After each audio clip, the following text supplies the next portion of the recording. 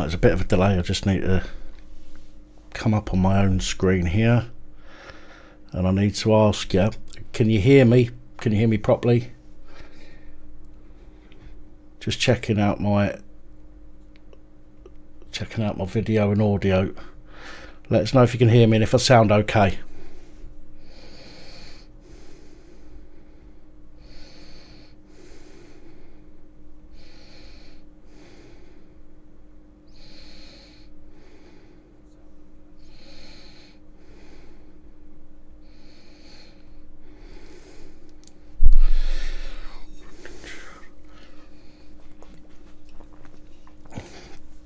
Cool. Does it sound louder than it normally does? Like my normal streams. Do I sound any better, like volume wise?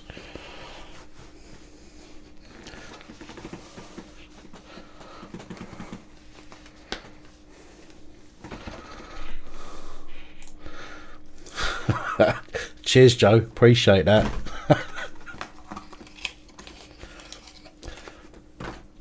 Cool. Hopefully this will stop people moaning about the sound levels. Obviously I had a bit of an issue on Sunday with the Skype and the sound and whatnot, and people saying that they couldn't hear me very well.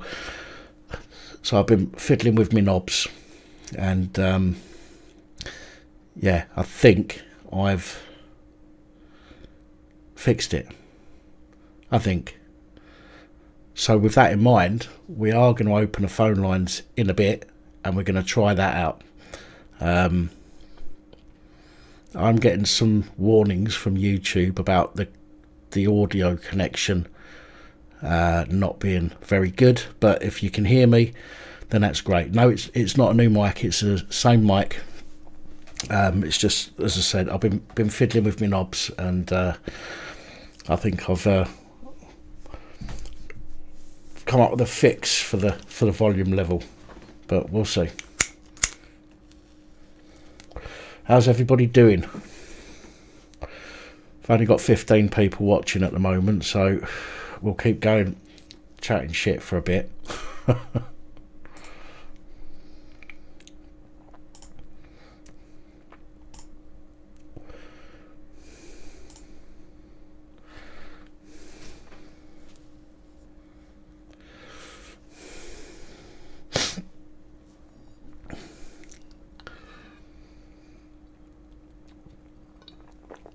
Wow.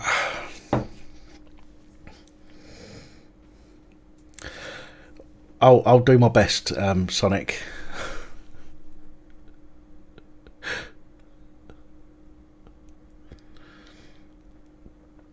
Oh, you can piss off and all. I've had enough of these bloody bots.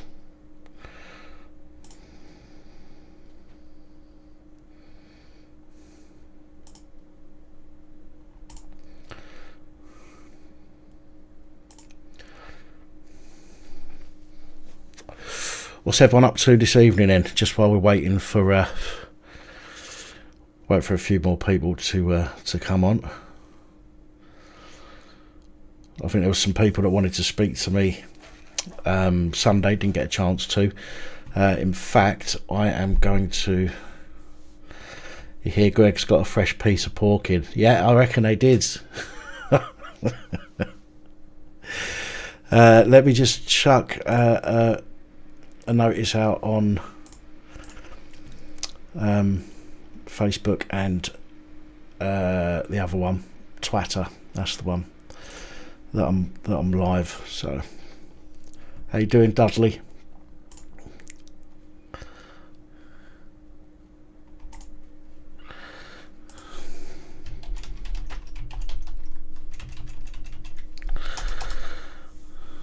Right, what is the link? There it is. So we'll do that. We will do that.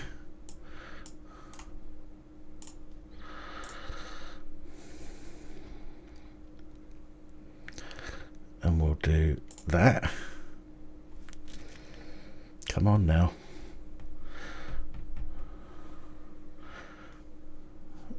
Right, now we do. Oh, where the fucking hell am I? Oh, it's up here. That's where I need to go. Click on that. What's on my mind? A live stream is on my mind. That is what's on my mind. Twitter, and let's get a shout out there as well. Come on now.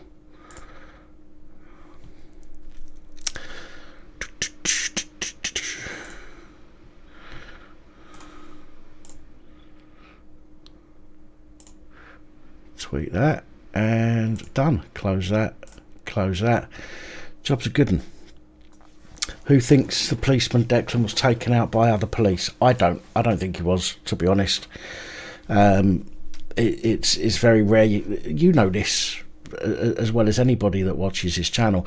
The police will back each other up for as long as they can. I mean, I say this without demeaning the action of the man, but all he done was assaulted somebody. From a copper's point of view, that's everyday work. That is, do you know what I mean? That's part and parcel of the job.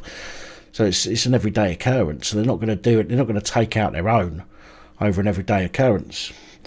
From what I can gather, he done himself in, and I find that highly suspicious.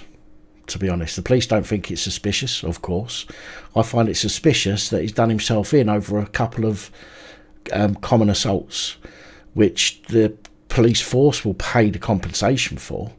Do you know what I mean? All they'd have had to do was stick him on desk duty for a couple of months until everyone had forgotten about it. But no, he's gone and done himself in. So I think there's a lot more that could come out. Nobody does himself in over a couple of common assaults. Nobody.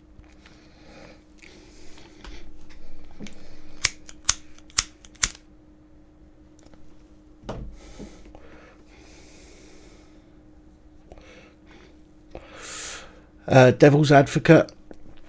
Not so bad. To be honest, not so bad. It's quiet. How I like it.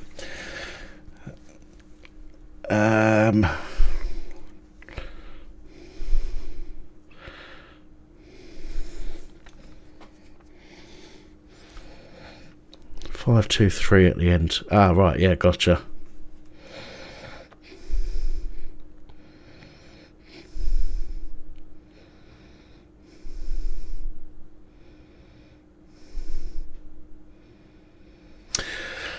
Oh, right, so I've just had a text message or WhatsApp message here from somebody who's watching. I've just received that, by the way, Rawley, who's just said that Declan got arrested for drink driving on Christmas Eve. So he obviously had his sentence. He didn't serve the full 6 months. He's been let out early. Apparently got arrested for drink driving. I'll look into that myself anyway and see if I can find any info on that. Unless Rawley, you can find something and send it over to me. Yeah, seems that if he'd have been done for drink driving as well as he's got this taser incident, or he did have. He did have this taser incident to deal with as well in the new year, which means he could have had to, or would have had to have gone back to finish his sentence off. But yeah, I genuinely think, if he's done some time in the nick, going back and doing a few extra months or a couple of extra months or whatever, they'll put him on a secure wing anyway. Do you know what I mean? Put him on the sex pest wing. Might get a few pointers.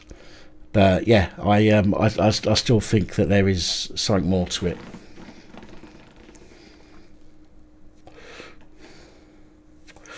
How you doing, badass? Hello, Molly.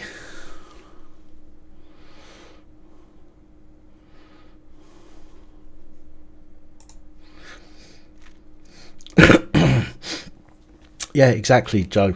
He'll be on that wing picking up some pointers, or would have been. Must remember that he's no longer with us.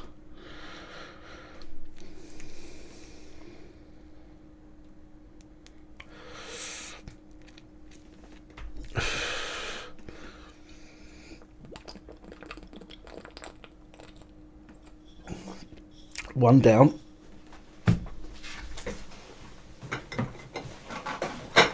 Oh, Jesus. A box more to go. Fucking hell, that struggle to pick that up.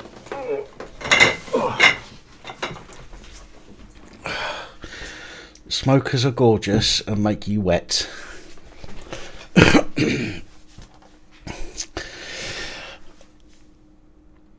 Okay then, he says, putting a cigarette in his mouth.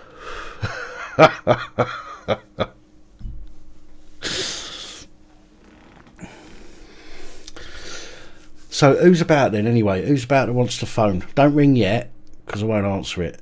But who's about that wants to call in?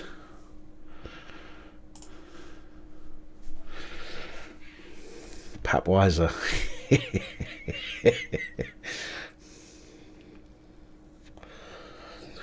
Independent, indie rather, I should call you, innit? Indie. It was alright, mate. It was quiet. It was slow. The most I did was make myself some dinner. Other than that, I've done fuck all. So weren't so bad.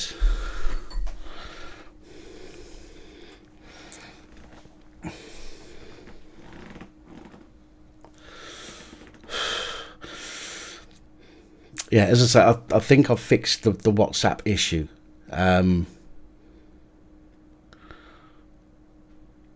What's that, DJ Sonic? You can't find the right Dan Pap on Skype, you mean?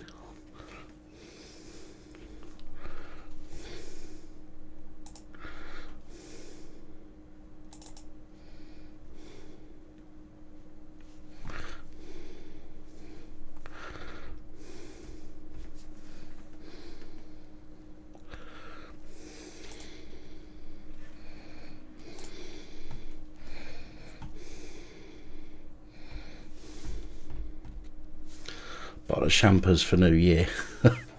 can't stand that stuff. Well, you should be able to find mine. It's got the channel logo on it.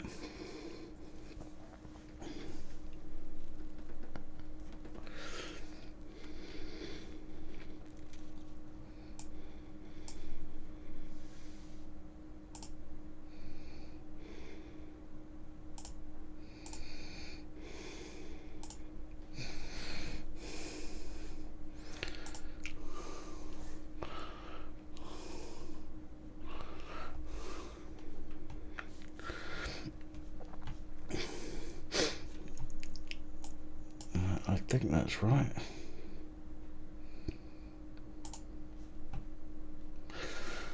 Don't know whether it's working or not, but we'll have to give it a crack in a minute. It seemed to work. I called myself on Skype from a different Skype account, and it rang. But I haven't tried it through this because this is the first phoning I've done since I fiddled with my knobs.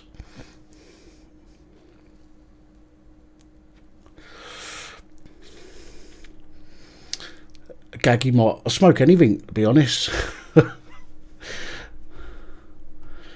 At the moment, we're on the Richmond. This is not a promotion of smoking, by the way.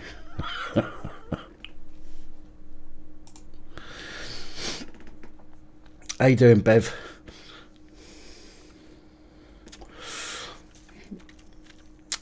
No, mine's definitely got the logo on. It has had since I started it.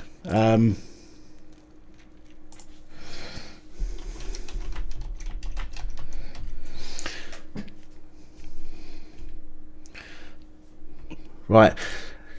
Where are you?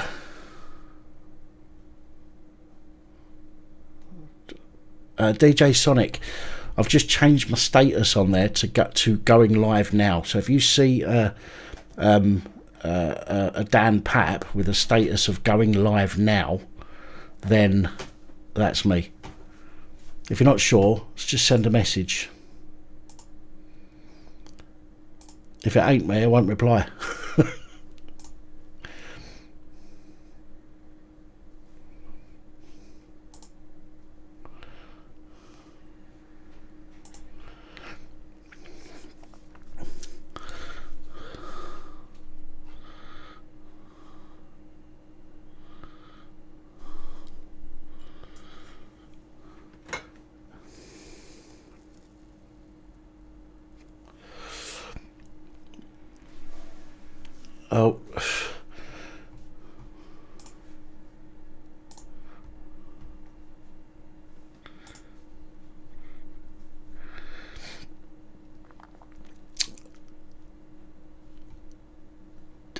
Sonic, did you just message?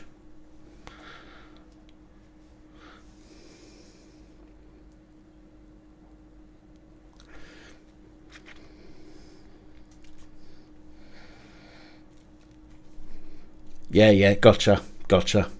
Yeah, that's me. That's me, Sonic. Yeah.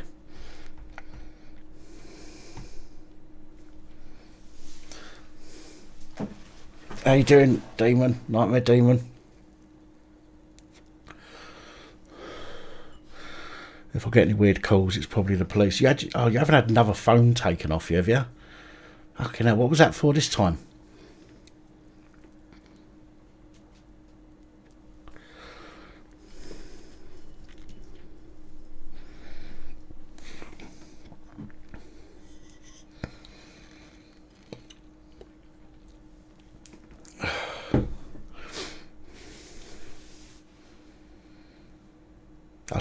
I can hear in the background. I can hear some interference. I don't know if any of you can hear it, but I can hear some interference in the background when I'm quiet.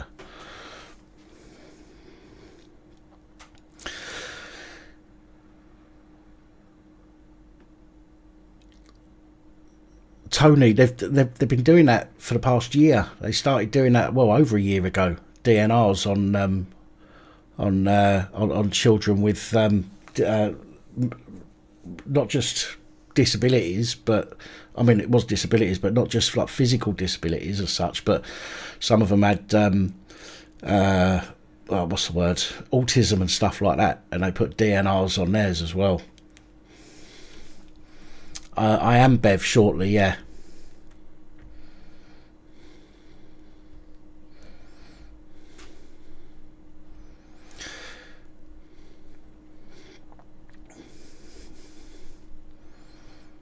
You had someone steal your phone and it wasn't the police for once. What'd you let someone nick your phone for? How did they nick it from you?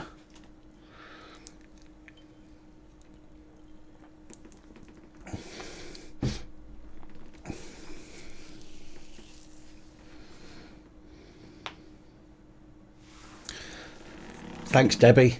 I'm trying to do what I can at the moment. Obviously, I'm not back as normal, and it'll probably be a little while before I'm back as normal. But if I can chuck the odd video out now and again. I mean, in the last 28 days, I've lost 68 subscribers, which is quite a lot, to lose in such a short space of time. But then I've kind of been AWOL for quite a while now, with recovering from the stroke and that.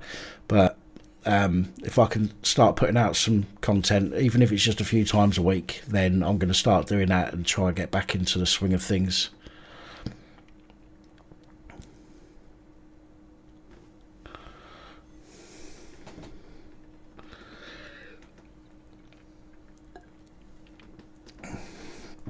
A purge of dead accounts. Ah, right, okay. I suppose it makes sense.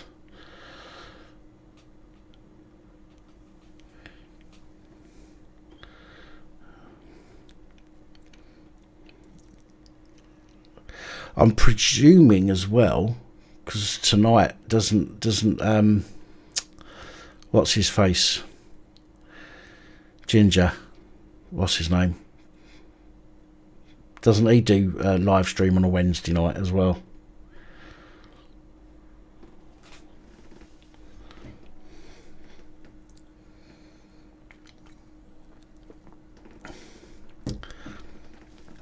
Yeah, but that's it, Belfield. He does a stream on is it Wednesday and a Sunday, if I remember rightly?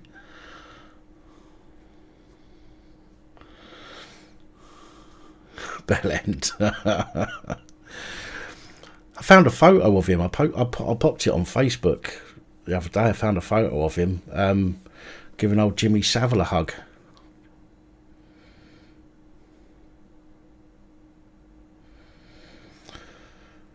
No, apparently, I was talking to the neighbour earlier. Apparently, she got dropped off again this morning in the van. So they took her away for the night. Obviously, give her, should have had a cup of coffee in the warm. And some breakfast this morning, no doubt, and then they dropped her off again. No help, clearly, but you know she's got to want to help herself as well, which she doesn't want to do, or seems so.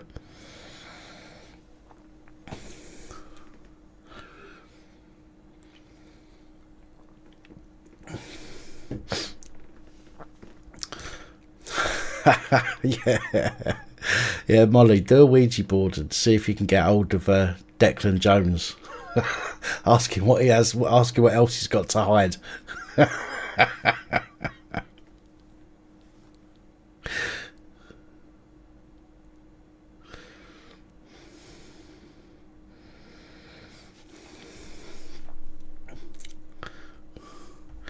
How we doing? Well, 71 viewers now. We're picking up slowly. Based on the state of my YouTube channel, from what the messages YouTube keep throwing me, it's probably unlikely that the live stream notification has gone to everybody. Hello, how about you answer my comment about Bully Boy? What comment was that, Mad Mart? I don't see all the comments because sometimes they go up too quickly.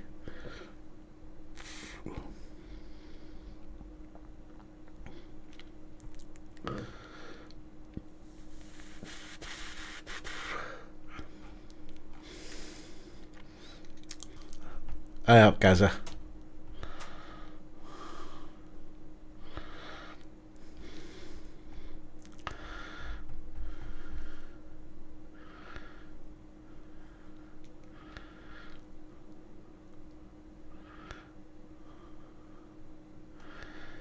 His computer mobile. I'm sorry. Without scrolling back through and trying to find your comment, I'm not going to be able to find it. It's going to be a nightmare trying to find it.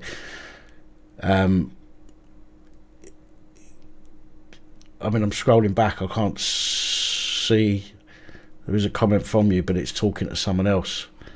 But it only shows me a certain amount of comments back. So if you could let me know again what it was, if I can answer, I will do.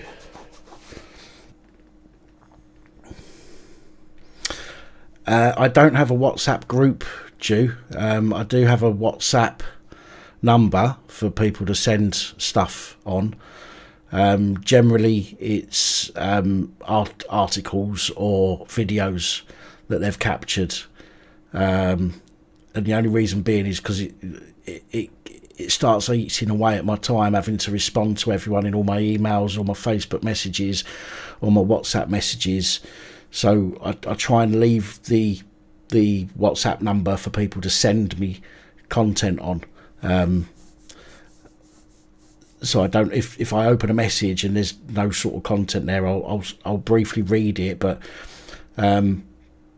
you'll find I won't reply if it's just a message as such. And it's not to be rude. It's just because I lose so much time through to this channel and everything else. It can sometimes be a bit of a pain.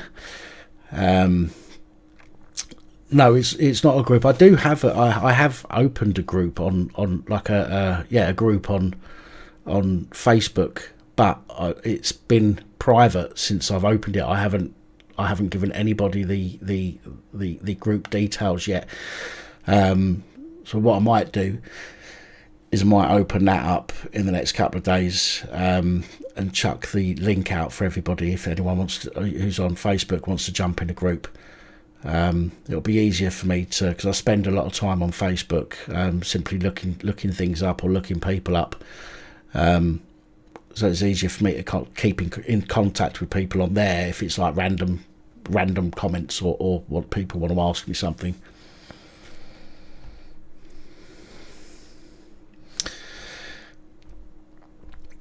I have a email address which is in the description as well. It's policeabusingpowers@gmail.com.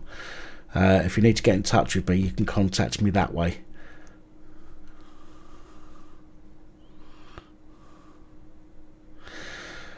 No, I'm still here in Scousland, Gaza. Still here, stuck. CHP, you too, mate. Thank you. Yeah, Facebook is bad. Of course it's bad. At the moment, again, there is so many different platforms to try and keep up on. If I open all these other platforms up as well, I'm going to have sort of 15 different platforms that I need to concentrate on. Posting stuff, replying to people, and trying to keep on top of it all at the moment is just impossible for me. So I literally just keep to Facebook, Twitter and YouTube at the moment, and I know they're the main ones that are an issue, but I'm kind of stuck at the moment.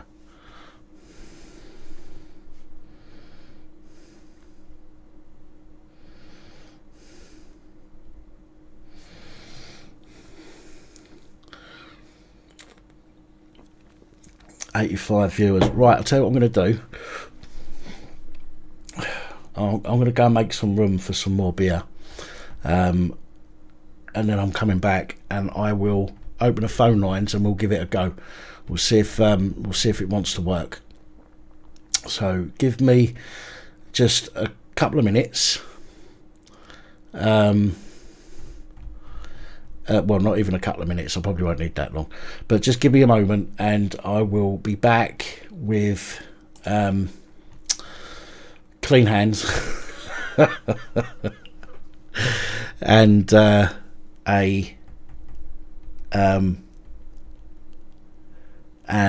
phone line's open. So bear with me just for a moment, folks.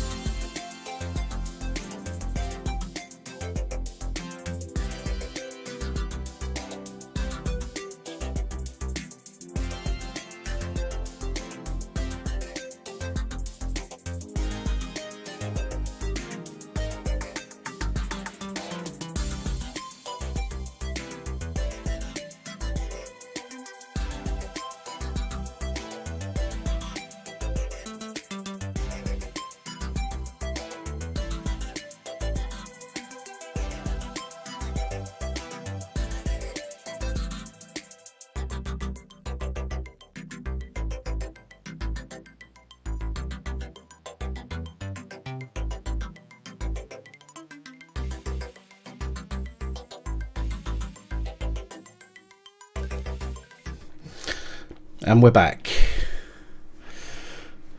Okay.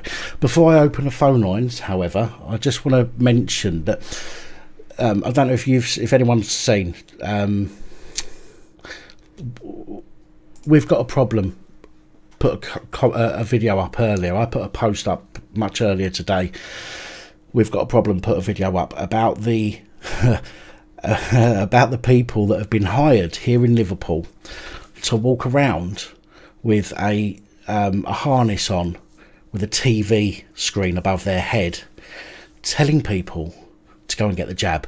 Now, if you haven't seen it, I'm going to bring up the web page and I'm going to show it to you.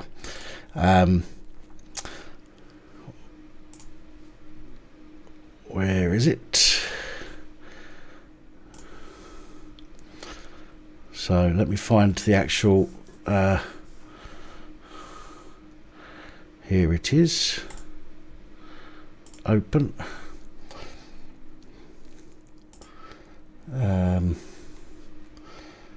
Desktop monitor, browse. We want to go to that one. Okay, accept. Bring that over here. No, that's not right, is it?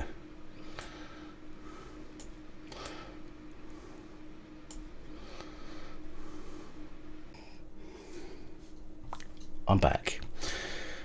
Right. Okay, can you hear me, guys?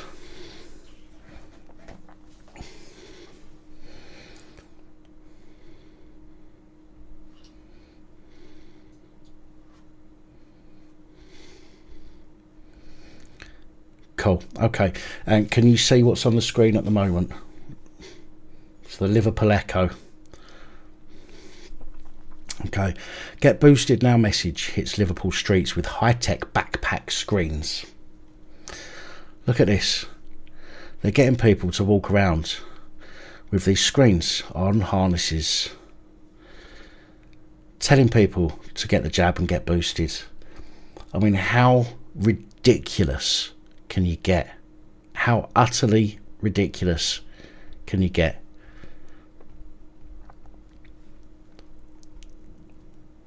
People wearing the screens encouraging the public to get their COVID booster jab on Liverpool's Lord Street.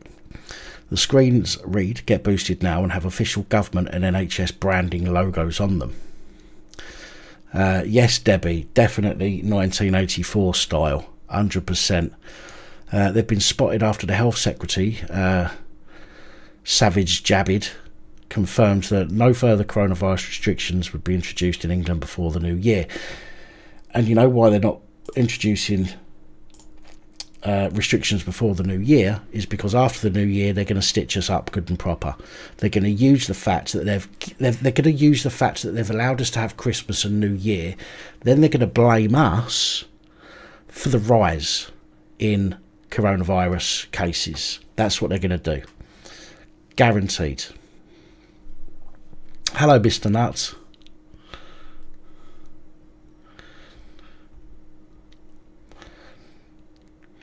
Well, what I've decided to do, guys, is I've actually brought today, it'll be delivered tomorrow, a USB-C monitor, 15 and a half inch monitor or something like that, and a connection which goes onto my tripod. My camera tripod has a middle bit that pulls out. If anybody's been to a protest and you see the police evidence gatherers, they have a camera on top of a long pole.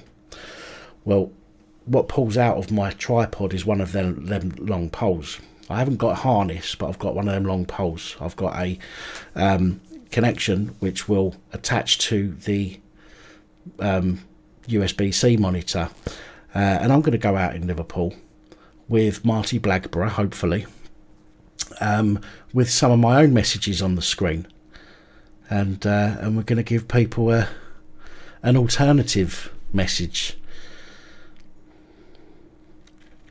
It will be filmed, by the way, so don't worry about that. It'll be telling them where they can stick their jab, and it won't be in their arm.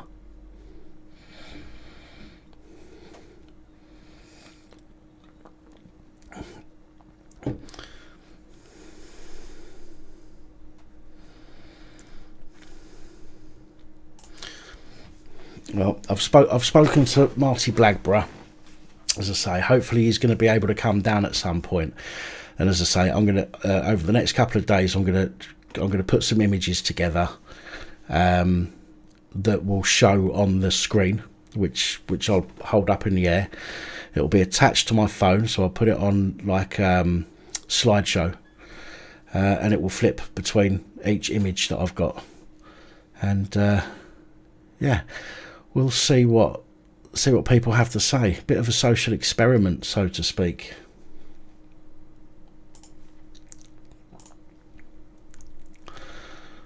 Up there, Rusty Sheriff's badge. I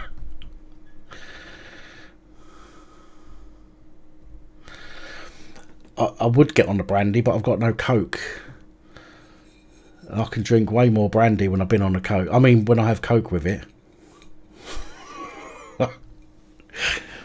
Right, 85 people. It's not going up, so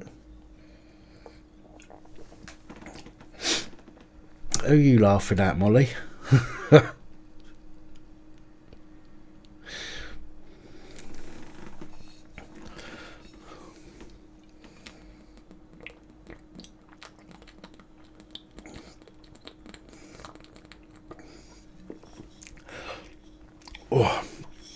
South Liverpool Photographic Society. How you doing, Photo Paul? Well, as long as you're laughing at me and not with me, that's all that matters. Hang on a minute. That's fucking not right, is it?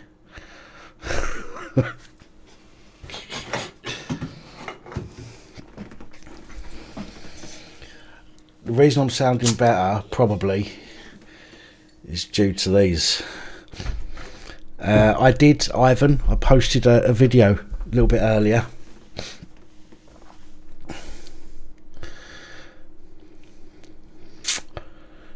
Right, let's get on it. Let's see whether this works or not. I don't know whether it will or not, so we'll have to give it a crack. Here we go. 0151528 9590. It's 0151528 9590. Let's have a call at. Let's see whether or not this works. So, anyone want to give me a ring?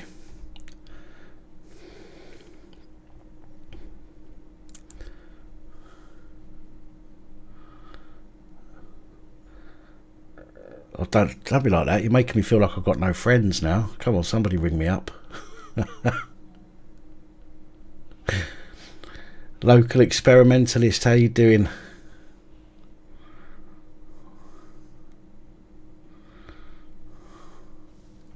Oh, hang on a minute. I'm still on invisible. Status active. There we go.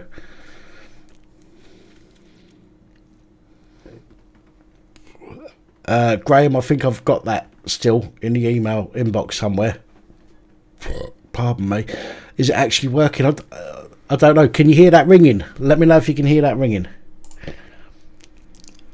Hello, just bear with me 1 second while I find out whether or not everyone can hear you.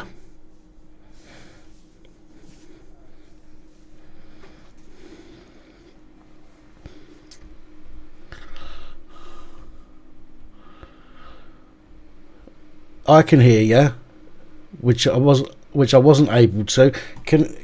Okay, right, do us a favour, just speak. Right, it's not coming up for some reason.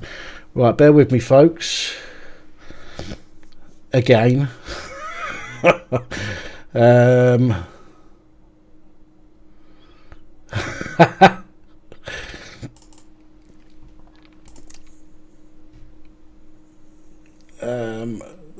Input capture, no, that's not the one I want.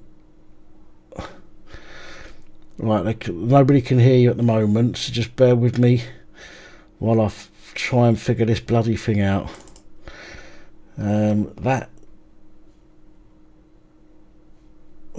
that's all okay. Input capture, let's try that again.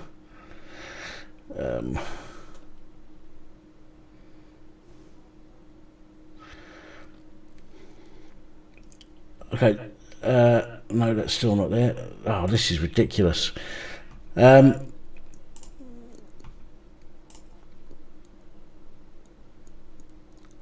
everyone can still hear me, yeah?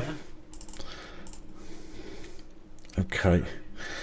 Let me see if I need to include another thing. So window capture, so it should...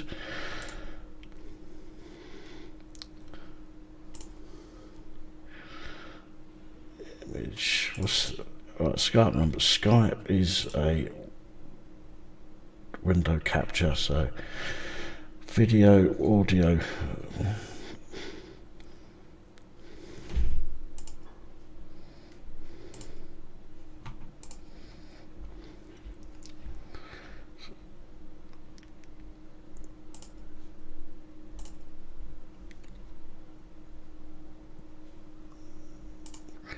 Right, can you speak for a second? Yeah, of course I can, mate. Okay. You'll be saying, "Shut up, Chris, shut up, Chris." No, I can see an equaliser that's working now for your audio. I just need to know whether or not it can be heard.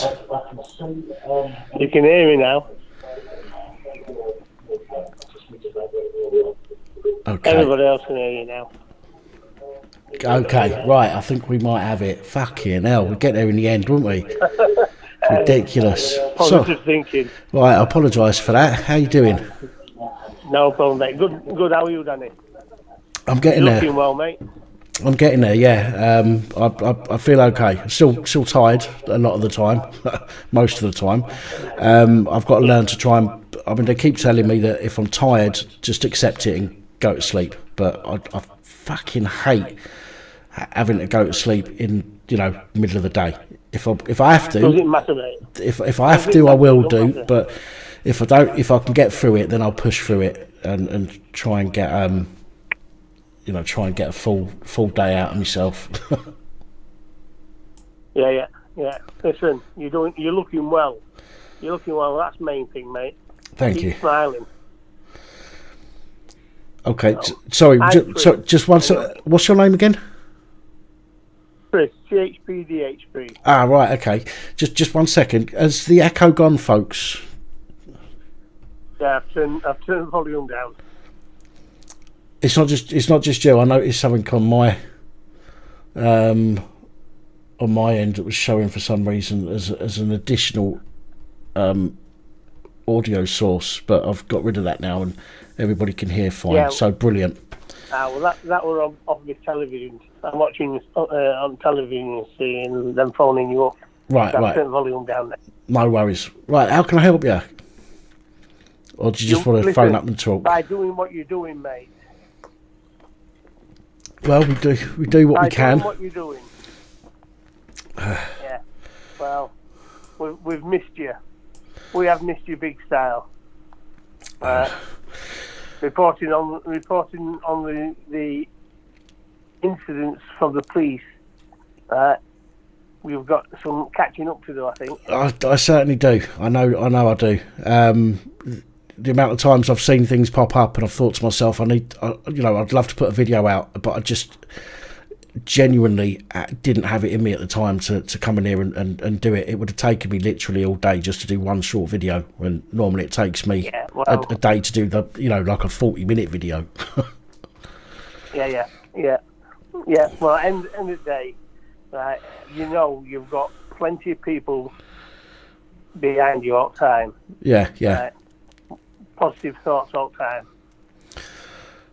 Do my best. Yeah, well, there's a lot of people support you. A lot of people stay quiet, but they're thinking about you. I know. I'll be fair. I have so many people that have messaged me over the past 9 months, trying to find out if I'm okay. And I know initially it was difficult for me to respond to everybody because I was, my mental health is still up and down at the moment as well. Got this post-stroke depression thing that keeps sneaking up on me. Excuse me. But I know there is so many people out there that are, I hate to use the word, but it's the only word I can think of, loyal. If that makes sense, using that word. Yeah, we are loyal to you, mate. We are loyal. It's a big community. Yeah, well, that's the most important thing to me, is a community. And I've said it a million times before, and I'll say it a million more times. This channel is nothing without the community. So the community always come first, as far as I'm concerned. Yeah, and we're all behind you when the stuff hits your fan, mate. So I've spoke to you several times on Facebook. Right. We're friends on Facebook. So I've been in contact with you throughout this time. Yeah. So, and look, I spent 17 days in hospital with COVID, so I know it exists. Right. Yeah. Right. But I've never had my jabs. I won't have my jabs. And when the doctors and nurses asked me whether I would have my jabs, and I said no, and I explained why, they understood. Right? They understood, and they could see my reasoning why. Yeah. Now, when I was in hospital, there were a man and a wife, both double jabs, both there in hospital. You know? And so these jabs aren't working. They're not a vaccine. they're an experiment on you. Yeah. Well, they're still in trials At the end until of the day. 2023. That's documented. Yeah. You know, there's absolutely no possible way they could know of any long-term effects unless they're still experimenting. No. Okay, they might be able to find. They may have known by the time it was introduced. They may have known a 4-month or maybe 5 or 6 month, you know, future of what potentially could happen to somebody, but they've got nothing long term, so they don't know whether or not it's going to, you know. And this is, I'm just saying this because it's popped into my head. They can't say that it wouldn't have an effect on fertility, for example. Chances are it won't, but they can't say that because they haven't got the data to say that. And people could be taking stuff which ultimately is potentially in the long term going to do some serious damage. But again, you know, that's an opinion, not a fact, you know. Yeah, well, I have a friend who's a stroke doctor, right? And she was talking to her consultant last week, in fact, and they were saying that they're seeing more and more young people now having strokes. Yeah. Still getting the old people, right? But we're getting more and more young people, and there's two things that stick out. One is lack of exercise because of lockdowns. Yeah. And two is the jab. Well, I've been a lazy fuck most of my life, and I haven't had a stroke, you know, before, and I've been pretty lazy. Yeah. There's a lot of people out there who who are way healthier than me, footballers, for example, that have been healthy nearly all of their life. Yeah. You know, even they can't turn around and say that's because they're unhealthy. Do you know what I mean? They still do their training every day or every other day or whenever they do it. They still keep fit, so they can't use that as an excuse, in my opinion. No, well, footballers do like to fall down, don't they? You know, I mean, it is happening with rugby players as well. Yeah. You know, and basketball players and lot. Hugo talks documents that well. But the consultant said to this doctor, why don't you do a case study next year on the people that have had strokes? And she said, I don't want to lose my job. Right. Okay. When they conclude what's happening. That speaks volumes, doesn't it? It does. Yeah. So there's a lot of stuff going to be coming out in years to come about this. Of course there will. Hopefully we'll all be around to hear it. I posted a video on Twitter and Facebook a couple of days ago of Joe. What's his name? Joe something. Is a US Senate person, and he he invited Fauci in to speak to him. They'd done a Freedom of Information request for emails, and what they found is very soon after COVID was identified, Fauci sent an email out to everybody, but not the professional people. Okay, so not the on the board scientists, not the scientists that were on board with him, you know, with the government and stuff like that, but other people that were doing tests and things like that. Some of them are people that have had funding from the government which hasn't gone through the correct channels. And they invited him in to discuss this, and it shows he's talking to people in the media as well, where the media have said, oh right, well we're going to write this story, do you want to vet it, do you want to vet this story for us before we publish it? So he even vetted a story that the mainstream media wanted to put out, so he could change things or add or delete things out of it to fit the narrative. Well, it's like these computer programs that are working out how many fatalities there'll be. Yeah, but it's all done to the narrative. It's not done for fact.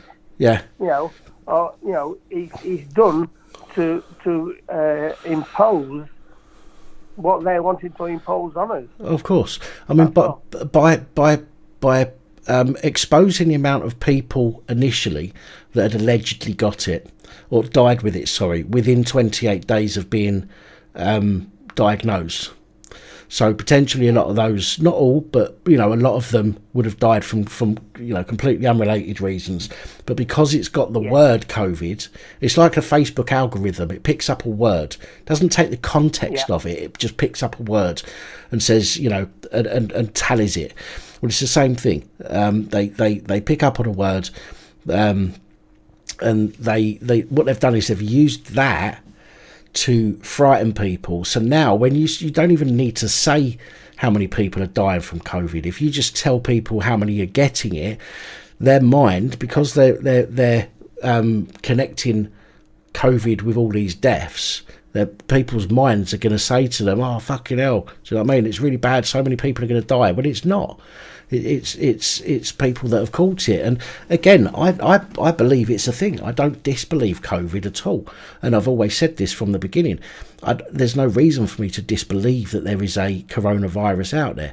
But what I do disbelieve wholeheartedly is the lethality of it. Yeah, they actually have created a pandemic from it. Several years ago now, I can't remember the exact year, but there were 45,000 people died of flu. Yeah. Nobody blinked an eye. No. Nobody blinked an eye over it. So, 45,000 people that don't blink an eye who died of it rather than with it. Yeah. How many people could they have put on the death certificate? They died with it. Yeah.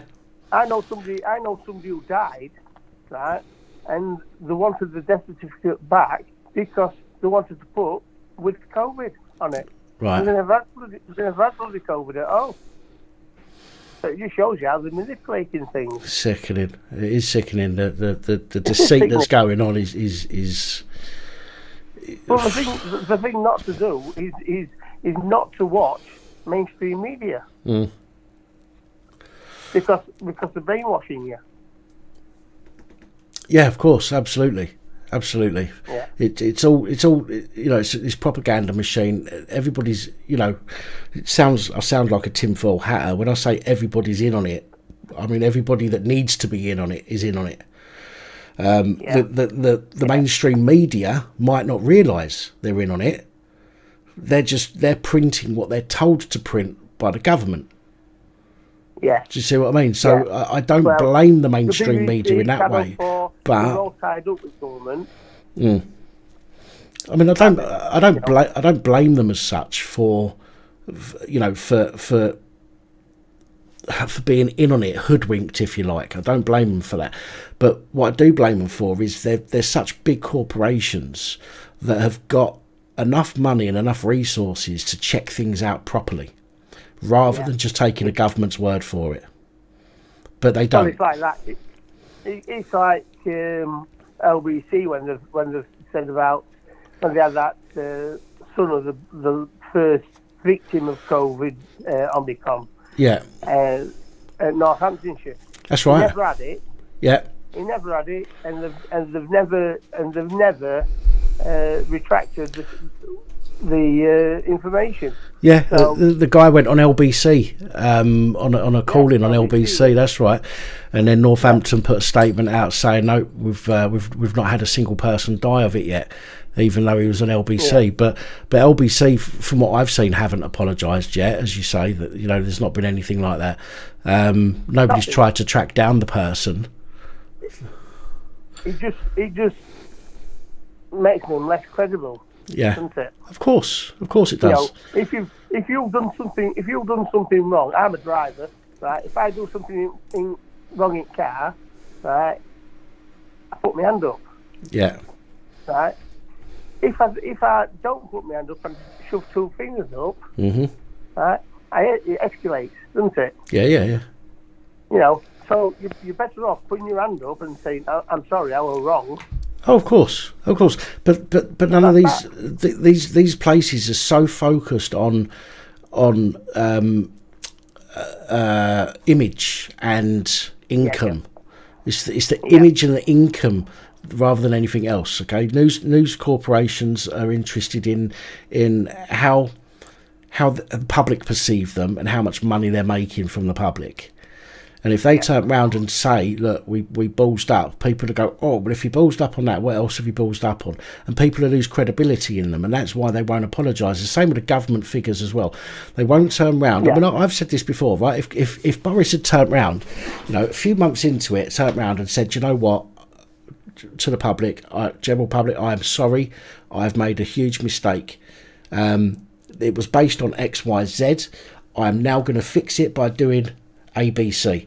If he'd have done that, although at the time some people would have gone, "Ah, you wanker," people would have got over it because he'd come forward and apologised for what he's done wrong. But people fail. At an early stage, there would have been right at an early stage calling them a wanker, wouldn't they? Yeah. So, but I'm not politically minded. I think they're all talking. I agree. But when they're locking the country down and letting 28 million people into the country to do what they want to do, it ain't a lockdown. It's a joke. Of course. There's no credibility in the way they're doing things.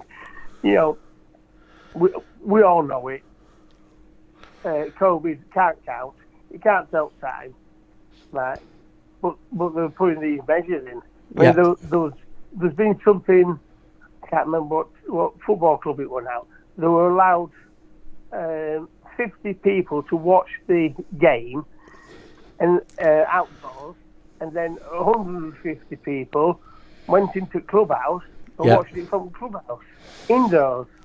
That's right. Yeah. That? I mean, if there'd have been an anthrax outbreak somewhere, right? Let's just say, for example.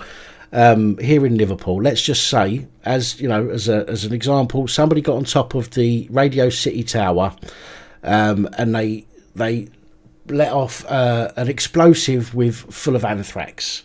Okay, what they would have done is they would have literally said to everybody, right, everybody, wherever you're at home, you fucking stay at home. You do not leave your house. They'd have had people wandering the streets with hazmat suits on and all the rest of it, because it's deadly.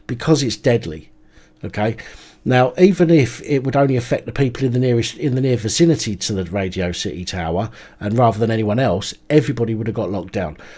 But with this, they've turned around and gone, it's really deadly, so many people are dying, but we're not going to lock you down to a week on Thursday. What the fuck is that all about? It's either deadly or it isn't. If it's deadly, then everybody gets locked down there and then. And simple as. Well, these, Thank you, Marty. Sorry, Chris. I'm just saying thank you to Marty Blackburner. Oh, he's Marty on. Yeah. I was just saying thank you to him. So I apologise for speaking over you then.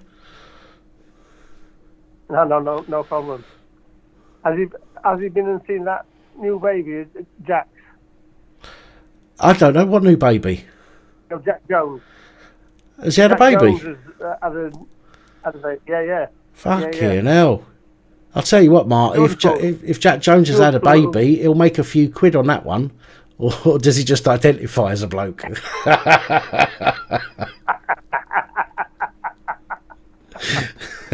Sorry. Yeah, well, look, when it first happened in China, people were dropping dead in the streets. Yeah. Well, what other country, have there been dropping dead in the streets? None. None. I mean, they showed you Italy, where there were coffins upon coffins stacking up. It's all bullshit. Yeah, but put when we couldn't get hold of masks, right? They said, don't worry about masks because COVID can get in through your eyes. Yeah, in South America, there was images of tens of cars outside cemeteries. That came up for a week or so. Nobody's heard anything about it since. But this is the thing, that all they've got to do is show it to you once, if they keep the underlying message going, but and show you these things, as you're saying, it's planting seeds in people's heads. I said it earlier. Omicron is losing its fear factor. So what they're going to do is they're going to stop using the word Omicron, and they're just going to start using the word COVID again, because COVID is the word which is associated to the death and to fear. So they'll stop using the word Omicron, and they'll start fearing people again with the word COVID rather than Omicron. So it's mental. It's mental. Listen, Chris, I'd love to chat with you a bit longer. I want to. Yeah, I'll let somebody else talk. Thank you. I appreciate you calling in anyway, genuinely. All right, mate. All right, my friend. Best to everybody. And you. Take care now. Big respect to the community. Thank you. Thank Bye-bye. you. Take it easy. Bye. Oh, I did have a call on. Well, here we go. Hello, Anonymous. Hello. Hello. Who's this? Hi, mate. It's Andrew. How you doing, Andrew? Good, thanks, mate. Excellent.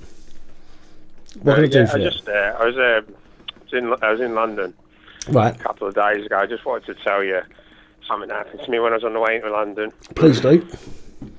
I used National Express. Went down to Piccadilly. Went through that Euston. Sorry.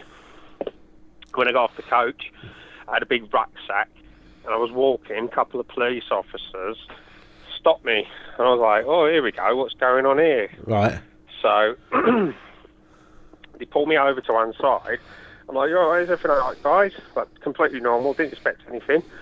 And they said, "The dog. There's a little dog there. I didn't even notice it." He said, "The dog's pulled you over, mate. Sniff something on you." Right. I was like, "What? What?" So anyway, they were like, "Do you take drugs?" I was like, "No, I don't take drugs. I don't even smoke weed." So I was like, "Nah, mate, I don't do anything." But they kept asking me, like, over and over and over again, like, "Do you take drugs? Do you take drugs? Do you take drugs?" I was like, "What's going on here?" At first I thought it was a bit like misunderstanding. Yeah. So I just was like kind of pretty relaxed, like joking and stuff.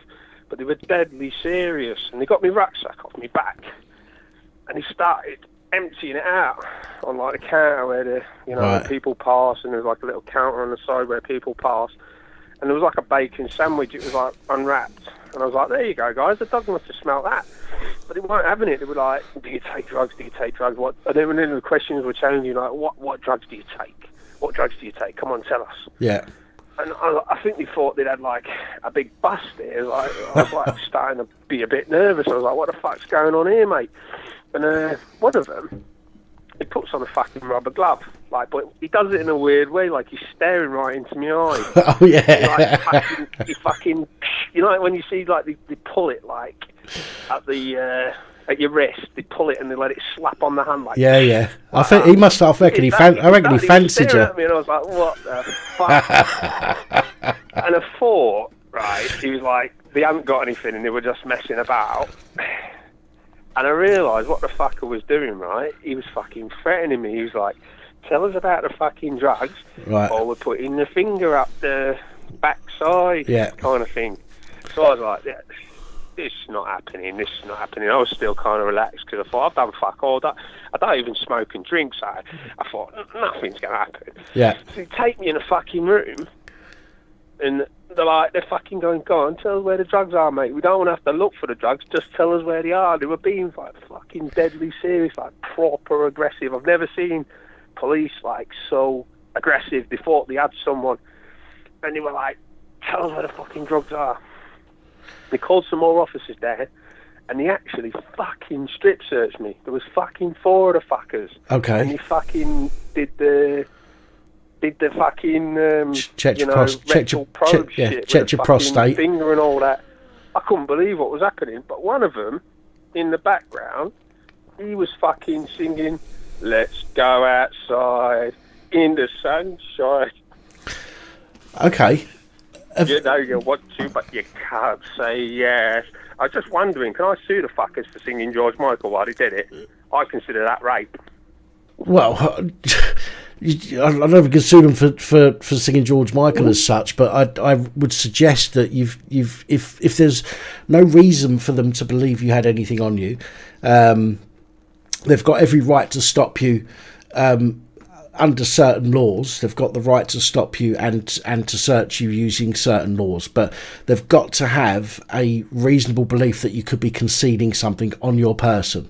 Okay, if they cannot prove that they had that reasonable belief, then as specifically a strip search would be an assault of magnitude. I would certainly speak to somebody over it. I mean, obviously, I can't give you legal advice as such. I can just tell you what I would do and what I would, what I know from my experience. I can put you in touch with somebody who may be able to help you out on that if you want to drop us an email.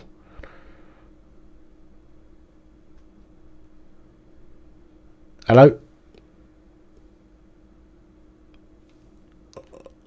Hello?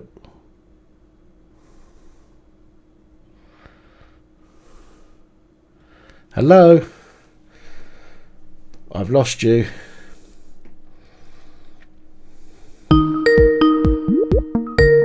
Okay, I don't know what happened there. Is this... Hello? Hello, Dan. Hello. Bobby. Bobby. Hello, mate, you alright? It's not bad. How's yourself? Not so bad. Before you go on, Bobby, let me just say, that last caller, I don't know what happened, but we got cut off, but for some reason. If you're still watching, I can put you in touch with somebody that might be able to help you.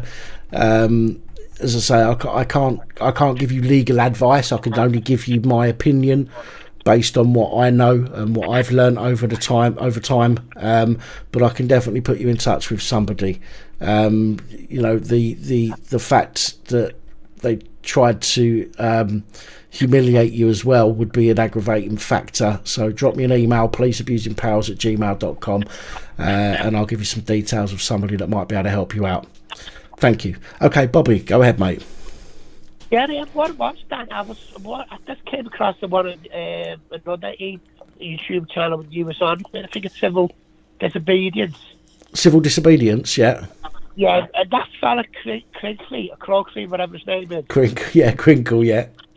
Yeah, he's a talking load of bollocks. he's stating, he's giving facts and data. Data is a lot of the easiest way to misunderstand and divert attention to other things. Because all it is, Dan, is data just facts. Yeah. And you've got to look at those facts. Well, I'll give you an example. 63 people died in police custody. Yeah. Over the last 10 years. There's 140 white and 13 black and 10 other ethnic minorities. Right. You could say that proves that the police are not acting at colour people. But I could argue the fact that proves that black people are not committing much crime as white people. So that's the same fact for two different arguments, you know what I'm saying? Yeah, absolutely. I've said this before. I've said this in many live streams as well. Is the best way to manipulate something is to use numbers, because you can always say, how can I put it? You can always pick what works for you for your argument. It's difficult for me to explain. My brain goes a bit fucking wafty. But I can tell you understand what I'm saying. But if you use different statistics for the same situation, you can make the outcome sound completely different. But that's what I'm saying, Dan. Like another little example. Say just 10 people in hospital with COVID. Yeah. 6 of them has been unvaccinated. It'd be our lockdown, the vaccinated causing a lot of problems. We've got to dive into the data. How many of those people in hospital? Why are they in hospital? How long have they been in hospital? Yeah. Did they catch the virus in hospital? And also, you've got to have the correlation between the unvaccinated and the vaccinated people. Some should say, or I would say, one of the vaccinated people their husband and wife or whatever, children, it's underneath within the unvaccinated people. That's I can't understand people like that fella. He's talking a load of nonsense because go on. I know he's going about. Well, he's got paper. He's got so these signs have brought paper out. That's another load of bollocks because science, all it is a theory to somebody proves. Yeah. It's nonsense. Like it's another example. Years ago, a scientist said that there was the scientific facts should have been a 9 planet. They found Pluto. They called it a planet, but now it's been declassified as a planet. It's not a planet anymore. But scientists said, "Oh, we've got proof this, we've got this and this." Yeah. It's an old. That's why it's called a fairy. Yeah. A fairy. It's only a fairy to somebody prove it's right or wrong. I don't know why some people get that fella time because I don't know. I wouldn't call him a scientist because you should know these facts. Just raw data. I'll tell you what. The reason when I get him on, the reason I keep him on for a bit is because number one, I know a lot of people that watch and laugh and enjoy the debate, shall we say? I know that some people get pissed off with it. I understand that. But to be honest, when I let people on, I let anybody on. Okay, I open my phone lines to anybody, and I have to let people say their piece, whether I agree or not. And I'll always, I'll make people aware whether I agree or not. But how can I put it? I would be like any of the people we're fighting against if I start cutting people off because of what they've got to say. And I can't do that, So I have to let people have their opinions, regardless to what it is, and I allow them to share their opinions. Whether anybody wants to agree or disagree is great, and that's all part of this channel, as far as I'm concerned. We all have an opinion. If we like it, if we agree, we agree. If we don't, we question it, and that's how we keep things moving, But yeah, I understand that some people get pissed off that I, for example, keep Crinkle on for a little while chatting to him. But I've got to be honest, I find it amusing. To be honest. I was laughing at him when he done that programme, and I was giggling. I thought, what the hell, this is... And he came on with disguises on, didn't he, as well? Yeah, with his sunglasses. Yeah. That's what I'm saying to you, Dan. I just think... that's what I do. I want to know something. I would go in the email, I go to the internet, or ask the doctor or something like that. Yeah. But, and I think I get called. Like I was talking to a fellow on your Facebook post. He reported me to Facebook. Really? I was telling him, I must say, I can't remember what it was. And I said to him, well, there's other diseases that's killing more people than COVID. And I was saying to him, well, it's different between dying of COVID and dying of COVID. Yeah. And how many people, he's got COVID, and then it died in 28 days. It takes according to these signs of the doctors, you get over it but in about 5 to 10 days. Yeah. So by the time you're died, he could have got over COVID, he could have been clear of COVID, but they still put you down as COVID. What did they say? Imagine, my dad had an heart attack and died. He went in hospital, he came out, I think within a week. He went in a car crash. The car crash that killed him. So, why did he put down his death certificate? Oh, he had an heart attack. Never. Why are there other diseases like AIDS, Dan? You don't put AIDS on your death certificate. You might put pneumonia or something else. It might be the second or third.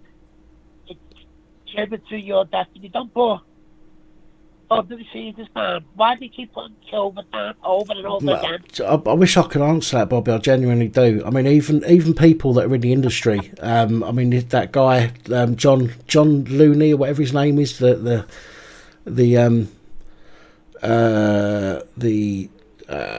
what's he called? Works in funeral director. Even he can't answer those questions, you know, and he's closer to the system, you know, to that system than we are, and you know, it's just bad report from the head of Sage. Yeah, he told the reporter that the government told them to basically give facts to scare people. So why don't you just give them to say it right facts, saying, oh, I just hear the fairy, oh, this is going to be really deadly, blah, blah, blah, we've got to have a lockdown. Yeah. How many people died of it? Now, that woman at the fucking communist said, well, it's got this 14-day lag, but it's not, it's only 9. Yeah. Now, you've had in South Africa for over a month. So, it is that it's 14 days before hospitalisation. It's been over a month. Now, in Africa, it's not been overrun with patients, Stan. Yeah. I just get pissed off because I get called a liar, a freak, and a teacher. Look, most of us are being called liars at the moment and tinfoil hatters. But you know what? Time will come when people won't be able to look us in the eye because they're afraid of having to apologise. You know. That Piers Morgan now as well, more or less. He tweeted out the other day saying how many people in hospital with COVID. Mm-hmm. Or now, before a couple of months ago, he was telling everybody COVID's deadly, this. Even he's coming out to our way of thinking. Sorry, say that again. No, that's Piers Morgan. He said Piers Morgan, yeah. Yeah. Have you saw his tweet? I do follow him just to see what shit he comes out with, but go on. But he's now said how many people is in hospital with COVID. How many think you go? How many? What do you basically say? Basically, that's right. What you've gone in with. That's right. I saw that one. Got it in yeah, and also Dan, my point I said to another person, I said, how many people's gone into hospital? Like for a boil on the back of the bum to get a boil out. When they got it, they always test you. And no symptoms, no nothing. And when they got tested in hospital, they turn out to have it. Now, even the wording with this, how many, they say there's so many cases. In our cases, it's only a case where they've got the symptoms, where they're sickly, etc., etc. And like the vaccine, if you look at a medical dictionary and the law dictionary, the what they give you for COVID doesn't even come close to a vaccine. Right. They call it a vaccine. They're using the languages to threaten you, basically. If you don't have to take my word for it, then you can look at a medical dictionary. It's because us members of the public are stupid, generally speaking, and most of us will just do what we're told when we're told, whoever we're told by, even if it's just by somebody with a high-vis jacket on and no identification. Most members of the public, if somebody with a high-vis jacket on says you can't go in that shop or you can't walk on that stone over there, you will avoid it. Just because they appear to be in a position of authority. It's the way that our mind's been conditioned over years. Listen, Bobby, just hold on 1 second, okay? I've just got to go for a sec. I'll be back in just 2 seconds. I'm not going to put this on hold or anything. Just don't go anywhere, and I'll be right back.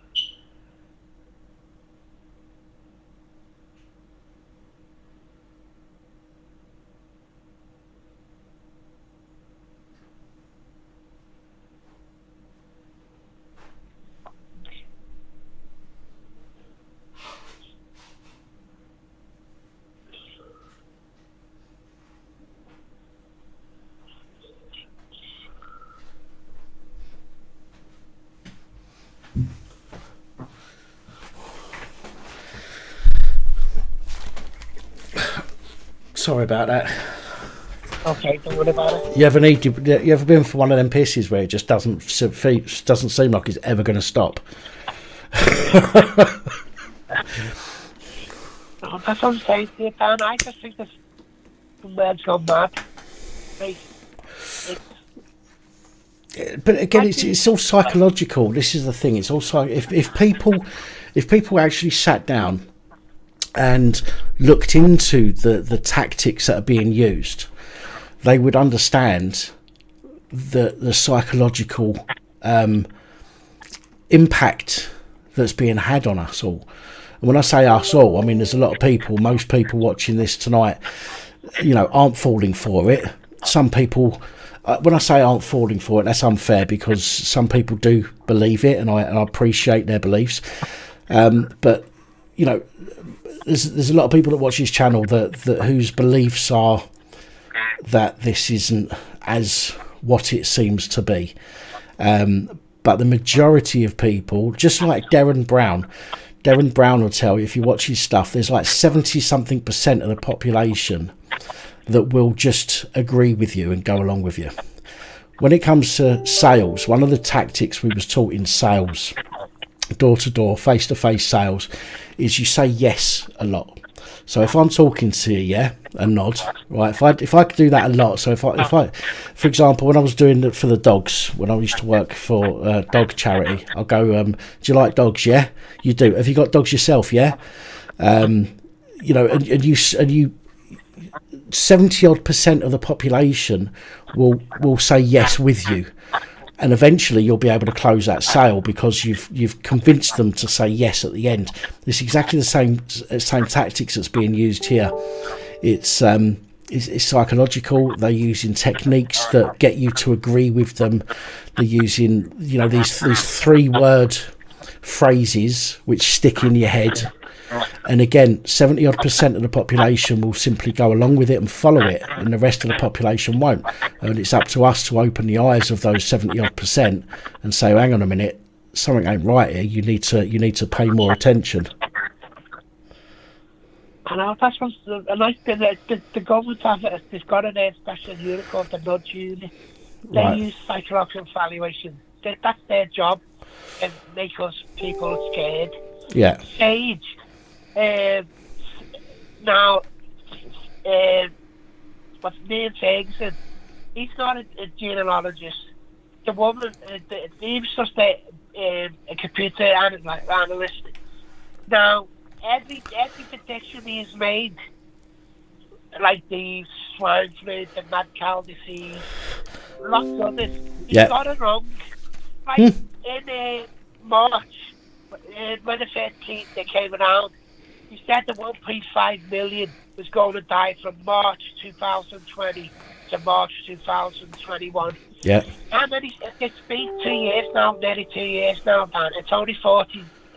If it called, let's go by what the figures say. 140,000 people passed away. Now, that's we're the less than 1.5 million in a year. So now nobody's saying, so wait a minute, you're saying all these figures, and they're turning out, I could take a month, 2 months, but they turn out to be wrong. Yeah. Why keep going to these people? And now there's independent stage as well, and they're even 10 times worse. And There's no, when it comes to the government, there's no such thing as independent. It doesn't matter who they are. Okay, when it comes to a public office like the government, the police, or anything like that, there's no such thing as independent. They say they're independent because it might not be people that work for that actual department, so they're independent. Okay, but they still get paid generally by the people that they're supposed to be independent from, and they're not. No, it's ridiculous.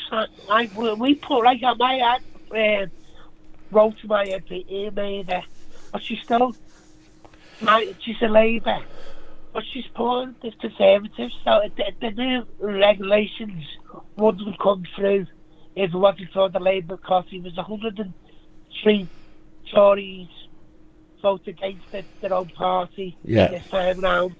If it wasn't for Labour, even the SDP, not the SDP, I can't remember who else, didn't vote for them. And they wouldn't score it through. Now, I'm a striker. I said to my MP, I said that the next time we did another general election, I don't think you're going to have your seat. I got told back about the secretary. Yeah. I said to myself, well, you're saying there's 90% of people lost with COVID, but it's only 36. She goes, don't you think 36 is bad? And about the 63 others. I thought the 63% with that COVID, without vaccine. I said that they've been vaccinated. She wouldn't mention that. She said, oh. Again, second hand. Like I say, it's impossible to get everybody to open their eyes, which is heartbreaking, because as we've discussed this evening, some people will just blindly follow what they're being told. And as I've put it, if you wear a high vis, you don't have to have a name on your high vis. You don't have to have a badge or an ID or anything like that. I remember I was once on a train. Okay, I was on a train once. This is when I used to do door-to-door sales, and I was across the water on the Wirral, and I was on my way back to Liverpool to the office, and I was called by one of the teams that was in front of me on the train in front, saying there's police up here, like transport police. So if none of you have got a ticket, you best sort it out. So there was a couple of us without tickets, me included. And I shouldn't say this on a live stream, although they can't do nothing about it because they've got no proof apart from what I've said.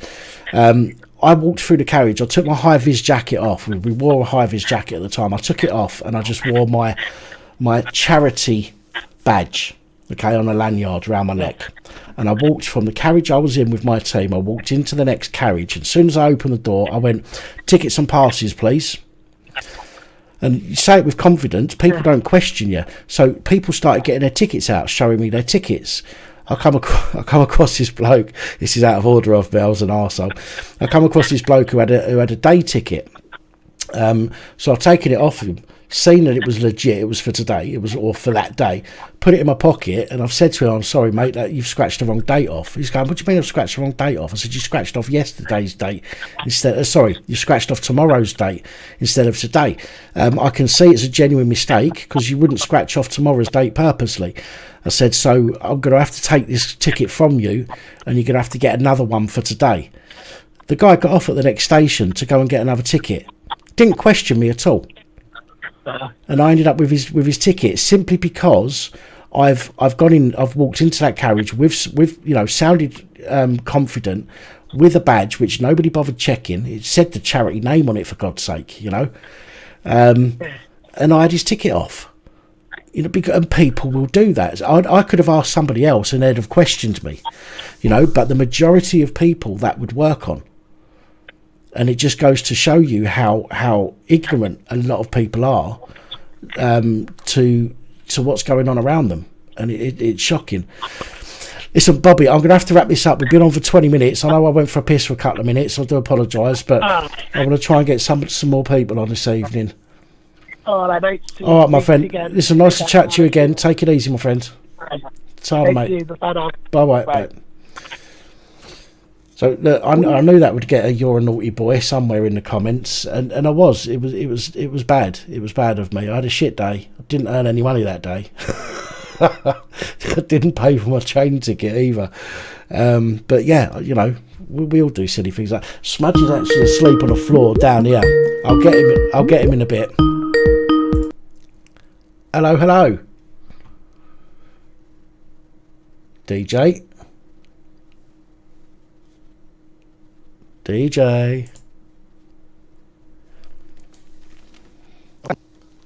Hello.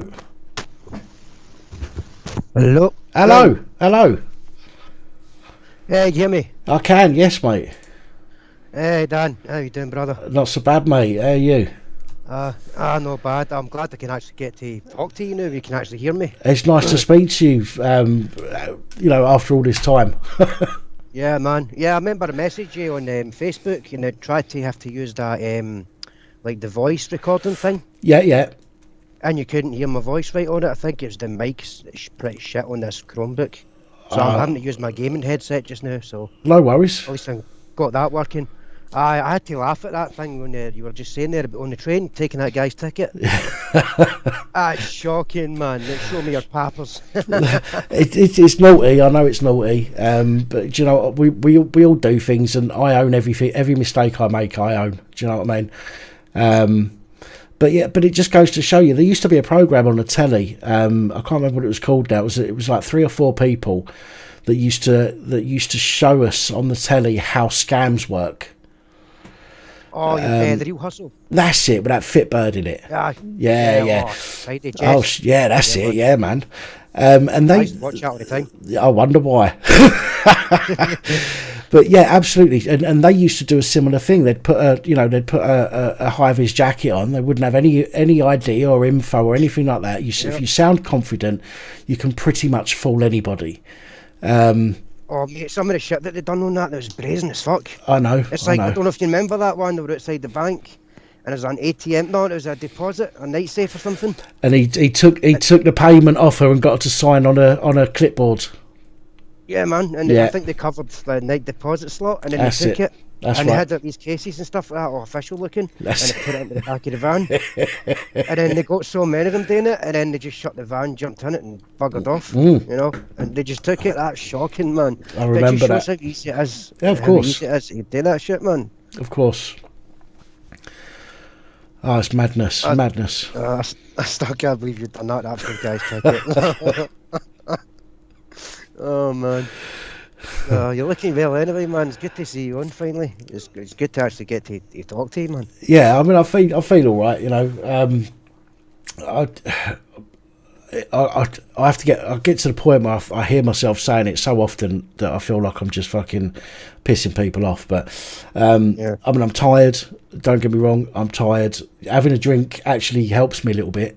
Helps me to get through that tiredness, which is why when I was on the brandy the other day, I was on for quite a while. And today, but it hits me the day after. It proper hits me. But you know, I have to get used to it. I have to learn to live with it, so to speak. Yeah, no, that's it, man. Yeah, I'm sitting having a couple of drinks now, so I'm sitting watching you drink again. Yeah. But at that comment, what was it Lost Souls in the comment section? Something about using a spirit box. If you've not got one of them, you can always try using your beer box. You contact that dead pig and see if that works. Yeah. You can just make a Ouija board, can't you? It's easy enough to do. Yeah, a spirit box. You've not got any vodka or anything, so just use your beer box. Yeah. I stick a tape recorder in the bottom of the box and just ask if it's there. Oh dear. Oh man, I'm tempted to do that, man. If I die, just get a wee tape recorder on my coffin, you know. Hello, help me out, help, I'm the DJ. Oh dear, it would be funny. Oh Christ, no. I mean, I've got to say, I feel sorry for the for PC. What's his face? Declan Jones. You know, there must be an awful lot more to his story than we've been told so far in order for him to take his life. As I said earlier, there's got to be something hiding there, man. There is absolutely no fucker on the face of this earth that's going to do themselves in over a couple of common assaults. Oh no! I mean, it was bad enough when I seen that video that he put up where he had the young guy who's trying to get away from him. Yeah. And then he punched him, and then he got him down, and then he kicked him. I thought that was bad enough, and then I seen like the footage of the day. I think it was the day before that. Yeah. Where he's took the guy off the bike. That's it. And then he's just grabbed him and pinned him against the car, and they started like punching into his ribs. Yeah. I mean, that's just absolutely shocking, man. I mean, see if that was me, I'd probably end up just punching him back or something. It is, but you know what? We'd get done for something much more serious than common assault. The police have got this police federation, or 130,000 police have got the police federation on their side. Okay. Now, this is an organisation, a paid organisation. It's a union for the police. The John Apter, who runs the police federation, is actually under investigation at the moment for being a sexual deviant as well. Okay, I think I heard about that. And this is the person who set up an organisation to protect other cops that have done bad things. I mean, that's disgusting. What does that tell you? You know what I mean? I mean, just because they're wearing a uniform and they're in a position of power, yeah, it doesn't mean like they're above the law. You know, no, of course they're not. just the same as the rest is. Well, they should be. They should be. Let's put Exactly, it. You know, they should be. You know, everybody is. You know, I've said this about this whole fucking this law about what's his face that got killed. The copper that got killed by the pikeys, nicking a car. I can't remember what his name is now, but they brought out a law in his name, which then gives the police and judicial system the power to treat assault on emergency worker twice as bad. But yet everybody, as far as I'm concerned, everybody is equal under the law.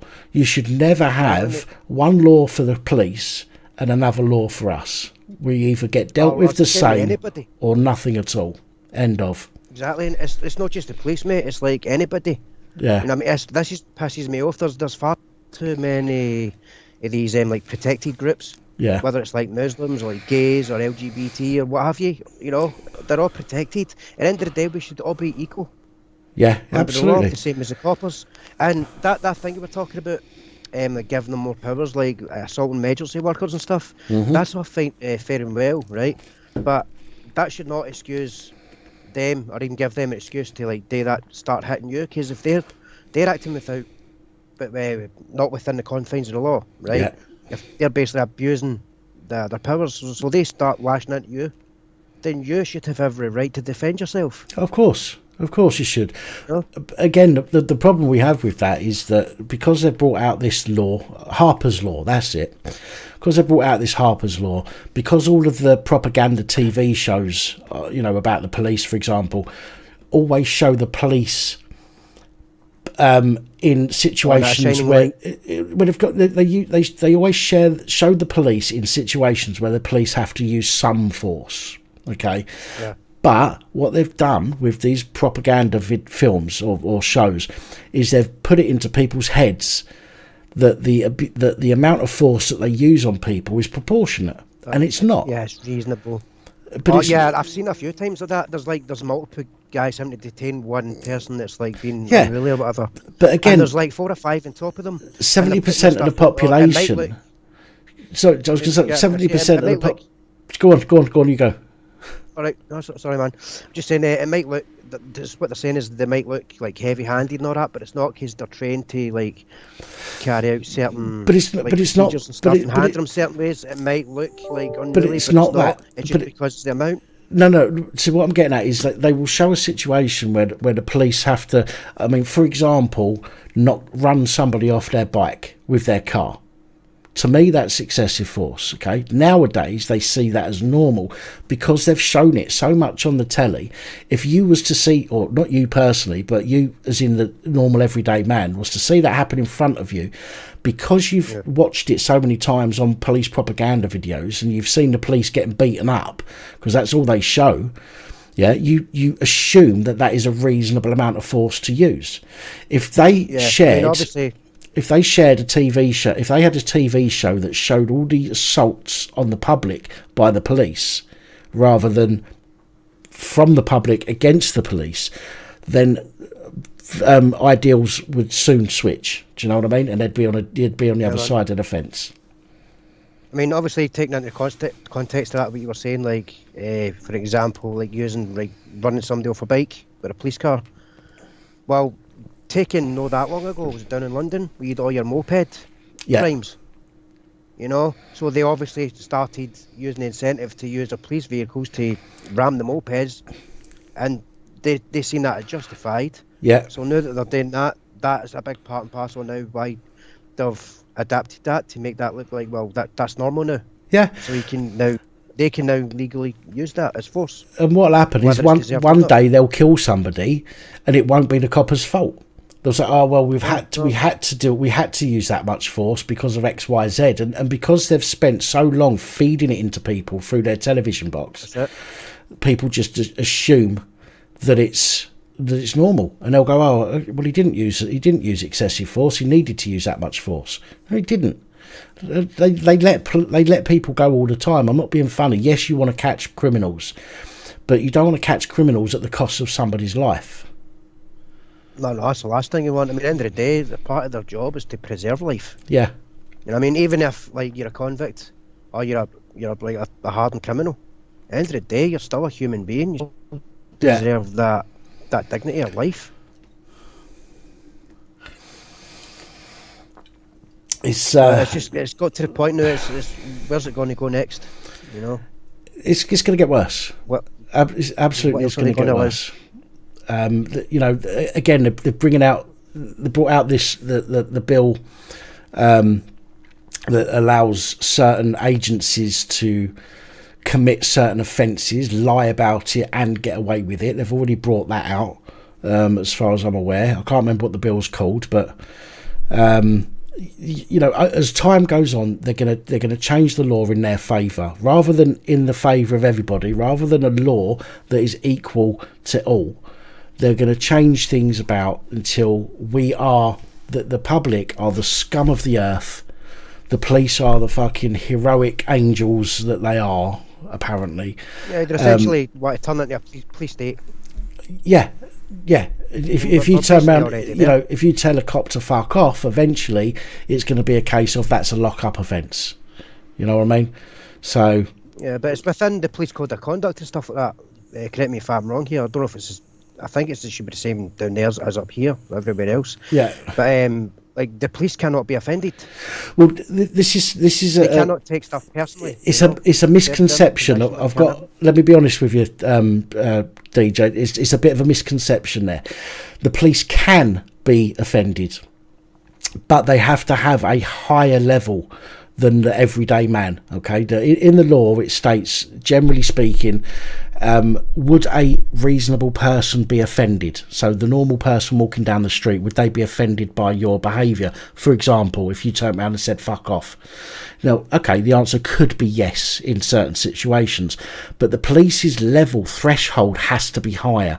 So if you you really went out and gave, you know, fucking 10, 15, 20 minutes worth of serious abuse to a copper, that could, you know, that's beyond what they should expect whilst in the course of their duties.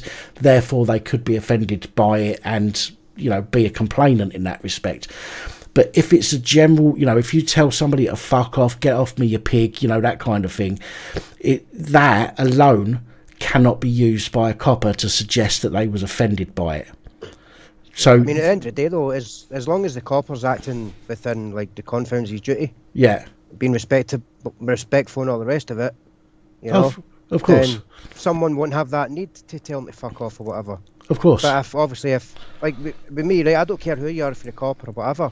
If you're going to be an arsehole to me, I'm going to be an arsehole straight back to you. Of course. Whether you're a cop or not. If you're respectful to me, I'm going to respect you back. So in that sense, if you're acting within the confines of your duty, you know, then obviously you're not giving that other person the need to tell you to fuck off, then there's no problem there. How old are you? I'm 38. 38, so, okay, I'm a few years older than you, but you may remember years ago dealing with the police when you was a youngster. When I was a kid, I've said this before as well. When I was a kid, I remember having getting arrested for fights. I've said this on my channel before. That's what I was known for years ago. I was an absolute arsehole. I'd have a drink, go out, I'd get in a fight on purpose, and you know, I was a dick. But when I used to get arrested for it, the police used to arrest me with some level of respect. You know, I remember them coming to my door, picked me up one morning. My sister's come upstairs. She's woke me up. She's gone down. There's police downstairs for you. So I've gone down the stairs 20 minutes later, and there's a copper sitting in the front room. My sister's gone off to work. He's been left there just to sit on a couch while I woke up. So I've gone, what's up? And he's gone, right, I need to arrest you for such and such. I was like, all right. I said, I need to go and get dressed. He's gone, go on then, hurry up. So I've gone and got dressed. I've come down. I took the piss at the time, and I've come back down. I said, listen, I can't go yet. Got to let my mum's dogs out. I've got to feed the animals. So I wasted about another half an hour's worth of time. I was being a dick. Do you know what I mean? I didn't have to. I was just being a twat. But he was respectful. Do you know what I mean? And when it comes to going out to the car, he didn't handcuff me. He goes, I won't handcuff you. He goes, I'll just walk you out to the car, but you'll have to sit in the back and put your seatbelt on. I was like, okay, sounds. So I've done it. And it, you know, the respect that we had back then, even for what would be classed as a violent crime, because I had a fight with somebody, it would be classed as a violent crime. I didn't get handcuffed. and I got put in the back of the police car. It was a single bobby. It wasn't a double crew. It was a single crew bobby. Put me in the back of the Range Rover it was at the time. Put me in the back, took me to the police station, dealt with me. Do you know what I mean? But nowadays, they'll come to your door, they'll kick your door in for, without even giving you the opportunity. They'll jump all over you, throw a couple of knees in, maybe a couple of jabs, handcuff you behind your back, do the handcuffs too tight, treat you like shit whilst they can. And then you get into custody, and then they're all nicey with you in front of the custody sergeant and everybody else. The respect that I have or had for the police has completely gone. Completely. Same here. I mean, I never really intentionally went out to get into trouble when I was younger. I mean, if anything, I avoided that. You know, the way my dad brought me up. Well, I never intended to get in trouble. I went out being a twat, but I didn't intend on getting nicked, although I did. But there you go. I used to have a lot of respect for them, but recently, the last good few years now, anyway, for what I've seen, I've lost a lot of respect, and especially now, pretty recently, like some of the interactions that I've had with them. Yeah. The latest one, he was a complete asshole, just disrespectful. His attitude absolutely stunk. He wasn't acting within his within the police code of ethics, basically. Yeah. I'm still trying to pursue a complaint against him for that. But I say I've got no respect for him at all. I don't trust him. You don't answer questions if you don't have to. You don't speak to them. Well, the code of ethics, I mean, it's in the description of a couple of videos that I've got on the channel, but it's easy to find. Yeah, I mean, I've got a printed out hard copy of it. Yeah, it's dead easy to find, and do you know what? Every time you have an interaction with the police, it's always a good idea to go and check the police's code of conduct. If they have done something, so if your interaction with them has breached any of those, codes of conduct, then you've got a claim against them. And you should always pursue that if that's the case. I mean, I've got a book in there. I'll go and grab it once we're finished on this call. I can't remember what it's called now, but it's a book that I was talking to Gal Hadfield Granger. I don't know if you know her, or if anybody else watching this knows who Gal Hadfield Granger is. She is she's the partner of Anthony Granger, who was shot in, I think it was 2013, by Greater Manchester Police. And she ended up going to university to study law so she could help fight the case against the police. So she's now qualified in law, and she offers legal services. She offered a book. She told me of a book that I needed to get, which I went and brought, which I've got in the other room. I still haven't read it all. I've only read the first chapter, and I really need to find the time to read it.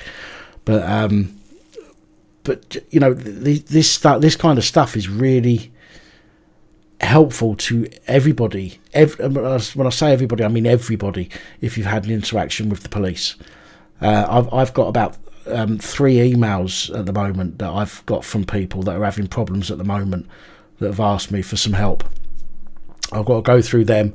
I'll go through my books. I'll go through my files that I've saved on the computer, and I'll find obviously where the police have gone wrong and where they've got a case against the police. But this should be done with any interaction, absolutely any interaction you have with the police whatsoever. Sorry, DJ, go ahead. I was going to say, I know a few ways that they could improve right away. As firstly, is like the one body cameras. Yeah, to have that mandatory, that they have to have them on recorded all the time. Yeah, we've said that before, and there's nothing stopping them from having a body cam that uploads directly to a cloud. Yeah, and up here you've noticed it's all nationalised. It's now Police Scotland. You've not got any divisions anymore. Yeah, that's right. They need to bring that back. I know years and years ago they used to have community policing. Yeah. Different neighbourhood police stations, they need to have them opened. We can't have community policing with a national police force. That's what I'm saying. So they need to scrap that nationalisation bullshit, right? Bring back the community policing, have them where they're actually accountable at a local level. Yep. If any of them step out of line, stuff like that, build a better rapport with people. So you've got a better interaction, and then that way you can maybe, hopefully, at some point start building more trust with them. Yeah. Yeah, I can't disagree with you. Our local police station, I don't know if it's shut down, but pretty much every time I've been down there, it's always shut. It's not really manned. There's a little side garage thing. I mean, it's like a wee place out in the sticks, and they've got like a wee garage thing next to the building. There's a couple of police cars I usually see in there now and again. But other than that, the amount of times if there's anything going on down here, any coppers that attend, they come down from Edinburgh and places like that. You know? So it's like, if something happens and you want to try and investigate it, you need to go through like swings and roundabouts just to try and get to the bottom of it, and even then, you're hard pushed to get anywhere. It's an absolute joke. But unfortunately, again, whilst we've got people running the country who want to be protected from us at all costs, which is part of the reason why I think this new bill came in with regards to owning weapons. When I say weapons, I don't just mean, things that are used as weapons. I mean display weapons, ornaments, whether it be swords or antique guns. They've brought out the law and nobody's allowed them. You're not even allowed to keep them in your house. Okay, you're not allowed them on you're not allowed them on the walls. You're not allowed them as a display. Not allowed any of that stuff anymore. And in my opinion, excuse me, the reason they've brought that out is because things are going to get worse and worse and worse, and they don't want members of the public having access to anything that could be used to protect themselves. Yeah, but the only reason things are getting worse is because the way things are going now with the government and the police is they're bringing that on themselves. They're the ones that make it worse. Absolutely. Totally agree. If we never had that shit, then people wouldn't feel the need to go and try and grab weapons and stuff like that, or whatever to use as weapons. Yeah. I mean, if they had a law where what they have in America, the stand your ground law. Yeah. That's one thing I hate, is the whole idea, like, say we're in the house, right, one night and somebody breaks in, and I grab the first thing to hand and attack them, I get done for assault. And they get away with it. At the end of the day, we should have the right to defend our families and our own homes. And of course. If they hadn't tried to break in the first place, then we wouldn't need to defend ourselves. Yeah, if anybody unlawfully gains entry to your home, you should be within your rights to kill them if need be. And when I say if need be, I mean if your life is that much in danger at the time, you have every right to protect your life and your family's life, even if that means taking someone else's. Now, I'm not suggesting people should go around killing people. In fact, I hate the idea nowadays. I used to love it. Used to love a good tear up. These days, I think assaulting people is fucking wrong, and it shouldn't happen unless you cannot avoid it. If somebody breaks into your house, you wake up in the middle of the night, you're half awake, half asleep, you grab the first thing that's available and you hit them over the head with it, for example, okay, then that is your right to do so. I've got a knife in my bedside cabinet in case anyone breaks into mine. I've got a 10-inch knife in there, right? I don't care. Now that you've mentioned that on live stream, you be careful, man. Oh, I don't give a fuck. I don't give a fuck. Nah, that's the thing, right? See, I don't know if anybody's aware of the channel, the Black Belt Barrister. Yeah. But he's basically pointed out, like, if you've got something, like, say a baseball bat under your bed, right, and someone's to break in, and then you use that, and it turns out that the reason you've got that baseball bat there is for that sole purpose of defending yourself. That's it. You're done. Because as the law stands just now, you're not allowed to have something for which is true. But you know what? If the first thing that comes to hand, and it's a joke. If I have to go to prison for protecting myself, then so be it. As far as I'm concerned, that's the way I see it. Right? If somebody breaks into mine, and I've got something there to protect myself with, okay, then I will use it regardless. I don't care what the law is. I'm not suggesting people should break the law. I'm just saying my personal opinion is I don't care what the law says. If I am to protect my life, I will protect my life by whatever means necessary. I can't get up in the middle of the night while somebody's standing over me and go, hang on a minute, mate, I need to go get something to protect myself with. Right? They're not going to go on then, mate, go on, help yourself, go and grab yourself a knife out of the kitchen. They're going to go, fuck you, have that. And they're going to do me in. So I have something in my bedroom, and I don't mind saying it on camera, I don't care what anyone says. I have something in my bedroom. If somebody breaks into my place, is a 10-inch blade sitting in my bedside cabinet that they're going to meet if they come into my property. That's it. I mean, I'm exact same. I'm not going to say what I have or what I don't have. Yeah. But the way I see it, I'm the same as you, man. If somebody was to come in here, I'm going to make sure they need to go through me first before they get to my wife and kids. Right, and all. By fuck, they're going to be carried out. If anybody even tries that, they're going to get carried at the fucking house. You know, I'm going to make sure I'm putting the fuckers down and they're going to stay down. Somebody to protect my wife and kids. Sorry, fuck them, man. You want to try that shit with me, you're going to get it coming to you, man. You know what I mean? I don't give a shit either. Peter Kiernan in the comments has just said, "I'll bite their fucking Adam's apple off." The thing is, Peter, it might just be someone who identifies as a man. They're not going to have an Adam's apple, so you'll have to find something else out. Do you know what I mean? There might be a woman that fancies spending a few months in a bloke's nick. Do you know what I'm saying? The same as some blokes don't mind spending a few months in a woman's nick by pretending they're a trans. Oh man, I can just see that being in the papers. You know what I'm caught? Yeah, assaulted a woman by kicking on the bollocks. Yeah.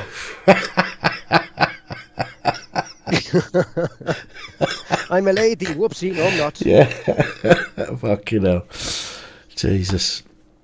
All right, my man. Listen, DJ. I'm not going to say your name as it's showing up on me Skype. I'll say your name as it is in the chat. So, listen, I'm going to have to call it a day on that one. We've been on for nearly half an hour now. Obviously, I appreciate your call. Well, buddy, thanks for fucking taking the call, man. Thanks for the time. It's good to see you on again. You're looking well, and it's good to get to talk to you, man. No, you're welcome, mate. I'm glad we got a chance to speak. We're always talking. Well, I say we're always talking. We speak in the comments occasionally, but it's nice to put a voice to a name now and again. So I appreciate you calling in. Thank you. Thanks, buddy. All the best for the new year. Cheers, my man, and you. Take it easy. All right. Take it easy, mate. Cheers. Bye. Bye. Oh, hello. All right, sir. Hello. Hello, mate. Who's this? It's Alf. Alf? Yeah. Alf and Sue. Oh, Alf. How are you doing? Not too bad, mate. How's yourself? Getting by, mate. Getting by. We've not spoke for a while, have we? We haven't, mate. No. Last time we spoke actually was this time last year. It was a while back. Yeah, and Sue had just been admitted to hospital with the broken leg and then caught COVID. How is she?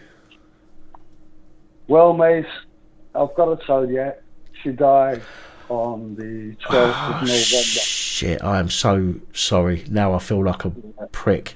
Well, she never really made a recovery on it. She broke her leg and that, and she was bed-bound, house-bound. Mate, she fought a chest infection and it killed her. Mate, I am so sorry. Genuinely, I feel like an absolute arse now asking that. I'm fucking hell. Oh, mate, don't feel sorry, mate. You know, it's been the worst time for me and my family, but we're all together, mate. You know what I mean? We're pulling together. Yeah. I don't even know what to say now. Genuinely, I feel like an arse. Sam, don't feel bad, mate. You know, I've tried myself to sleep every night for bloody weeks and weeks, mate. And I'm just starting to come to terms with it. You know what I mean? I've just got to learn to live with it now. It's the emptiness that's left behind. You know, that's of course. It's hard to live with, mate. Of course. I mean, you know, without saying anything or without meaning to sound like I'm saying something offensive, at least she hasn't got to put up with the shit that we've all got to put up with now. You're not joking, mate. You're not joking.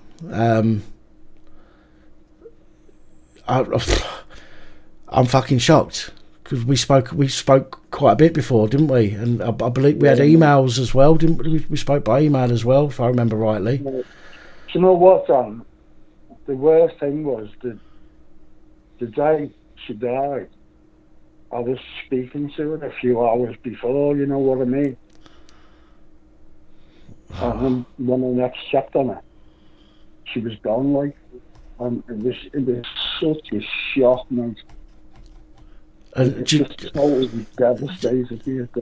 Do you mind me asking? I don't mean to upset you or anything like that. Do you mind me asking if was you allowed to go and see her at all while she was in? In hospital? Yeah. No. Right. Okay. No, I couldn't say. It was almost a month. You know, I was gutted, mate, last year because it was the first time we'd spent New Year apart in 42 years. Jesus.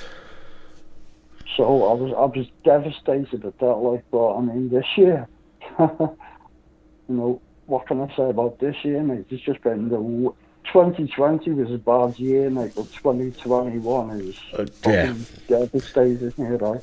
You're not wrong. You're not wrong at all. Listen, before I say anything else, Alf, right? You've got my email address, haven't you? I have, mate. Yeah. Yeah. If you need to talk to anybody anytime, all right, just even if it's just a bend an ear, all right. You was there. Yeah. You know, you offered me help. You know, to when I was feeling shitty and all that stuff. So, if you ever need to talk to somebody, just give me a shout. Drop me your phone number in an email. I'll call you. All right. Yeah, well, I'll drop in the email anyway, John, because like I said, we're going to get together and have a coffee. I said that to you last year, but we'll definitely do it this year, mate. Yeah, we didn't get a chance to last year, or this year rather, specifically, because I've not been myself, have I, so to speak. But yeah, I would definitely, please do drop me an email, drop me a number. Let's go for a coffee. You know, fuck the restrictions. Let's meet up and have a coffee, mate. Honestly, we will do, bro. Definitely. I genuinely, I'm so sorry to hear that. I'm glad you've got your family there for you. I'm starting to deal with it now, Dan. You know what I mean? I've got it. I've just got to crack off. Yeah. Yeah. I'm glad you've got people that are there for you. Genuinely. I've got the best family in the world. Good. And friends. Oh man, I'm not often stuck for words. Not often stuck for words, but I am now. I just don't know what to say. I'm shocked. Don't worry, bro. Don't worry. So we'll get together and have a coffee soon. Definitely, please drop me an email as soon as you can. Drop me a number in there. I'll give you a ring, and then you can save my number, and then we can arrange something. Cheers, Dan. All right, my friend. See you soon, bro. You look after yourself. I will do, man. All right, Al. Take care, my friend. Oh, Jesus.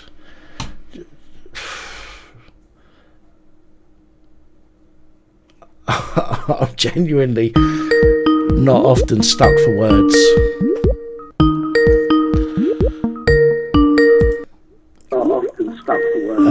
Hello, good evening. Hello, mate, how are you? Not so bad. Who's this? Eddie. Hello, Eddie. You all right, mate? Yeah, we spoke a couple of nights ago. Cool. You'll have to forgive me. I honestly, I forget people's names as quickly as I forget fucking... It's the same as me, mate, don't worry. But the reason I've rang in is I've just listened to the gentleman who was on before me. Yeah. You know what I mean? A bit of heartbreaking to be blunt, losing. Of course. You know, losing. So I thought, what's the best way of dealing with that? And, you know, it might be my sixth sense of humour or anything, but if I tell you what's happened to me recently, if that doesn't give you a giggle, I give up. Go on. Basically. 4 coppers. Yep. 2 riot vans for the theft of a chicken. The theft of a chicken?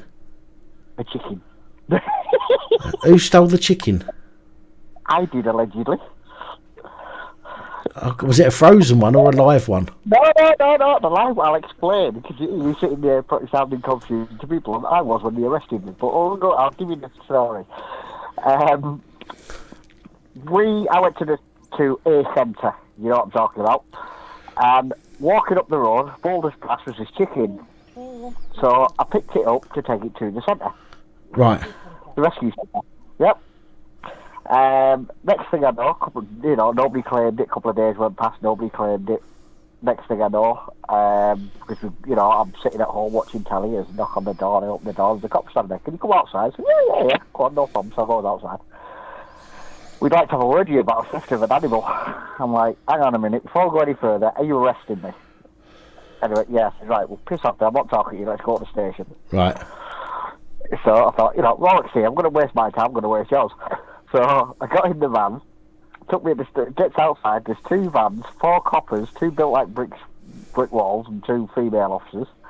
Take me to the station, kept me in there for 5 hours while he interviewed me. When I pointed out that I'd picked this chicken up off the road and that I had about 4 witnesses to the fact, because there was other people around that were also trying to catch it, they let me out after 5 hours, and within about a week and a half to 2 weeks, he identified it. Now, going back to what you were saying earlier, I was, how can I say, brought up on the wrong side of the tracks. Yeah. Where if you did it, you put your hands up. If you didn't, you didn't. Yeah. And I had a lot of respect for the police. Christ, I remember getting lifted and being more scared of going home with a cop than going to the station. Yeah. You could be dad batter me. Fucking right and all. Absolutely. Now, out the window. Don't have no respect for at the end of the day. Because it's just gone so the other ends of the, so the other way. Yeah. Now, it's ridiculous. But yeah, I couldn't believe it, yeah. So it's officially on my record. I've been arrested for nicking a chicken. The interview, you would have pissed yourself. Because I can imagine. What sort of bird was it? I said, a chicken. I said, what type of chicken was it? I said, one that you don't get in KFC. I'll tell you what you should do. I'll tell you what you need to do. If it was within the last month or so, you need to do a subject access request and ask for your interview recording. Right. I can do that. That's what anyone should do. If anybody ever gets pulled by the police, whether you get found guilty or not, you should always do a subject access request and get all the information that they had surrounding that particular investigation. Reports, you want a copy of the report made, you want a copy of any phone calls or radio traffic made, you want a copy of any emails, any phone calls, any recordings. Because if it doesn't do anything else, it gives you a good laugh. Oh yeah, no, honestly, when I get it, I'll do that. When I get it, I'll send you it. But honestly, I'm sitting there and said, what type of chicken was it? So I said, snarkily, one that was all, one you don't get in KFC. He said, no, what type was it? I said, one with feathers. Yeah, well, it wasn't deep. It wasn't deep fried, officer. These coppers, you've got 2 coppers in there. One of them's trying to be dead like, oh, I'm a police officer, you're going to take this seriously. Yeah. And the other one's sitting there with a big grin across her face. I was pissing myself. My solicitor's in the States.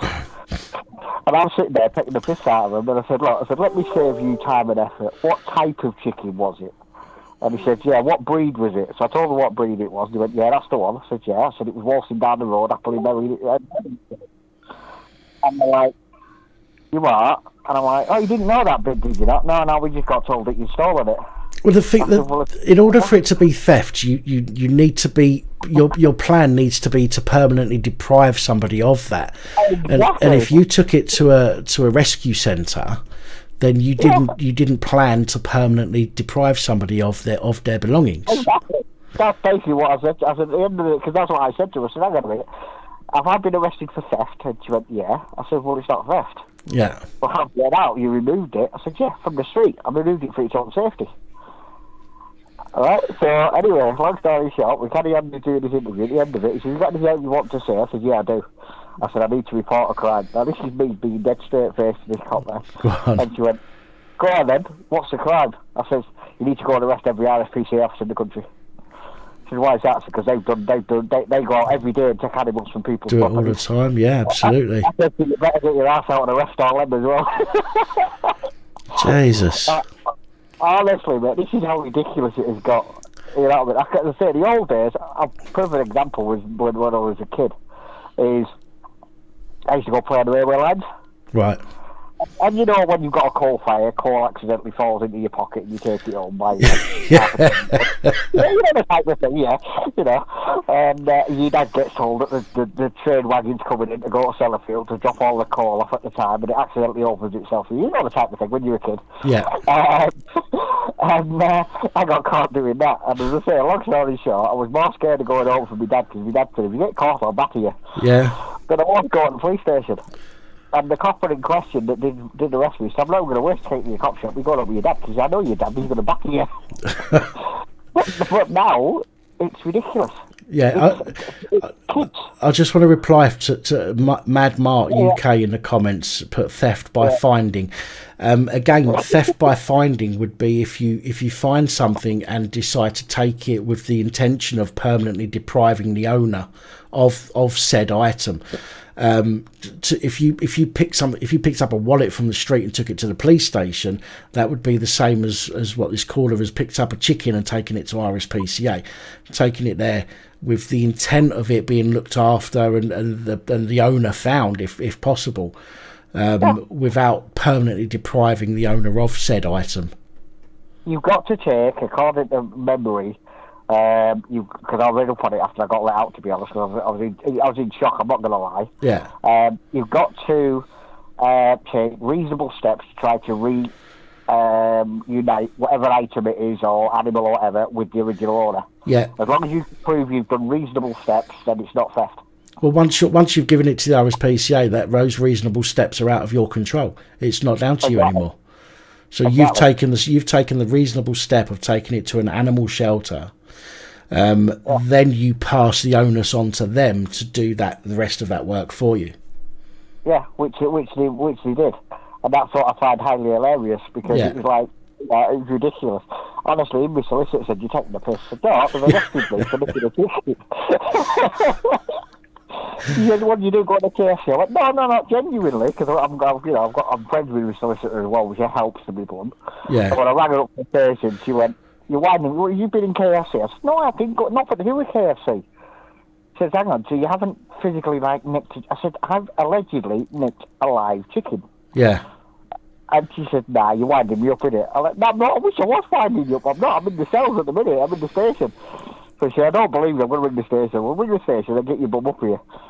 Anyway, when she gets there, she said, "I can't believe I'm even attending for this." So I told her what had happened. But what that me was, 4 coppers and 2 vans. And yet, you see them on the tally every day, jumping up and down, saying, "Oh, we've cut budgets and shit." You know? Yeah. It's like out the front of here last night. We had 3 police cars pull up on blues and twos for a frail woman. I mean, okay, she likes to drink and possibly a bit of the other, but apart from her mouth, she's nothing. Anybody could contain this woman. She's a slip of a thing. She walks with a limp. But three units turned up, blues and twos, and then a van turned up afterwards to put her in and take her away. There was absolutely no need for that amount of coppers. They've dealt with her so many times. I've got her on video twice already on the channel, where the police have come out to her and have dealt with her. They know what she's like. She's all mouth. She's not a danger to anybody. But that's the thing, and that's what I can't get my head around. As I said, this is one of the reasons I'm bringing it up, just to lighten the mood a bit, because I think we all need that this time of year anyway. Yeah. And it's a bit of a giggle telling your mates you got arrested for nicking a chicken, to be fair. But what gets me is, and this is the bit that really does make me think, is you've got banging on with police funding and all this BS. Yeah. You know what I mean? And if they'd looked at my record anyway, yes, I've got a history, but I've never, how can I put it, I've never had to go to a copper. Right. Either. So if you sent them out, if you sent somebody out that I knew, like one of the inspectors or whatever, I'd just get in the car in. I'd be like, yeah, okay, get the car, let's go to Steve. But you come out mob handed. And like the last opposite you, I think it is, that I was watching the video and said that you said you put up, I was watching it the other night. Yeah. Mob handed. I'm like, why? And then you get them banging on, we're doing our best to keep the crime rate down. No, you're not. They've got nothing better to do. I mean, as far as I'm concerned, if they've got the resources to send 3 vehicles with 3 coppers an incident that requires 2 at the most. Okay. Yep. And I know what they'll say. They go, "Oh, we don't know what was going on," but they do know what was going on because it came from the same address that they've had multiple dealings with, so they know exactly what's going on. Okay, so that they should have sent 1, 2 at the most coppers, and that could have saved up the 3 extra coppers that turned up, the 2 in the van and the 1 in the third car. They could, if they've got nothing else to do, go back to the fucking station and do some paperwork, do some investigating, do what you're paid to do. Do you know what I mean? Just because you got... Yes, you hit the nail on the head there. There's no reason for the heavy-handedness. Yeah. Now, I could understand it if it was like, let's get silly for a minute, if it was like got the London party they had. Yeah, yeah. I could understand them going mob-handed with that because you're dealing with a hell of a lot of people. You know what I mean? But in my case, you're dealing with a single bloke, so you don't need 4 coppers. Yeah. You know what I mean? In your case, opposite, you're dealing with a lady who's got history of the visiting, we will say, so you don't need that many coppers. Yeah. You know, and to me, I think that's where the respect's gone, because their argument is, oh, we don't get the respect. Well, I'm sorry, but, respect is given and earned. Of course. You know what I mean? It's like, that's how I brought up. If you want something decent with me, if you help me, I'll bend over and help you. That's what your mates do, that's what people do, that's what makes the world go round. But when you come out mob-handed for something minor, it's ridiculous. It's like, I don't know if you're aware, because you've been on here tonight, but they've found, what's-her-face guilty in America. Maxwell. Maxwell, that's the one, yeah. They found her guilty. You know, again, what do you expect? But what have they found her guilty of? Right, hang on, I will tell you. Sex trafficking charges. Okay, but she apparently was... How can I put it? She wasn't the instigator of it, apparently. This is what the whole argument was, wasn't it? She was supposed to be, giving up names of all the people that were running the show, and she was a part of that, but she wasn't the head. She wasn't the top fucking. But what's the bet? There'll be an accident now. Oh yeah, she'll hang herself in prison again, or not again, but she'll hang herself in prison. Yeah, something will happen now, especially because you've got the roads involved. There'll be a bit of, let's go through the tunnel. But as I say, to me, it makes no sense why. And again, it's nothing against you. I'll be honest with you, 110% support what you do. I do it, but I don't do it with the police. I do it with like housing authorities and stuff. Yeah. But people like us shouldn't have to exist.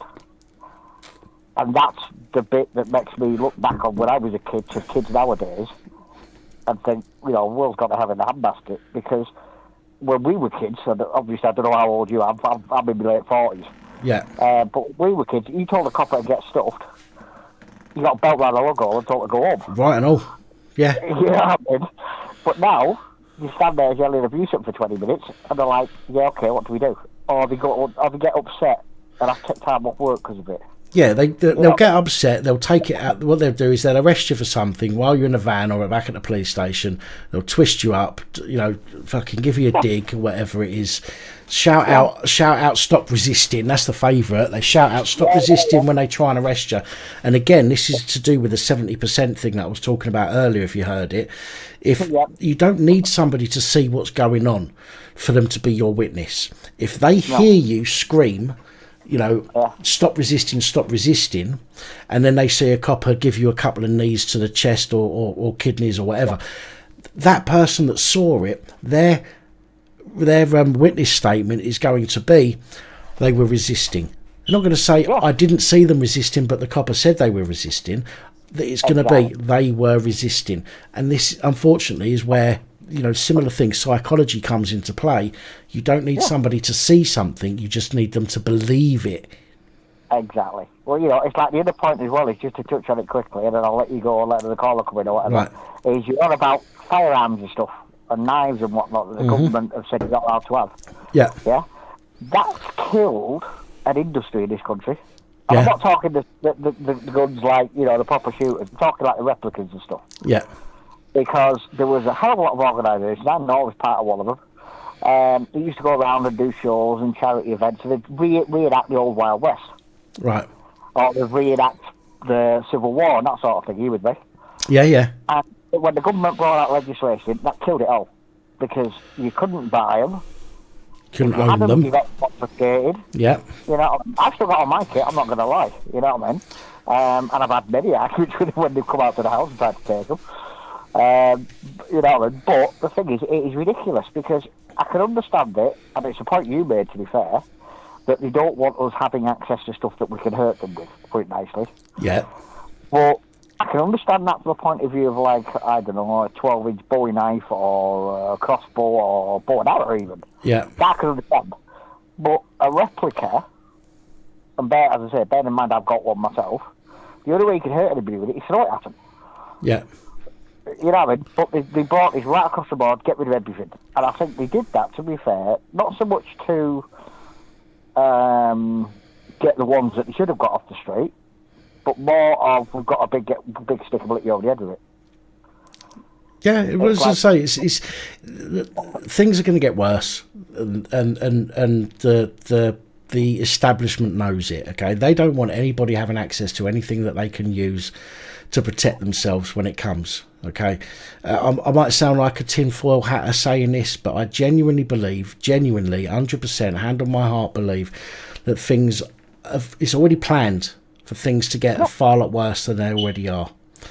Well, I'm from the Roll Malt. Do you remember Roll Malt, was it? I think they called him. Yeah, yeah. Yeah, I'm from that neck of the woods. Right. To be blunt, I watched the article on the TV, and it was Mickey Mouse, to be fair. Yeah. That because they put it together. The guy went off his nut, and I'm not going to lie, he did go off his nut. Yes, he did things that I personally wouldn't have done, but he did. But it wasn't his fault, in my opinion. I've always said this. I've argued with lots of people on the internet over this. It was not his fault. It was the fault of and again, I'm not saying the NHS. I'm saying the mental health services. Yeah, yeah. Because they left him on his own. There's a guy I'm currently talking to on the net and assisting. He won't go that far, but he self-injured himself because he can't get mental health help. Yeah. You know what I mean? And it's like, it doesn't take a genius to work out, if you'd leave these people to their own devices, bad things are going to happen. Either to yourself or to others. It takes a hell of a, and this is a point that I've always said this publicly and privately, it takes more bottle to ask for help than it does not to. Yeah, absolutely, no, I agree. Totally agree with that. You know what I mean? If somebody comes to me, or anybody, and says, I need help, I don't ask them why, I just say, what do you need? Because they took that step to ask for the help, and I think that's where this world now that we're in has changed when me and you were kids. Yeah, I mean, because I remember your front door being open all the time. As somebody that has mental health issues myself, and again, I don't deny that, I don't hide it. I agree. Ask him for help in any sense is difficult. So I completely agree with what you said there. But the problem is that people don't make it easy to ask for help either.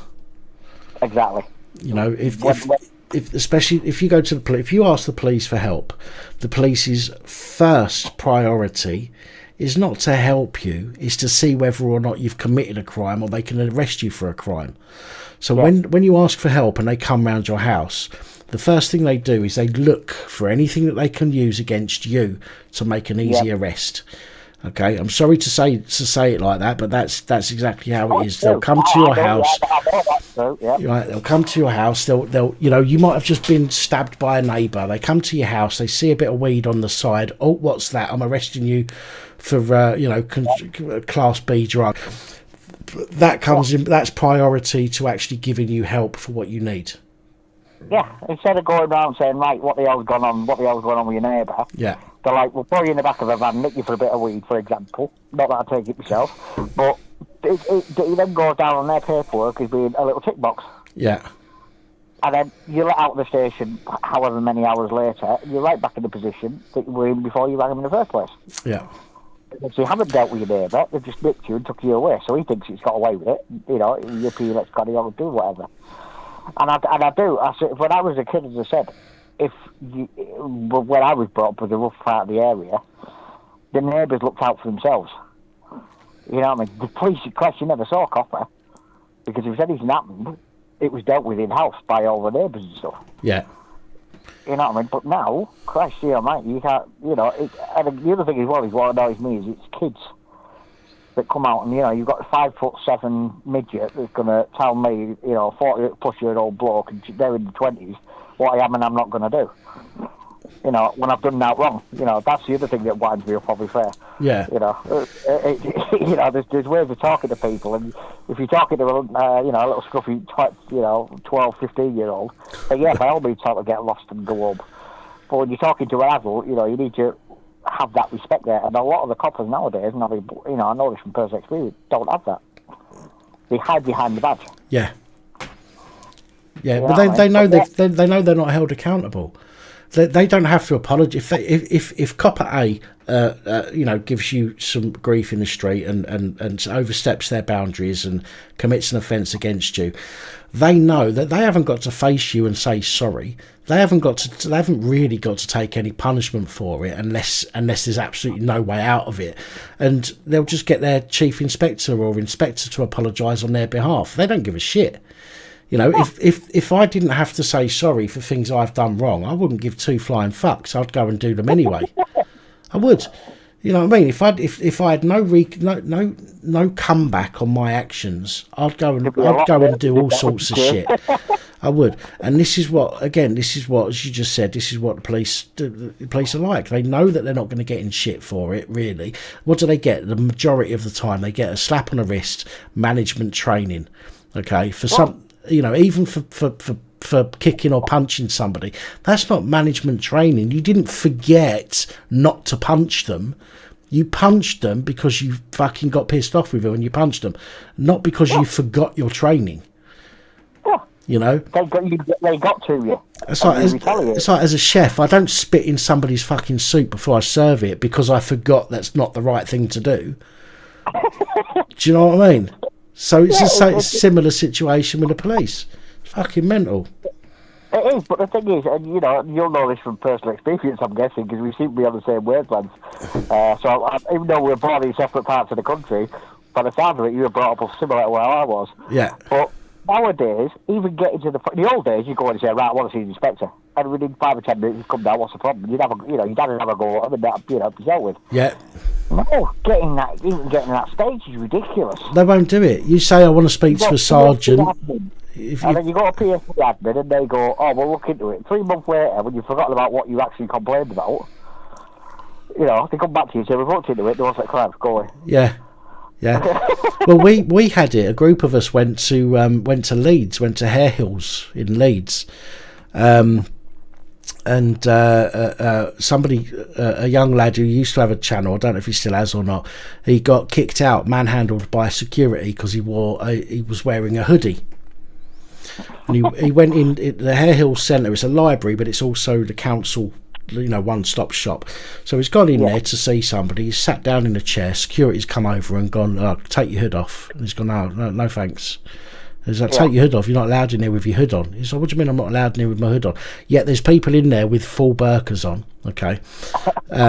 You're not allowed in there with your hood on or a baseball cap. Anyway, he ended up getting carried out by security. Yes, Bev, it is, yeah. He got carried out by security and thrown on the floor. So a couple of weeks later, there was about 6 or 7 of us went down there. All had hoodies, baseball caps, face masks. We all went down there, wandered in, all cameras rolling, walking around, looking at some of the bits and pieces, waiting for somebody to say something. And somebody did say something, a security guard. Anyway, we was there for about an hour altogether, maybe a bit longer than that, while the police turned up. We had community support officers, and we had real police turn up, all trying to get us out. The police knew we'd done nothing wrong. We hadn't broken any laws. Police couldn't force us out. So what they did in the end is the police said to the head of security, I think it's section 60 of, I can't remember what act it is now, but there's a particular piece of legislation that allows you to use force in assisting a police constable in an arrest. Yep. Okay. And that's what section they told the security to use. It's completely wrong section, because we weren't under arrest. We weren't suspected of committing a crime. If we were, the police would have arrested us. But when the security went hands on, none of the police got involved. Or one of them did. One of them did, and then got told off by the other coppers, and they let go. But the police didn't get involved because they knew we'd done absolutely nothing wrong, and they couldn't actually do nothing about it.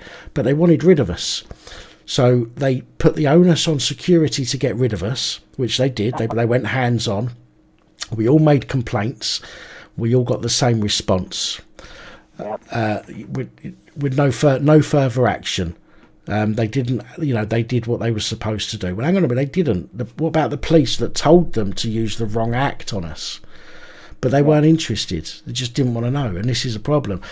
Again, this is why a lot of people have got no respect in the police, is because when you do genuinely go to them with an incident that needs looking at, they won't look at it. Yeah, and I think, to be blunt, you've summed it up in a nutshell there. It's a matter of the old guard, as I call them, that did the police the way that I was brought up anyway. Yeah. They had the draw line in the sand. And you knew and they knew if you stepped over that land, you were getting an hiding. You know what I mean? The amount of steps I fell down when I was younger, in the cells. You know what I mean? Because they'd come in and have a quiet word with me at 3 in the morning. You know what I mean? But back then it was a done thing. Yeah. You know what I mean? You have a proper one of them in the back of the van, they return the favour in the cells. You know what I mean? But now, it's like, for a simple job that somebody would walk over the old days and go, look, well, you belt up and go home, you've had a few too many. You know, they drag 3 or 4 of them, drag you to the back of the van, mob-handed, before they even tell you to go home, off to the station, charge, stored in the cell. You then put in a cell with 2 or 3 others that have had a few. You know what I mean? So there's likelihood someone's going to kick off. So it's even more charges. And it just seems to be, it's gone from what I would class as a British police force to a tick box. Yeah. You know what I mean? Where the interest isn't in keeping the security of the country safe and the members of the public safe and things like that. It's more, we've got to tick as many boxes as we can in a month. Yeah, we've got a target to hit. Yeah, and as long as we hit that target, the rest can go to hell in a handbasket. Yeah. And I think that's where it's all broken down, to be blunt. And I think while it continues down that vein, it's never going to change. And it does need a bloody good shake-up. It does. Unfortunately, there's not a lot, that as a small group, there's not a lot anyone can do unless everybody pulls together and says enough is enough. And, it's part of the reason why I started this channel, why I continued this channel, is because I want people to realise, don't get me wrong, there are some decent coppers out there, but, I say big but, if a decent copper lets a bad copper do bad things, they're as bad as the bad copper, and that is important to remember. I would go, in fairness, to say they're probably worse because they know they're doing wrong, but they're doing it anyway. Yeah. You know what I mean? So, but no, I totally agree with that. But, so to end on a high note, you've now spoken to the only person in the UK arrested for nicking a chicken. Well, it's definitely a story to tell, isn't it? Oh yeah, I couldn't understand that. Couldn't believe it. Do yourself a favour though. If it was within the last month, they'll still have all the info anyway. Yeah. Do a subject access request. Ask for the interview recording. You don't need to tell them why. Just ask for the interview recording, any notepad entries, any emails relating to the offence, any telephone calls. Ask them for anything like that regarding the offence in question. And the very least you're going to get out of it is a good laugh. Oh yeah, well when I get it, I'll be the first. What I'll do is when I get it, because I'm now an average follower, because I'll be blunt, some of the things you do talk about and you do make me chuckle. When I do get it, I'll message you when you're on the line next, and I'll send you a copy via email, and you can play it on the show, and you will absolutely crease yourself. Sound, definitely. Trying to explain to female copper what a chicken is. Sounds good.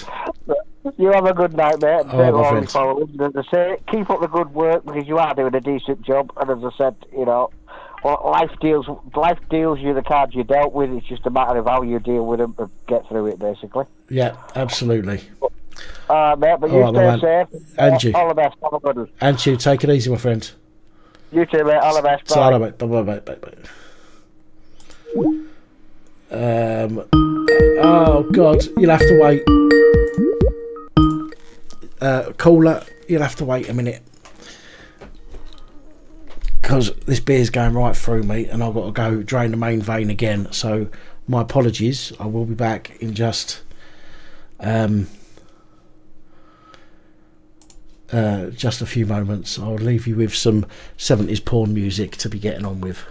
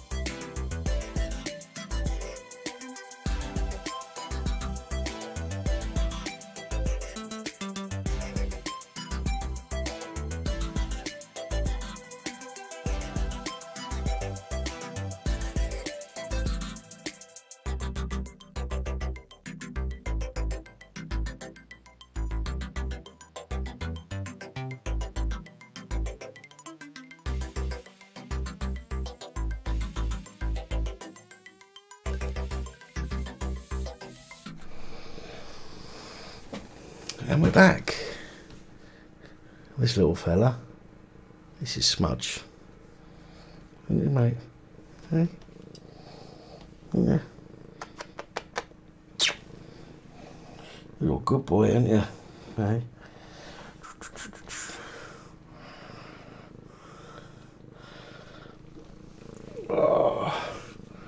Oh, big baby. Oh, yeah. Big baby. Hey? Ooh. Go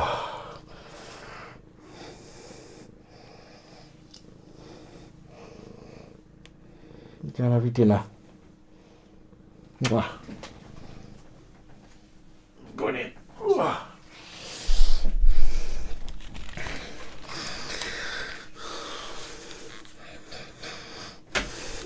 After Siphon the Python, I'm back with a pussy. Could you hear him purring? Here we go. We've got a call. Hello, good evening and welcome. Hello, Dan. It's Ian, mate. Hello, Ian. How are you? Yeah. Seeing as we're on the last caller, we're on the theme of funny ones. Go on. I had my solicitor phone me today. Okay. Right. You remember old Bill had me in just before Christmas and what have you. Right. Right. Well, they're adding another one to that, and Really? And this one is going to be really make you laugh. God. They're adding. Can't remember what section he said it was, but he said that possession of an offensive article with intent to cause bodily harm. Right. Okay. And I said, well, what do you mean by that? Apparently, because I had an Anchor power bank in my bag that was charging me light, and it was heavy, they're trying to go for that one. Oh, well, I'm fucked then, because every time I go out with at least 2 power banks. Yeah, I mean, I just can't think of it. I think they're so desperate now. They're so desperate to keep their job. They'll try anything. I mean, I to be honest, I hope it does get to frigging court and it's brought up, because it's just going to be laughed out. Yeah, of course it will. Of course it will. An Anker power bank. I mean, if you had it in a sock with a knot in the end, do you know what I mean? Then yeah, maybe you could be considered going out using it as a, like they do with a snooker ball in a sock. You know what I mean? But if you've got a power bank on you, hundreds of people, thousands, tens of thousands of people go around with power banks daily to power their mobile phones if they die or whatever. So for them to come up with that, it sounds like desperation to me. It does. I mean, it was in the bag because the Anker, it came with its own little drawstring bag. It was in its little drawstring bag, but it's just a laugh. But they're just going to come up with more and more stupid ones now, I reckon. I mean, people going around with gimbals, they're going to say, oh, well, you can fucking hit someone over the head with that. Well, you could hit somebody over the head with your shoe. You could take your shoe off and hit them. Oh, especially some of these fucking high heel ones. I mean, you got me worried now, because I'm planning on going out. I believe on Monday. We'll have to wait and see. But if you was watching from the beginning of the stream, I showed the Liverpool Echo article about the people going around with these TV packs on. Right. They're wearing it's a body harness with two bits coming up out the back, and above it's got a TV screen up above their head, and it's telling people to go and get the jab. So, So what I've done is I've decided to buy a USB screen monitor, 15.5-inch monitor, which I'm going to stick on a pole, which is part of my tripod. The middle bit comes out, and you just put the camera or whatever on top as a pole. I've got an adapter which will sit on the top of that, which will hold the 16 or nearly 16-inch monitor, which will then be attached to a power bank to power it, and it will also be attached to my phone. And on my phone, I'm going to have some images which I'm going to make up, rather than say about going to get the jab, NHS booster and all this stuff. It's basically going to be telling them to sit their jab somewhere other than their arm. Up their arse. And if I get arrested, because I've got absolutely no doubt the police are going to come after me with that, because I will use the word arse. And I've got absolutely no doubt the police will come after me, even though they can't really do me for having it saying arse. You know what I mean? But I've no doubt they'll come after me because I'm going against the narrative. And they can't do anything about it. But if I've got a power bank on me, oh boy, will I be in trouble? They can't do anything about it, because all of that equipment is being used as intended by the manufacturer. And it's just it's fucking got me. Anyway, what I was going to say, you know that Alf? Yes. I tell you, I feel so sorry for that fella, Yeah. My mother died in 2018, right. And to be honest, I'm glad she died then. Yeah. Because being with somebody in their last hours and holding their hand and talking to them helps the living make sense of what happened. Yeah. Oh God, don't disagree with you there at all. I've got to be honest. I've not known anybody that's close to me that's died. And I know that sounds weird, but I've not known anybody that's close to me that's died. My nan and granddad have died. I never really knew them. I knew them, but I'm adopted, so they weren't my real nan and granddad. Plus, I've got this emotionally unstable personality disorder. I never really felt anything when they died. My sister, my real sister, she took her own life a year after I first met her. In my early 20s, she took her own life. I went to her funeral. I didn't really feel anything because I didn't know her. So I in that respect, I don't really know what it's like for people to lose somebody that's close to them, but I don't want to find out, if that makes sense. But it's hard for me to empathise with people because I've not been through that myself, But I understand what you're saying. When if you lose somebody, and I don't mean to make light of it, but when you're with somebody in a relationship for a long time, and suddenly it's over, I I assume having somebody around all the time and then them not being there anymore, in a way, is kind of comparative to somebody dying. And again, I don't mean to make light of somebody dying in that respect, but I've been absolutely devastated from long-term relationships when that person's finished with me and they're no longer in my life. I don't speak to them. I don't see them. You know, they're completely gone out of my life, but everything reminds me of them.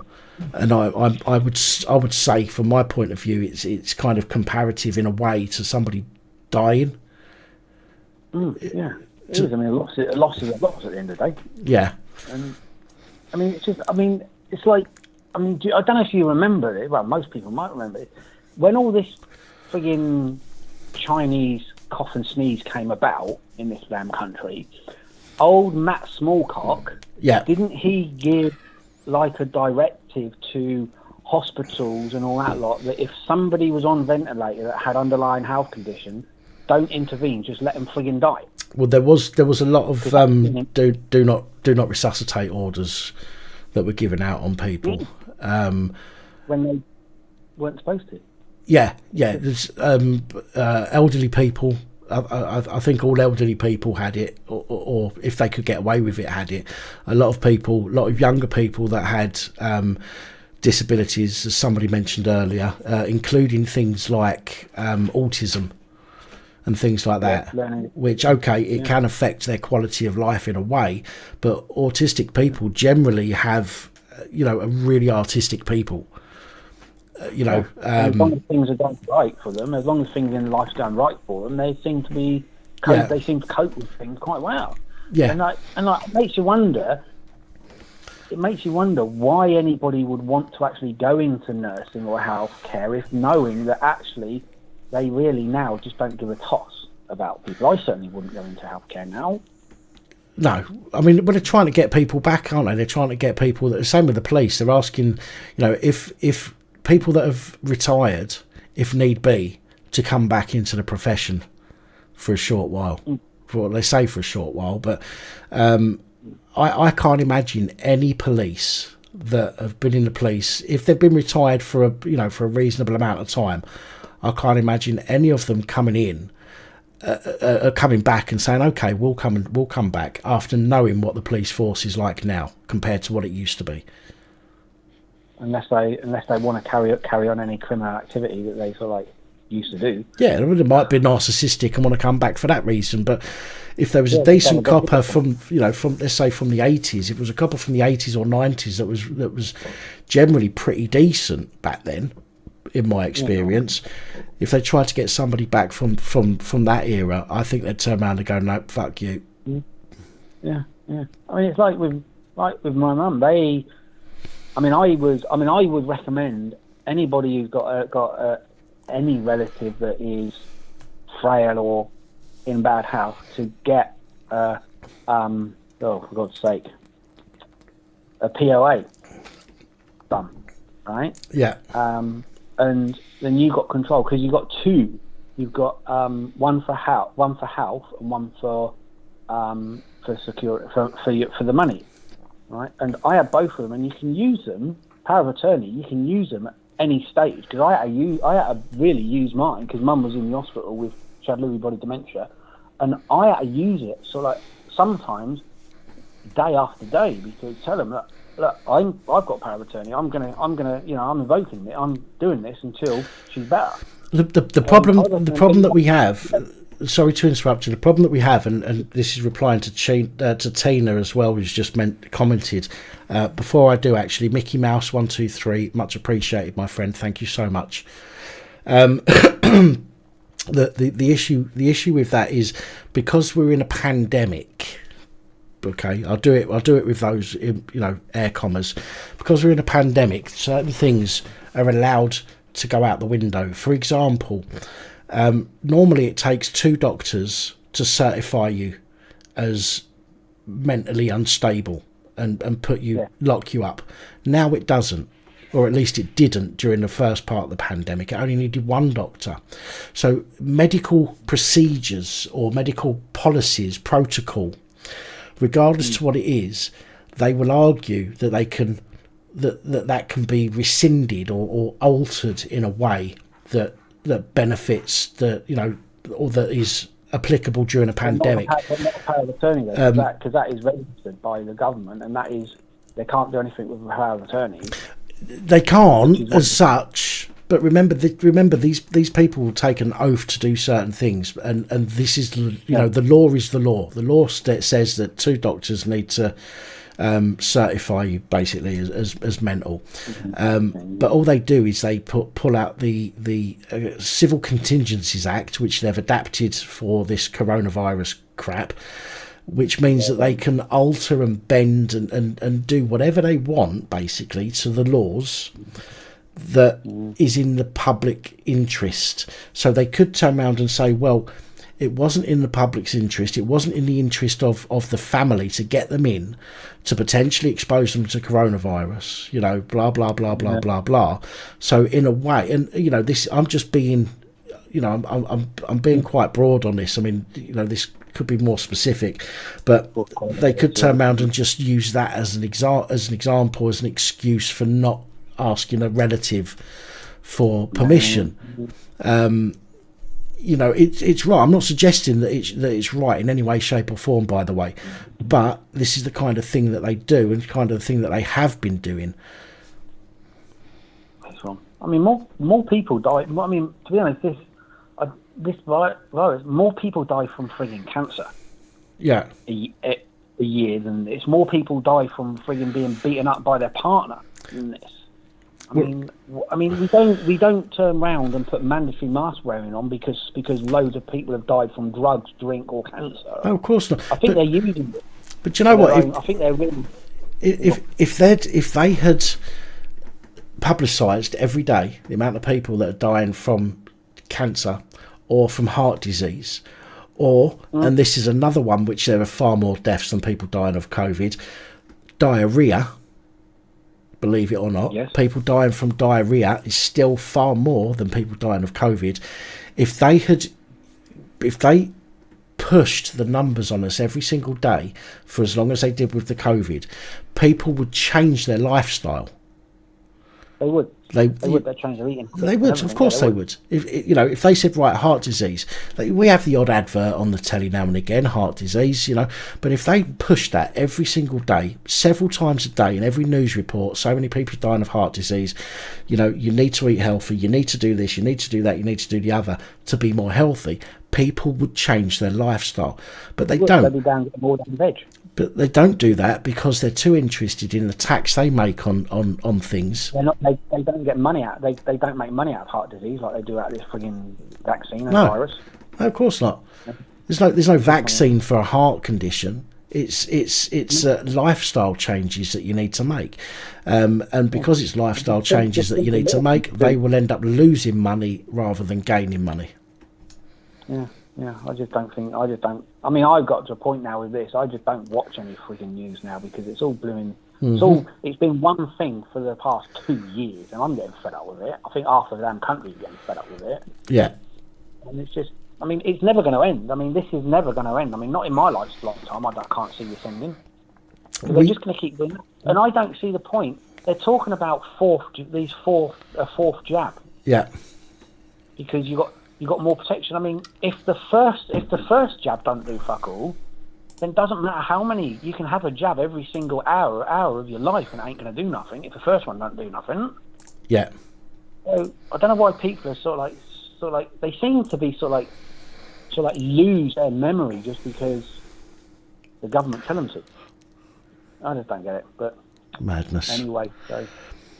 Oh, my man. Well, listen, I appreciate your call. Yeah, I'll let you go. I just wanted to phone up about that. That's all good. It's all good, and obviously, as I say, I appreciate your call. I appreciate everyone's call. So thank you for calling in. All right, then you have a good New Year, then, yeah, buddy? Yeah, and yourself, my friend. You take care. Catch you later. Bye, all right, now. Mate. Bye.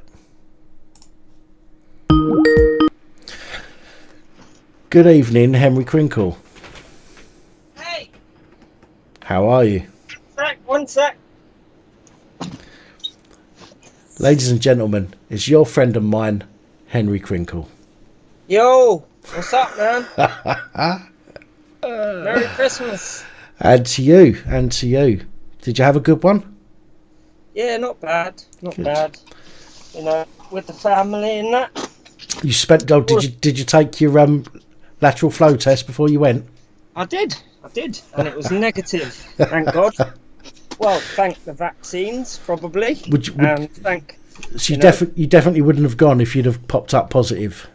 Well, no, because I don't want to put my parents at risk, at greater risk of death, do I? Have they been vaccinated? Of course they have. Yeah. Well, then they wouldn't be at greater risk of death, would they? Well, if I had the virus, I could still pass it on to them. Even if I'm vaxxed. Yeah, but they'd have like flu-like symptoms, wouldn't they? Yeah. Well, who knows? You know, they might be one of the unlucky ones where the vaccine doesn't work properly. Who knows? You know what I mean? Oh, is that a thing? Is it? Can the vaccine not work properly? Well, I mean, it's 90% effective. It's actually gone down now with a new variant.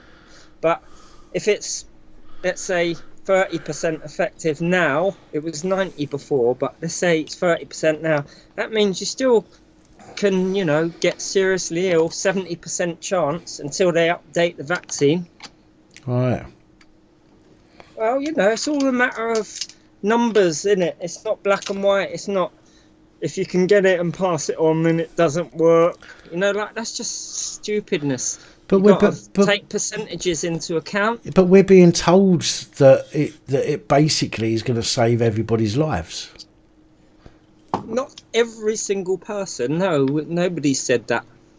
But it's more likely to save a whole load of people than if you don't have it. You're more likely to die if you don't have it. Well, what a load of nonsense that stuff about trying to compare it to cancer and all that. It's just trying to compare apples to oranges. And it's not. It's not though. These things are killing people, you know, far more than COVID ever has. Yeah, I know, but you can't walk down the street and give cancer to another person. And there are lots of lucrative cancer drugs and lots of lucrative heart disease drugs. Obviously, you can't make a vaccine for those things. That's why they don't make them. It's not. They make drugs. It's not as drugs to treat all of those things. It's not as lucrative as forcing everybody to take a vaccine that the company that makes it gets paid for. Well, it might not be, but just imagine somebody invented the cure, and actually they do this, and only a month ago a cure for cervical cancer has been released by one of these big pharma companies. Right. And 99% effective against cervical cancer, right? If taken, you know, early enough in the disease, 99% effective. What part of that is not making them, you know, what part of developing new drugs for cancers won't make them money? Like, and as if, like, you're going on like cancer's not a thing to them. It's massive to them. And, you know, we know every day from mainstream media, right, how likely it is you're going to get cancer at least once in your lifetime. Right. It's not like we're not told about this. And we're also told you can increase the likelihood that you won't get it by living a healthy lifestyle. So that's preventative. Right. If you do get it, there are plenty of drugs for heart disease. But they don't force people. But they don't force it down our throat. If they had turned around, right, 2 years ago, if they'd have turned around, you know, let's imagine coronavirus didn't exist for a moment. If they'd have turned around 2 years ago and started publishing the numbers of people that are dying of cancer every single day on the news, 5, 6, 7, 8, 9, 10 times a day, people would change their lifestyle. Okay, so why haven't they done that in the past? Why haven't they turned around and gone on a mission like that with something so as deadly as cancer? 50% of the population will get cancer at least at one point in their life or not, actually, or another. Well, wait there. Cancer's been around since the dawn of time, right? Okay. So has heart disease. Just as to make a better comparison, what do you think they did with HIV and AIDS when that was first discovered? there was things like what's going on now on the TV, encouraging people, you know, to do safe sex, to avoid getting it in the first place, all the rest of it. And when there were vaccines or drugs, you know, take the drugs and whatnot. But cancer, you can't walk down the street and give cancer to someone, or you can't walk down the street and give heart disease to someone. This is why it's not an emergency in the same sense that you can walk down the street and give someone else COVID and they die from it. Right. It's just two different things. HIV, Crinkle. When that came out and they started going on about the fact, you know, the medication for HIV and the preventative measures, as you say, they were doing what they were doing. They were saying how many people have died and all the rest of it. The people that were most at risk of HIV took action. Most of them took action. Most of them started wearing rubbers. Most of them started going and getting the pill afterwards in case there was with somebody that had it. Most of them were doing that. Okay, so you're on about the gay community, aren't you? Well, the people that are most at risk of it, yes. Right. So, well, at that time, that they were the most at risk. But as time moved on, you know, scientists realised that everyone's at risk, and so they changed the message a bit, right? But hang on, just going back to this heart disease and thing, right? And cancer. Why do you think they're not sitting on the telly reading out all the figures every day for that? What's the reason, do you think? Because it won't make them as much money, clearly. Well, a cancer drug will, if you could cure one form of cancer, let's say skin cancer, right? Because there's 200 different types of cancers at least, right? It's the number of different types of cell you have in your body. Each one can be afflicted by a cancer. So that makes them all different because all your cells are different. So you can have bone cells, lung cells, kidney cells, all the rest of it. Each one is a different type of cancer, right? If you could produce a drug, right? Any researcher out there, and there's thousands and thousands of them, hundreds of thousands of them, all looking for chemical, you know, compounds that may be able to cure cancer or at least treat it. If any of them made it and then marketed it, they would be trillionaires overnight, or billionaires at least. If they was allowed to. What do you mean if they was allowed to? If they was allowed to. Well, why, how do you explain, like just last month, the release of the cervical cancer drug, which is 99% effective? So they say it's 99% effective. No, well, when you look at the stats on people that are treated by it, you see that 99% of them have a, 10 years survival rate or something like that, right? So it's successful at treating cervical cancer. Also, the first line of defense against testicular cancer and ovarian cancer, and also some head and neck cancers, it's called cisplatin. If you give that early enough and you catch the disease early enough, that is 99% effective as well. Right. And that's been around for decades, that drug. Okay. That's the main drug they give you for chemotherapy of all types of cancer. So, but yet they still say 50% of people, right, 50% of the population will get cancer at some point. Apparently, and I might be wrong, but apparently 50% of that 50%, will end up dying from cancer. Right. What? Say that again. So, right, 50% of the population will get cancer at some point or another. Yeah. Okay. Do you know why that might be as well? 50% of that 30 odd million people will end up dying at some point because of cancer, because they haven't got a cure for cancer. Okay. Yeah. Now, what I'm saying is, the treatment for cancer, is far more lucrative for people, pharmacy companies, whatever, than the prevention of cancer. So rather than turning around and saying, look, this is what you need to do to prevent you getting cancer, and they instill that message into people from a young age. Okay. Who? And anyway, what you're trying to say is, but correct me if I'm wrong. What you're trying to say is, because it's more lucrative to treat a disease, you know, over a longer period of time. That's why they're holding back on the cures, because they don't want to cure it. They just want to be able to treat you. Look at the. Is that what you're saying? Yes, I am. Yeah, I am. Right, so you have to explain then all of these drugs that have been released that cure cancers. Look, of course, they've got to let things through. Listen, do you remember that apparently some guy created an engine? Hang on, whoa, hang on. Some bloke created an engine that works on water. Okay.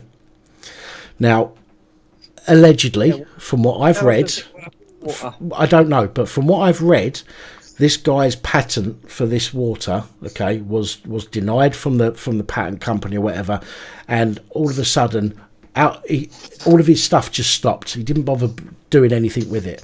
Now, if we could create an engine that worked on water, that take the hydrogen out of the water and all the rest of it, okay, that would save us, as the general public, billions of pounds a year, but it would also lose the government billions of pounds a year in tax. Okay, why would the government want to do that? They wouldn't. So what they do is they cut it off. They go, right, we'll pay you for that patent, and you have to sign something. You're never allowed to talk about this again. Go and fuck off. Right, leave us alone. We've paid you. Right.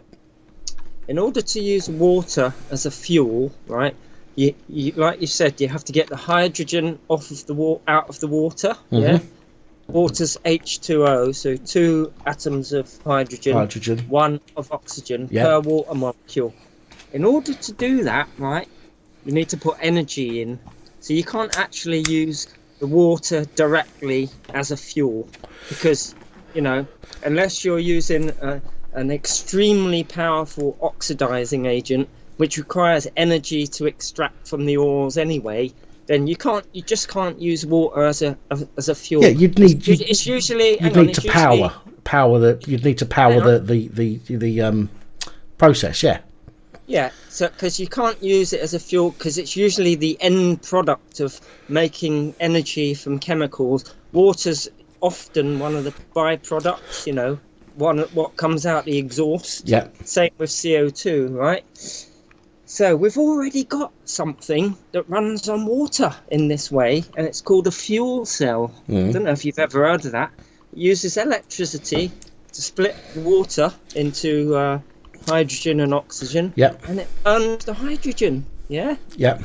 It burns the hydrogen, and I think it turns it back into water. So you use the oxygen and the hydrogen, you react them together, you get a load of energy back out, and you can propel and you're forming water at the end of it. But that requires energy, and we've already got that technology. So to say that's all been hushed up or whatever, that's nonsense. But it's not.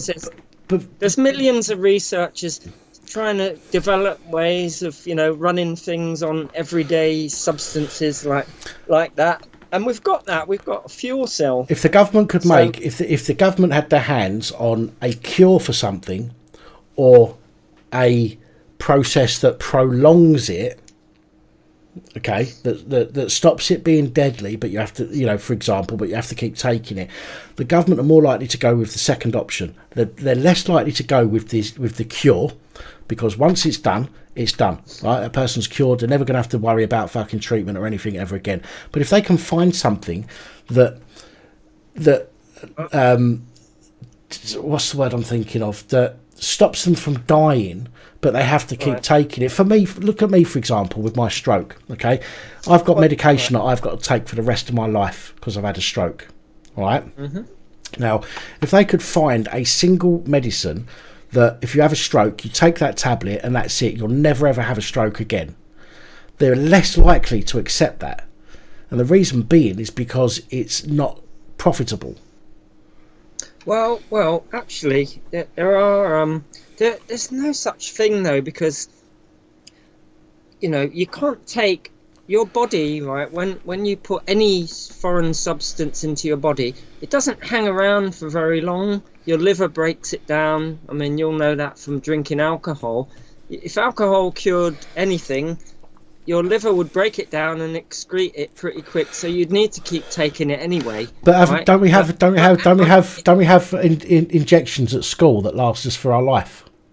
Yeah, but they're vaccinations. Right. We're talking about other diseases that you just can't vaccinate against, you know, and they're so complicated, right? If it was so easy, like I've said this before, if it's so easy, right, and cures, 100% cures have been found for cancer that you could put in a pill form and all that, right? If it was that easy and they're hiding them, there are so many hundreds of thousands of independent researchers who ain't got nothing to do with big pharma. They might work for some universities, they might be studying for a PhD, they might be doing all sorts of different stuff, right? But still looking at compounds that may be able to cure or treat cancer. Any one of those people, right, could discover it and be a billionaire overnight. But it's not like they wouldn't. Nobody has the resources except big pharma. But if somebody studies it, well, I studied this very thing. If somebody studies it and comes out and says, "I found a cure," they'll soon be ridiculed. They'll soon be disowned, if you like, by the community, by the people that listen to, and the people that get listened to mainly are the big pharma companies. No, hang on, no, that is absolute fucking nonsense, right? Absolute nonsense. This very topic, right, is what I did my dissertation in: ruthenium-based drugs as anti-cancer agents. The amount of research I had to plough through to do a review of the literature, right, which is all the current research which is out there on this topic, and it's a very narrow topic, ruthenium-based drugs, and even more narrowed down by the type of ruthenium drugs that I studied. Right. I know, right, from the scientific literature, there are hundreds and thousands of people studying this thing, right? And if they find anything, it's published in the scientific literature. Okay. There's lots of things being found. There's lots of things where they thought there might have been something, and then there's nothing. It's all published, right? And once it's published in a scientific journal, there ain't going to be people who are going to knock back something that looks as if it's promising as an anti-cancer agent. It doesn't go through big pharma to be checked. It goes through anonymous peer review. Do you know what? You don't even know who's checking it, and they don't know who you are.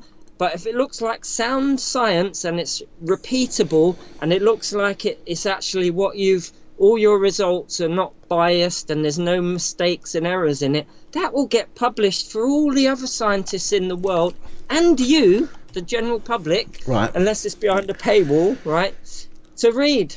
So two things. You can take that and then you can, further go on with that bit of science. All these like wacky quack drugs that people claim to have been, anti-cancer agents, and the governments are suppressing it. Anybody can go and get that drug, right, or even synthesize it themselves and carry on any research, and if it cures cancer, right, there will be 1 million journals, well, not 1 million, but you know what I mean, every single scientific journal on this planet that deals with chemistry or drug design will take that up and publish it. Okay, let me say two things. First of all, big pharma, and I know you're talking about independent scientists, but big pharma are the ones that dish out all the medication and all the rest of it. So if the government, for example, we just use a government as an example, we're going to listen to an independent scientist from the local community university who discovers a cure, okay? If they come out and say, I found a cure for cancer, but big pharma turn around, which are all in the pocket or have the politicians in their pockets, okay, turn around and go, no, it's bollocks, then the politicians and everybody else, the news and everybody else is going to go, no, that's bullshit. We're not going to fucking pay attention to that. We're not going to promote it. We're not going to advertise it. Okay, you could find a cure to every disease going. And if nobody wants to back it up, if nobody wants to promote the fact that you found it, if nobody wants to advertise it, you're going to get nowhere. Secondly, well, you do need, just because somebody comes up with a cure for something, unless they promote that and the word gets out that they've found a cure to it, nobody's going to know about it. The second, let me say the second thing before I forget. You do realise in America, and this is slightly off topic in a way, but every technology company, okay, that has any kind of growth is looked at by the security services in America. Okay, Google was funded or part funded by the CIA. Okay, that's not an opinion, that's a fact. Facebook and the others have funding from intelligence agencies, okay, because they know that they can put them to good use. Other companies don't get any attention by these entities, or any involvement by these entities, because they don't want them to get anywhere. They want them to fucking fail and burn. Okay, so they put their money behind these companies that they can then use for their own personal gain. The same thing, as far as I'm concerned, with medication. I know you'll sit there and go, yeah, but the government don't want us to die. The government don't give a fuck about us. They don't. They're interested. They're interested in themselves. They're interested in how much money they can make. They're interested in their own lives. They don't give a fuck about anybody else. So if they go on. No, I understand. A private company, a corporation, is, exists to make money, but like, to use your tech world analogy, there's millions, right? Hundreds, millions, I would say, or no, not millions. Just untold, right? Small people, independent. Like, sometimes they're individuals as well, right? Yeah. That make a website, like, this is in the tech world. Let's take, for example, the IMBD. What is it? The Internet Movie Database. Yeah, right. That was started by a guy in his garage, right, or in his bedroom or whatever. And so, and he stumbled upon a thing that's so popular, yeah. It's made him millions or whatever. But it doesn't take money out of the government's pocket. Hang on, but at the end of the day, that was sold off in the end, or a big tech firm bought it. So it doesn't... what you're saying is wrong, because anyone can do anything, right? And if it looks profitable, somebody can buy it if they think it's a good investment. But nobody's stopping people from doing whatever they want. I could go and buy a whole load of chemicals and research cancer in my garage if I want to. If I find a cure, I would publish it on a scientific journal, where if it looks like sound science, I would probably win a Nobel Prize. Okay, but if nobody, if people didn't want the word to, if people didn't want, if people didn't want the word to get out, all of your promotion of your find would be fucking gaslighted. It would be shadow banned and all the rest of it. Okay, yes, some people would get to hear about it, but not enough. They would not push it. Okay, and the reason they wouldn't push it is because it is not financially viable for them. Okay, what evidence have you got for that? A cure for cancer would be financially viable for anybody, and a big pharma company, if they saw that, they would jump on that and buy it off you for some peanuts, because there's hundreds of cancers out there, there's hundreds of other diseases out there. They would love that.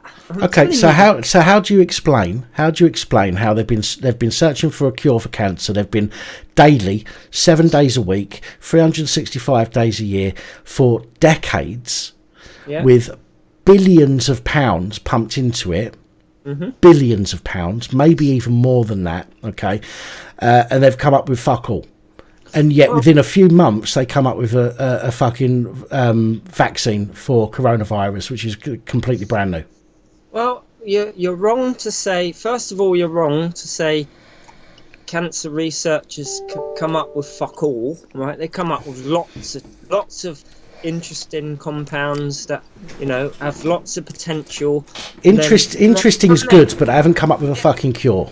Well, Well, they have, and they've just released one for cervical cancer, which has been around for, since the dawn of mankind, right? And we finally got a 99% cure for that, right? But let me just say, right, to get one drug to market, like everyone always says, right, first of all, you have to discover something that looks interesting in, animals, and then it has to work in a cell culture, and then you have to do phase 1, 2, 3 clinical trials. It takes an awful lot of money, a lot of time, and a lot of effort, and 9 out of 10 compounds, fail at some stage during their development. Right. This is why, and a lot of them often fail at the, clinical trial stage, where they may have ploughed in $200 million already, so that's why drugs are expensive to begin with, because they need to recoup all of that money ploughed into this, and where 9 out of 10 drugs go, 9 out of 10 drugs fail. Yeah. So that's the reason why they're expensive, and to say that they don't come up with anything, that's nonsense, because they are, and it's just a slow process, right? And the difference between cancer, right, and a vaccine for a disease, first of all, vaccines and the way they work, the general way they work, which is to prompt your immune system to make antibodies against a foreign protein, right? Yeah. That's been around for decades, right? All the mRNA one is like a new way to prompt to make a protein in your cells, to make the antibodies. So it's nothing new. It's not that the technology sort of already exists, and all it is a matter of, and it is to get something in your cells, right, that looks like a foreign protein that's on a virus, and that prompts your immune system to respond. It's not that difficult, because it's been done for decades, right? Now the difference between that and a cancer drug, right? First of all, to understand cancer, you have to understand the human cell, right? All the myriad of different chemical reactions that are going on in cells is so fucking complicated. You would need, a supercomputer, 1,000 years at our current understanding to figure it all out. It's so fucking complicated, right? Okay. And just in one, centimeter, let's say, cubed of human flesh, there are probably 10 to the power 24 molecules or more, right? Which is such an enormous number, you can't even comprehend it. It's like 10 with 24 1 with 24 zeros at the end, after it. Okay. That's how big the number is. So cancer is our human cells, from what we understand, going wrong, where DNA damage has occurred through various different means that can occur. Yeah. Right. And then those, whatever genes are damaged, one of them is the gene, or the genes involved in killing off cells that are going wrong, right? So if your body senses some DNA copying going wrong, it usually, does something called, what's it called again? There's a name for it, I've forgotten it a second. It's called, programmed cell death.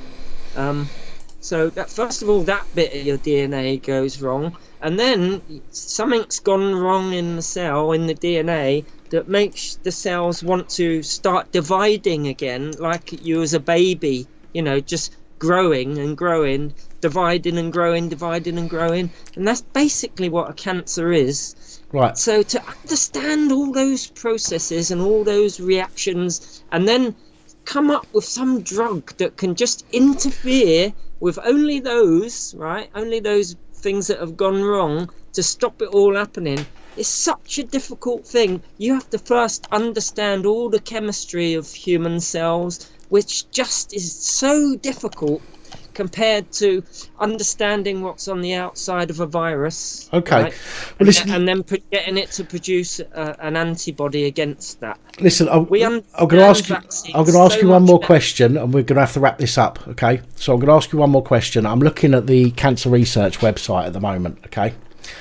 Cervical cancer is that small amount of people that it's bundled with what they class as other cancers.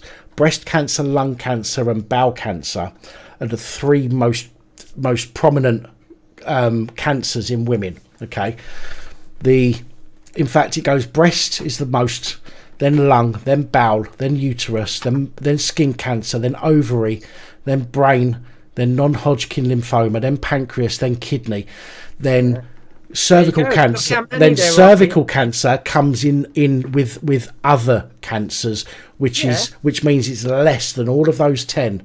Okay, it doesn't matter, doesn't it make sense? Doesn't it make sense if they're going to come up with all the money that a cancer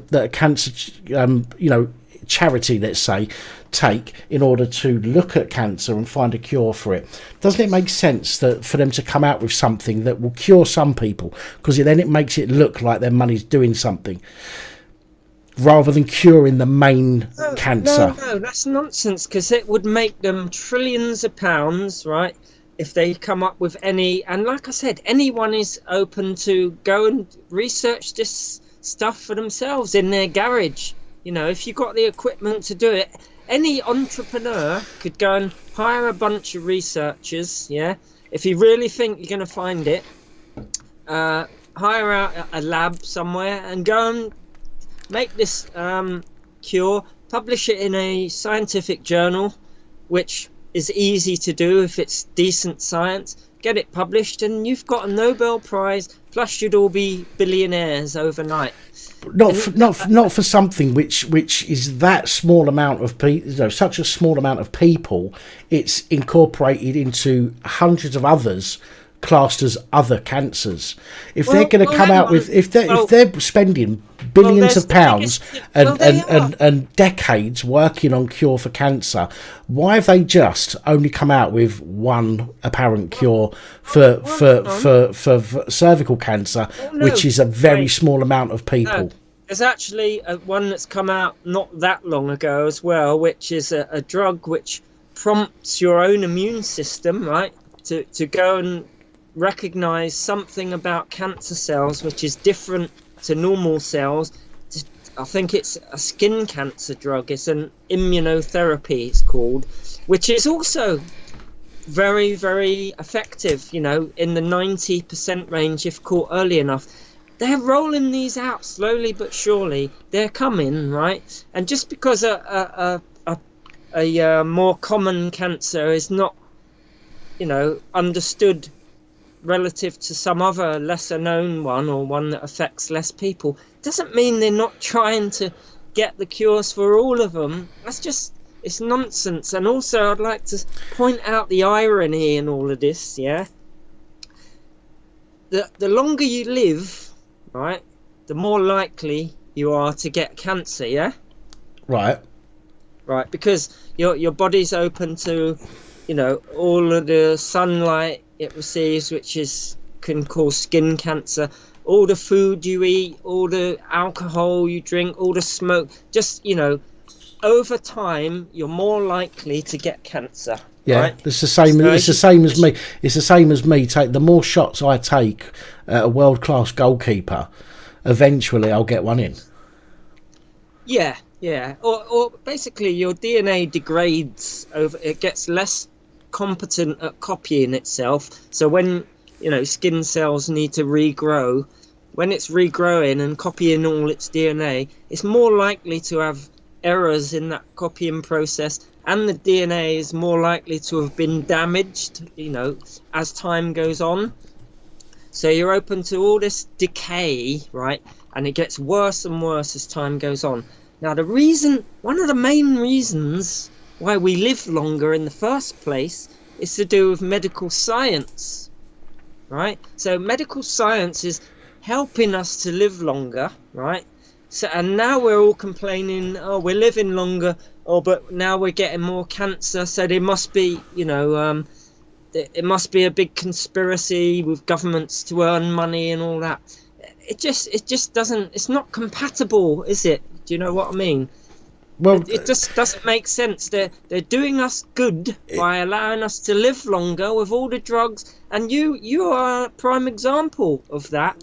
How you went to medical science, right, to help you out in your need when you was ill, and it's pretty much saved your life or improved your life. I didn't go to medical science. I had to go to hospital because I had a swollen bollock. Nothing to do with my stroke. I had the stroke. I've now been told to take the medication. No, I've been told that I can live still. I can live perfectly normal life without taking my stroke medication. But I may have another stroke in the future if I don't take it. There's no guarantee that I'll have another stroke. Exactly. Hang on though, but you know, when we all get ill, we tend to go to medical science, which is your doctor, right? Because all doctors all their stuff is based on up-to-date medical science, right? We all go there when we've got something else, and we know just from the facts that we're all living longer. A lot of it's to do with, you know, healthy eating and whatever and all the rest of it, changing lifestyles, plus all the drugs we've got at our disposal to help us. Blood thinners, you know, for various things to get rid of blood clots in the brain and all the rest of it. All this is all a product of medical science, right? And it's helping us to live longer. That's the reason why, you know, more people may get cancer. But to say, you know, it's just it's not compatible, is it? That they're doing us that benefit, helping us live longer, yet they want to hide all these, you know, anti-cancer drugs. It just doesn't make any sense to me. It's not logical.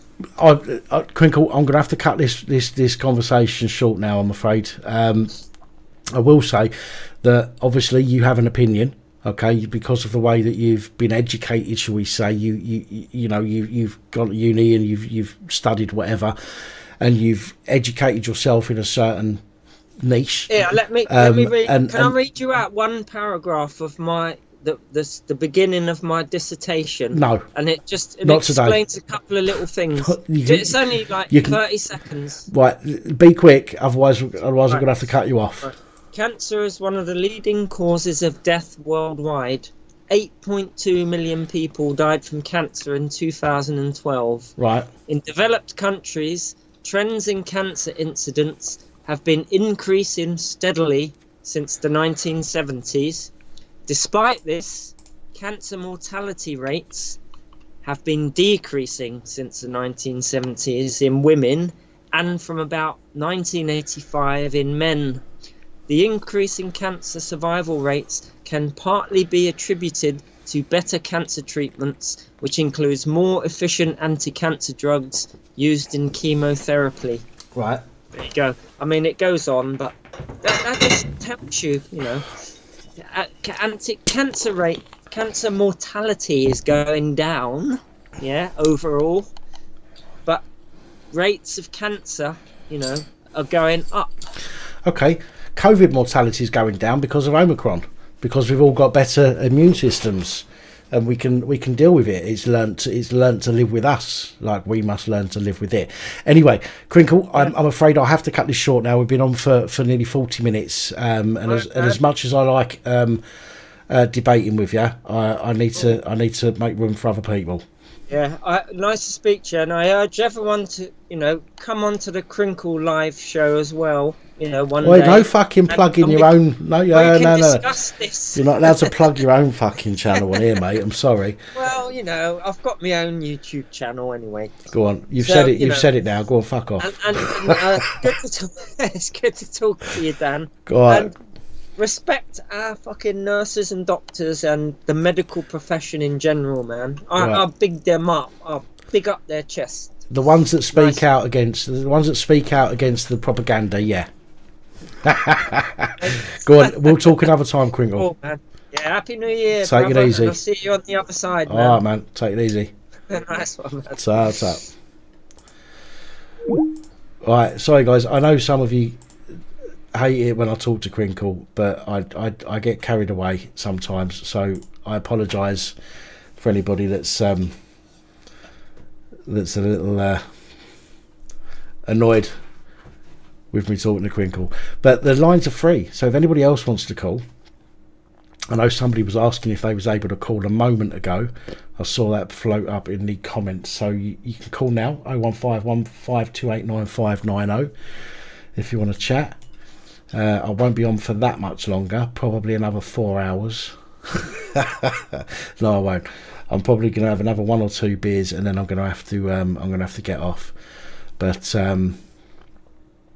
yeah, lines are free. 01515289590 if you're phoning from a landline or a mobile, or Dan Pap with my channel logo if you're on Skype and you want to call free through Skype as well. You can find me that way.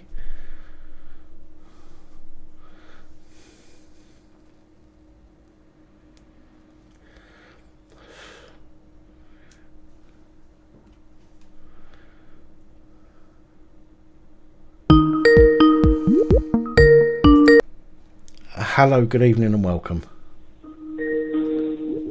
Oh, you need to turn the sound off in the background. Hello?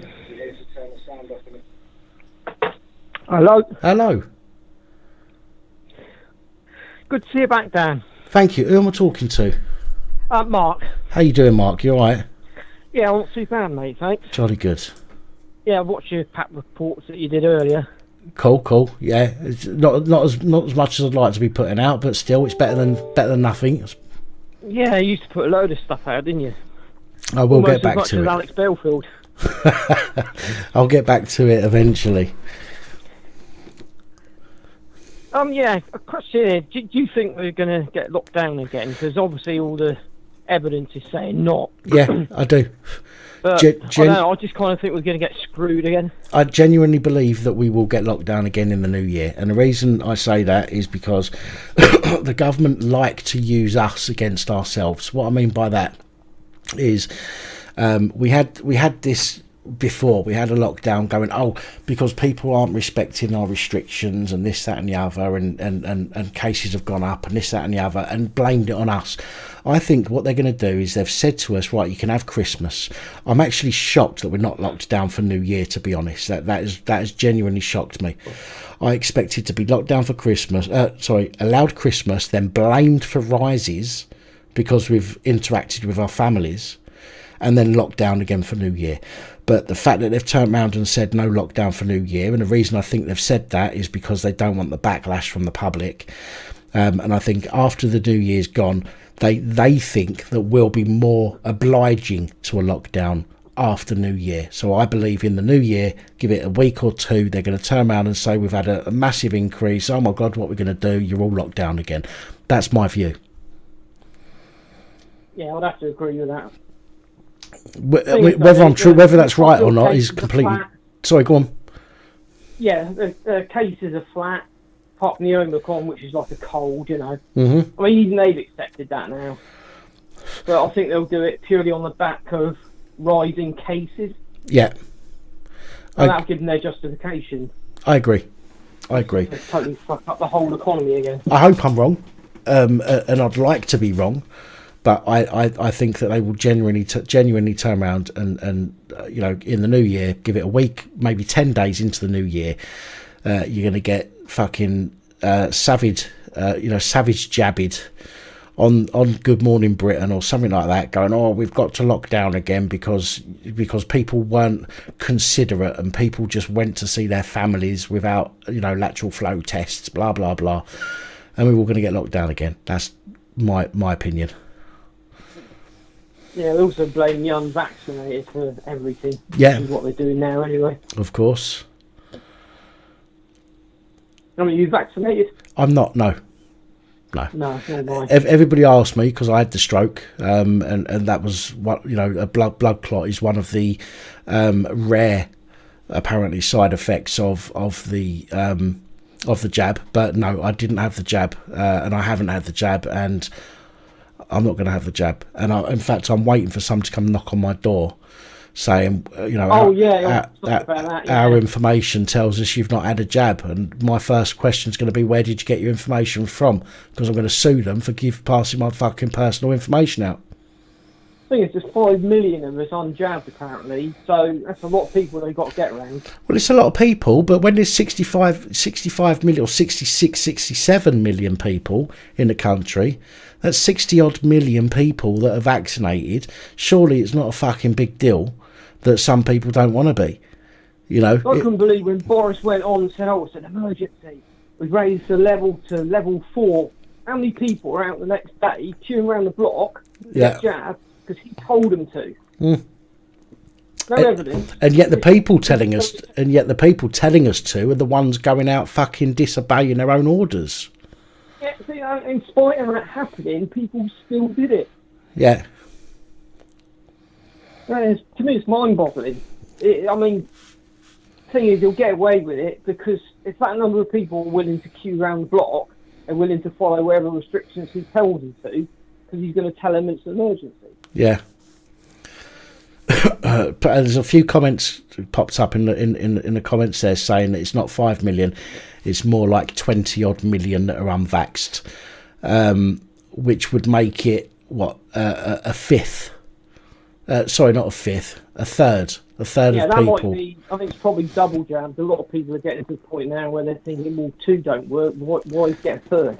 Yeah, I mean that 20 million unvaxxed might be taken into account people that have had 1 or 2, had the jab and the booster, but not had a second booster.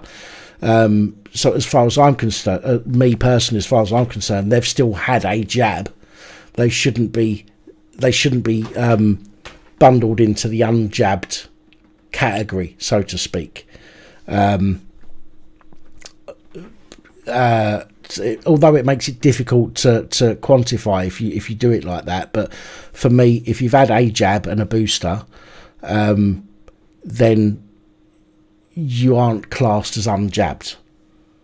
Does that make sense? If you're unjabbed, you've not had anything pumped into you. People who have no jab at all. That's the last figure I saw, anyway. Yeah, I agree. I think the 5 million of the people that have gone, fuck you, not having nothing put in my body.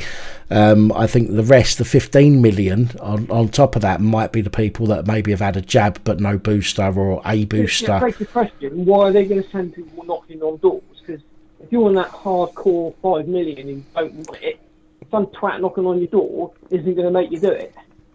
No, but it will make a good YouTube video. I said this earlier today in one of my posts on Facebook. I think it was today. They come to your door. They're going to be treated exactly the same as TV licensing goons. You know, they've got no right to knock on your door. Well, they've got every right to knock on your door. Let me be clear about it. They've got every right to knock on your door, same as everybody walking the street. Anybody has got an implied right of access to knock on your door. As soon as you tell them to leave, they must leave. Okay. I'm gonna be very interested to see videos on people confronting these door-to-door jab pushers and seeing what they've got to say and how they react. The same as these people that are going out in Liverpool at the moment with these TV screens strapped to them, saying, "Go and get your booster." Fuck you! Don't, you know? I'll do what I want to do. You know. Yeah, I think civil disobedience summed it up when he said, if because of the side effects of the jab, if you don't take it, there's 100% chance you're not going to suffer from those side effects. Yeah. I think spot on. Yeah, 99.7% chance you'll be okay if you get the jab. If you get the virus, but only sort of, but you hang on, how can I put it? You have to excuse me. I'm still trying to get my brain to work properly. Was it 0.3% chance of dying from COVID without the jab, but a higher rate of a medical incidence if you have a jab. Yeah, that makes sense in my head. That might not make sense. That might not have come out how it's supposed to. So forgive me, if that's come out a little bit weird. But yeah, you're absolutely right. You've got a higher chance of something happening to you with a jab than you have without the jab. Yeah, I quite agree. Yeah, I mean, personally, I'm not taking that chance. I'm pretty fit. I'm healthy, so no, they can keep it. I'm not. People want to queue up around the block. Fair play. I'm not fit or healthy. I wish I was, but I'm not. And the way things are going at the moment, it'll be a while before I get back to being fit and healthy. But I still won't get the jab. I still refuse to get the jab. Day before Christmas, I got a Facebook group for the family, and my sister put in there, "Oh, I've taken a lateral flow test." And it says I'm okay, but her son has got COVID. Well, even if you've had a vaccine, you can still catch it. So if you're in a house with somebody with COVID and you've had the vaccine, you will catch COVID. You will catch it. Your symptoms might not be as bad, but you'll have it. So the fact that her lateral flow test showed her as absolutely fine, while she's in a house with somebody that's got COVID, doesn't make any sense to me. Well, it just goes to show you can sort of literally be right next to someone who's got it and not get it. Yeah. Somehow, when you're vaccinated or not. Yeah, it's agreed. Much just pop up, isn't it? Agreed. And the fact that you have to be tested in most cases to know that you've got it is another odd one. Yeah, something Alex Belfield pointed out, especially the Omicron thing. Most people just think it's a cold because that's what it is. Yeah. In fact, it's less than a cold. I've had colds that are worse than the symptoms that are listed for that. Hello, Mrs. J. Thanks for joining us this evening. Sorry, I do apologise. Just a new viewer, so I need to say hello. Yeah, no, I absolutely agree with you. It's I wish I had something that I could say that hasn't been said before, but it is at least 90% of the people watching this, or 99% of the people watching this, know as well. Number one, we need to be able to make our own decisions. That's the most important thing here, I think, is we need to be able to have our own thoughts, our own thought process, come to our own conclusions and base our actions off those conclusions.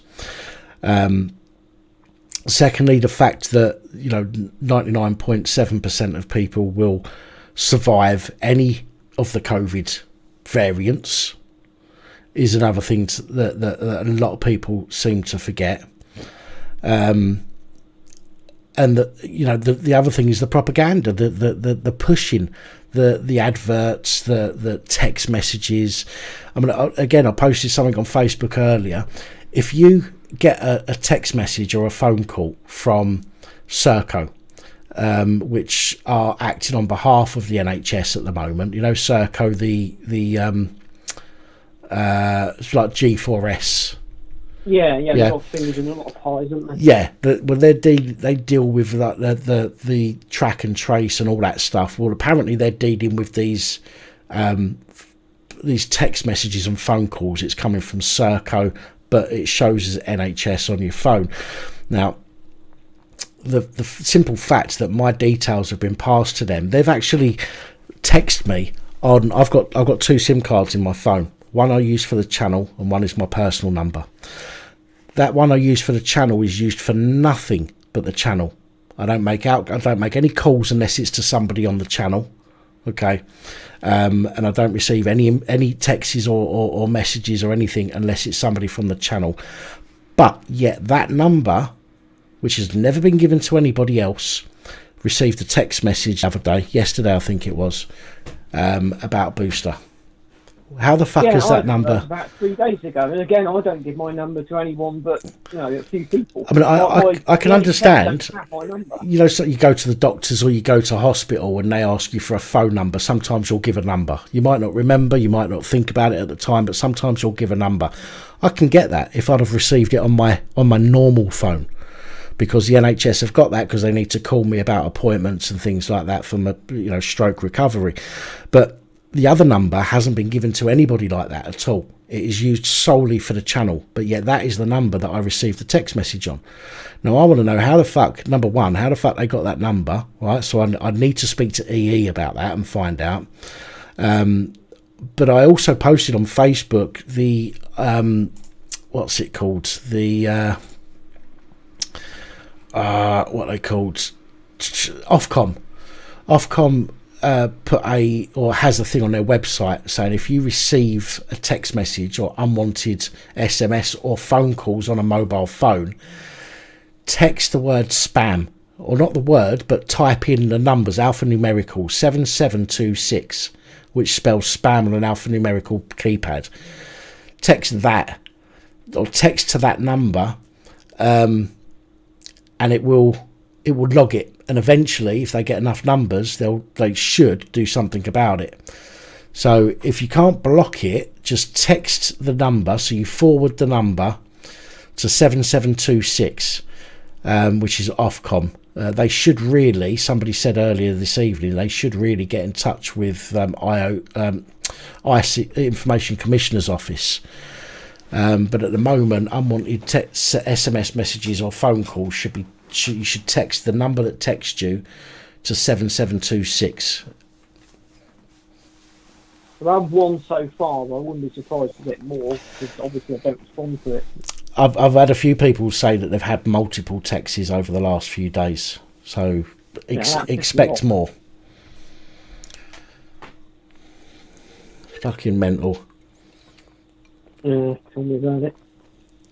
And I wonder what the police's reaction would be if Forest locks us down again, because the first lockdown, the police were just like stormtroopers.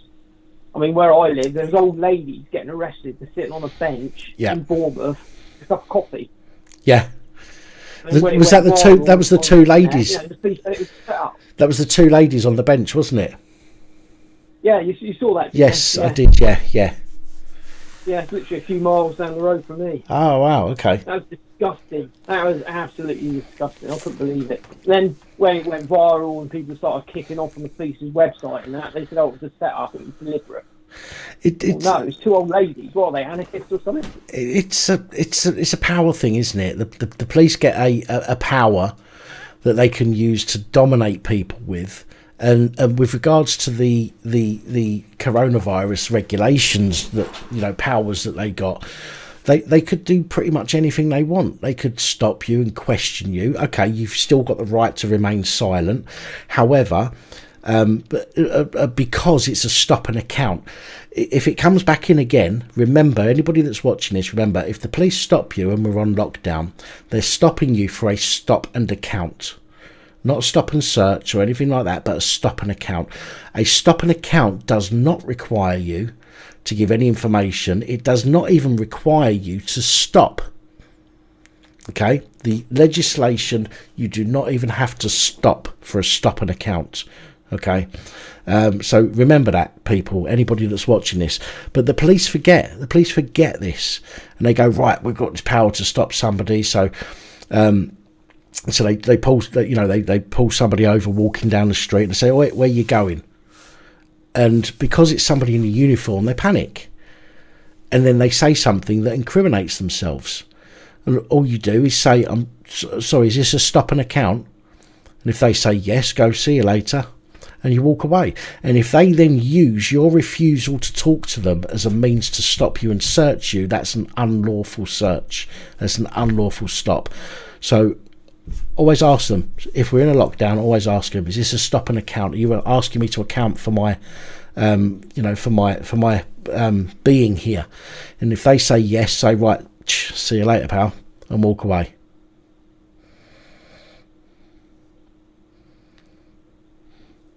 You still there? Have I bored you to sleep? Yeah, just sort of absorbing that, yeah. The second lockdown, it was notable they were less heavy-handed. So I wonder whether by this point they're getting so pissed off because all the COVID cases that went to court, I sort of figured it actually, and I think it was something like 1,200, 900 and something went to the so-called single justice system, which wasn't justice, obviously. You know about that, yeah? Yeah. Yeah, and I think it's about 300 and something actually were challenged, and they all got thrown out before they got anywhere near court. That's it, every single one. Even Marty Blackburn, I don't know if you watch his channel or not. I saw his video actually, he just had all his chucked out. He used to go into the court in April, wouldn't he? Yep, exactly. Everyone he's fought against, and every single one has been no further actions. Not no further action, but they've charged him. But it's got to court date, and they've dropped all dropped charges, they've not turned up or whatever. And again, that's how we need to be. We need to fight these things. Don't be afraid of the outcome. Yes, they turn around and go, well, if you go to court, it could be worse for you. Well, it can't be worse. Let's face it. You've just fucking pissed all over my rights as a human being. It can't get any worse than that. You know what I mean? So that's the question, though. The COVID Act, does it basically overrule every other law in the country? Does it No. Well, it seems to. From the way they implemented it seems it does overrule every other law. It's based on, if you think about the civil. I mean, look this up yourself. Civil Contingencies Act. I think actually it's 1984. I think it's the Civil Contingencies Act 1984. I might be slightly wrong on the year. But if you look it up and you go through that, there are conditions within the Contingency Act which has to be approved by Parliament and can only be in place for a period of time before it has to be renewed again. Okay, so excuse me. So if you look that up, Civil Contingencies Act, it actually says in there, for example, they're allowed to take your house off you. Okay, so there are some laws which will supersede others for a limited period of time. That's in the Public Health Act 1984 as well, isn't it? Yeah. Where if you, they argue that if you some highly contagious kind of disease or whatever, and your property is affected, they can destroy your property. Yeah, that's it. If you brought it plague broke out, for example, in your house, they could technically destroy your house. Yeah. No mention of recompense. No, absolutely. They get there's no reconciliation with regards to damage or loss of property. They can tell you to move. They can tell you to move home with almost immediate effect. They can take your home and your property off you and destroy it. And there's fuck all you can do about it. But these are in serious cases. Now, with regards to this coronavirus thing, they've created the coronavirus regulations rather than using the Public Health and the Civil Contingencies Act. The reason they've done that is because they've changed some of the powers. Okay, that they, some of the things they weren't allowed to do, they're now allowed to do. Okay, it's difficult. I can't say exactly now, here right now off the top of my head, what they've changed, what they couldn't do previously, but what they can do now. And I don't want to start saying stuff in case I'll get confused and mixed up. And I don't want to give anybody any information that's not correct. So I'd rather not say, but. I do know that some of the things that they weren't allowed to do in the Civil Contingencies Act and the Public Health Act, they're allowed to do now. And fuck me, my arm's aching now. I was moving it so much, and that's a problem for everybody. Yeah, Boris last April, I think it was, Boris slid through an amendment to the 1984 Public Health Act. Basically giving the government more outrageous powers, I've got to say, and nobody batted an eyelid. Yeah. The mainstream media didn't pick up on it, or if they did, they didn't report on it. Literally nobody noticed it. Yeah. I found out about it maybe 3 months after, and I read that prompted me to read the Public Health Act, and that's scary stuff. The power they give themselves is scary, terrifying. It literally take your life away. Yeah, but it's like under the under the veil of this coronavirus thing, whilst people are concentrating on that, you know, they've brought in the law that allows them to do things that are against the law and get away with it and lie about it. I can't remember what that's, a Securities Act or something. And they've also brought in the, as I say, the Harper's Law, and they've also brought in the new one, which stops you from owning, you know, weapons of any kind. So different gravy. I'm rubbing my arm because I was just using it. I was very animated as I was talking then, and I have my left side still weak. So after a while it can ache. That's why.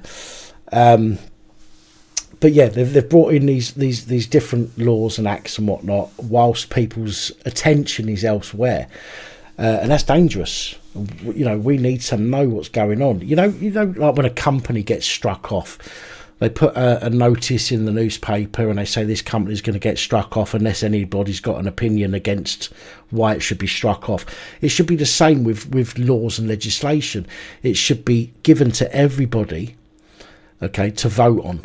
We, the people, should vote. Democracy, absolutely. We give MPs. That's why MPs are voting, and they're supposed to represent us. Yeah. And they're just passing everything Boris wants. I mean, Labour's in that rebellion. I'd hope if he tries it again, they'll block it. But as long as Labour's going to back him, he's going to romp it. Yeah. Now it's difficult. If Boris turns around and says, right, this is the law I want to put into place, it's difficult for Boris, for example, to get everybody and get everyone's opinion, which is why we've got MPs.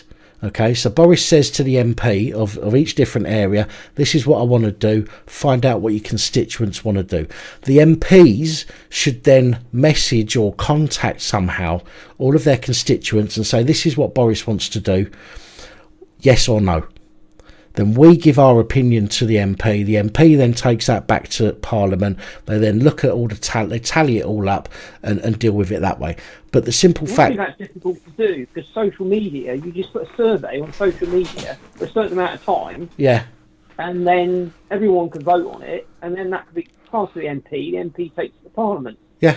So theoretically, you know, it's simple. But it doesn't happen. But rather than that, the MP at the moment seems to be making a decision that they think we all want, when we may clearly not. So there is no democracy anymore in that respect. But this also filters down to the fact that we have about this consent, policed by consent. Now, when a new law comes in, for example, we've got to remember, and I've said this before in live stream, in videos. We give the MP to consent for us, or to deny consent for us. So we give our voice to our MP, so we don't have to keep, you know, running backwards and forwards and fucking looking at surveys all day long every day, you know. But important things like what has happened recently over the past when I say recently, I mean 2 years. It's stuff like that should be filtered down to us as the public, and we should be able to make the decisions ourselves. If the majority of people say yes, we should do X, Y, Z, then we do it, but not based on an MP who's making an assumption.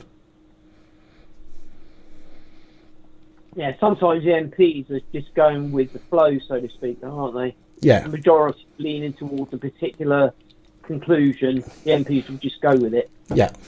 That's changed lately, happily to say, but you know, who's to say that rebellion won't get squashed? It's mental, mate. Absolutely mental. Listen, I'm going to have to cut this one short. We've got another call coming in anyway. Listen, I appreciate your call, as always. And yourself, mate. Thank you very much for calling. Okay. Take care. Mate. So, mate. Bye-bye. Bye.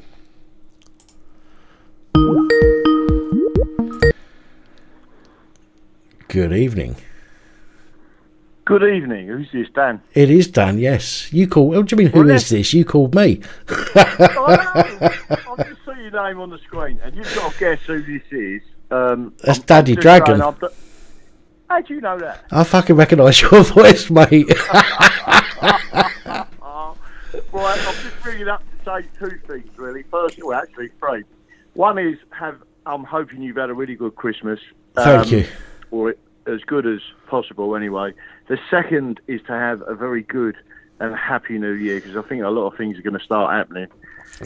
And the third... You're not wrong. Go on. The third is really, I've just been listening to your conversation about the laws and what they're doing. And I can tell you something that happened to me. I was fined about, I don't know how many years ago it was, but, and I took it all the way to the appeal court. They basically didn't listen to anything. Two cousins come out with a complete load of bullshit in court, fought it all the way, still got a fine, and I never paid the fine. I said, well, send me to prison then, because I'm not paying the fine. This is complete bullshit. It was to do with a mobile phone. They asked for access to my phone, and I said no. And the only evidence they would have had is if they had got access to my phone and my phone records. And they asked for my PIN number for the phone, and I said, you're not having it. Right. So the police officer started to hack into my phone. I said, that's actually an offence. Yep. What you're doing now. You're hacking into my phone, right? He then threatened to seize my car, my phone, and everything. Cut a long story short, we all went to court. I lost because the police officer was lying, right? But I got this fine, and I never paid it. And they took £800 in 1 year out of my salary with an attachment of earnings order, which they don't have to go to court for. They just did it. They contact your employer and they take the money. So it don't matter how many debts you've got, whether you've got a mortgage or whatever you've got, they take the whole lot, right? But I was just going to say, that's to teach you a lesson. They've taken the whole lot. They never take the whole lot normally, ever. Well, I mean, they in this case, they actually did. But my point to you is, I then contacted my MP, right, as a normal person would do. I was absolutely infuriated. And what she said to me was, in 2014, they passed a statutory instrument by what they call the nod. And you've just been talking about MPs shouldn't be allowing things through, etc. Yeah. And the way they passed this, if no one complains about it, in, I think she said 60 days, it just goes through and it becomes law, right? Yep. Or a regulation in which they can use it, right? The point is, they do this, but they don't actually use it for a year, maybe even a 2. They plan out what they're doing. So the period of 30 to 60 days is well gone by the time they start to use it.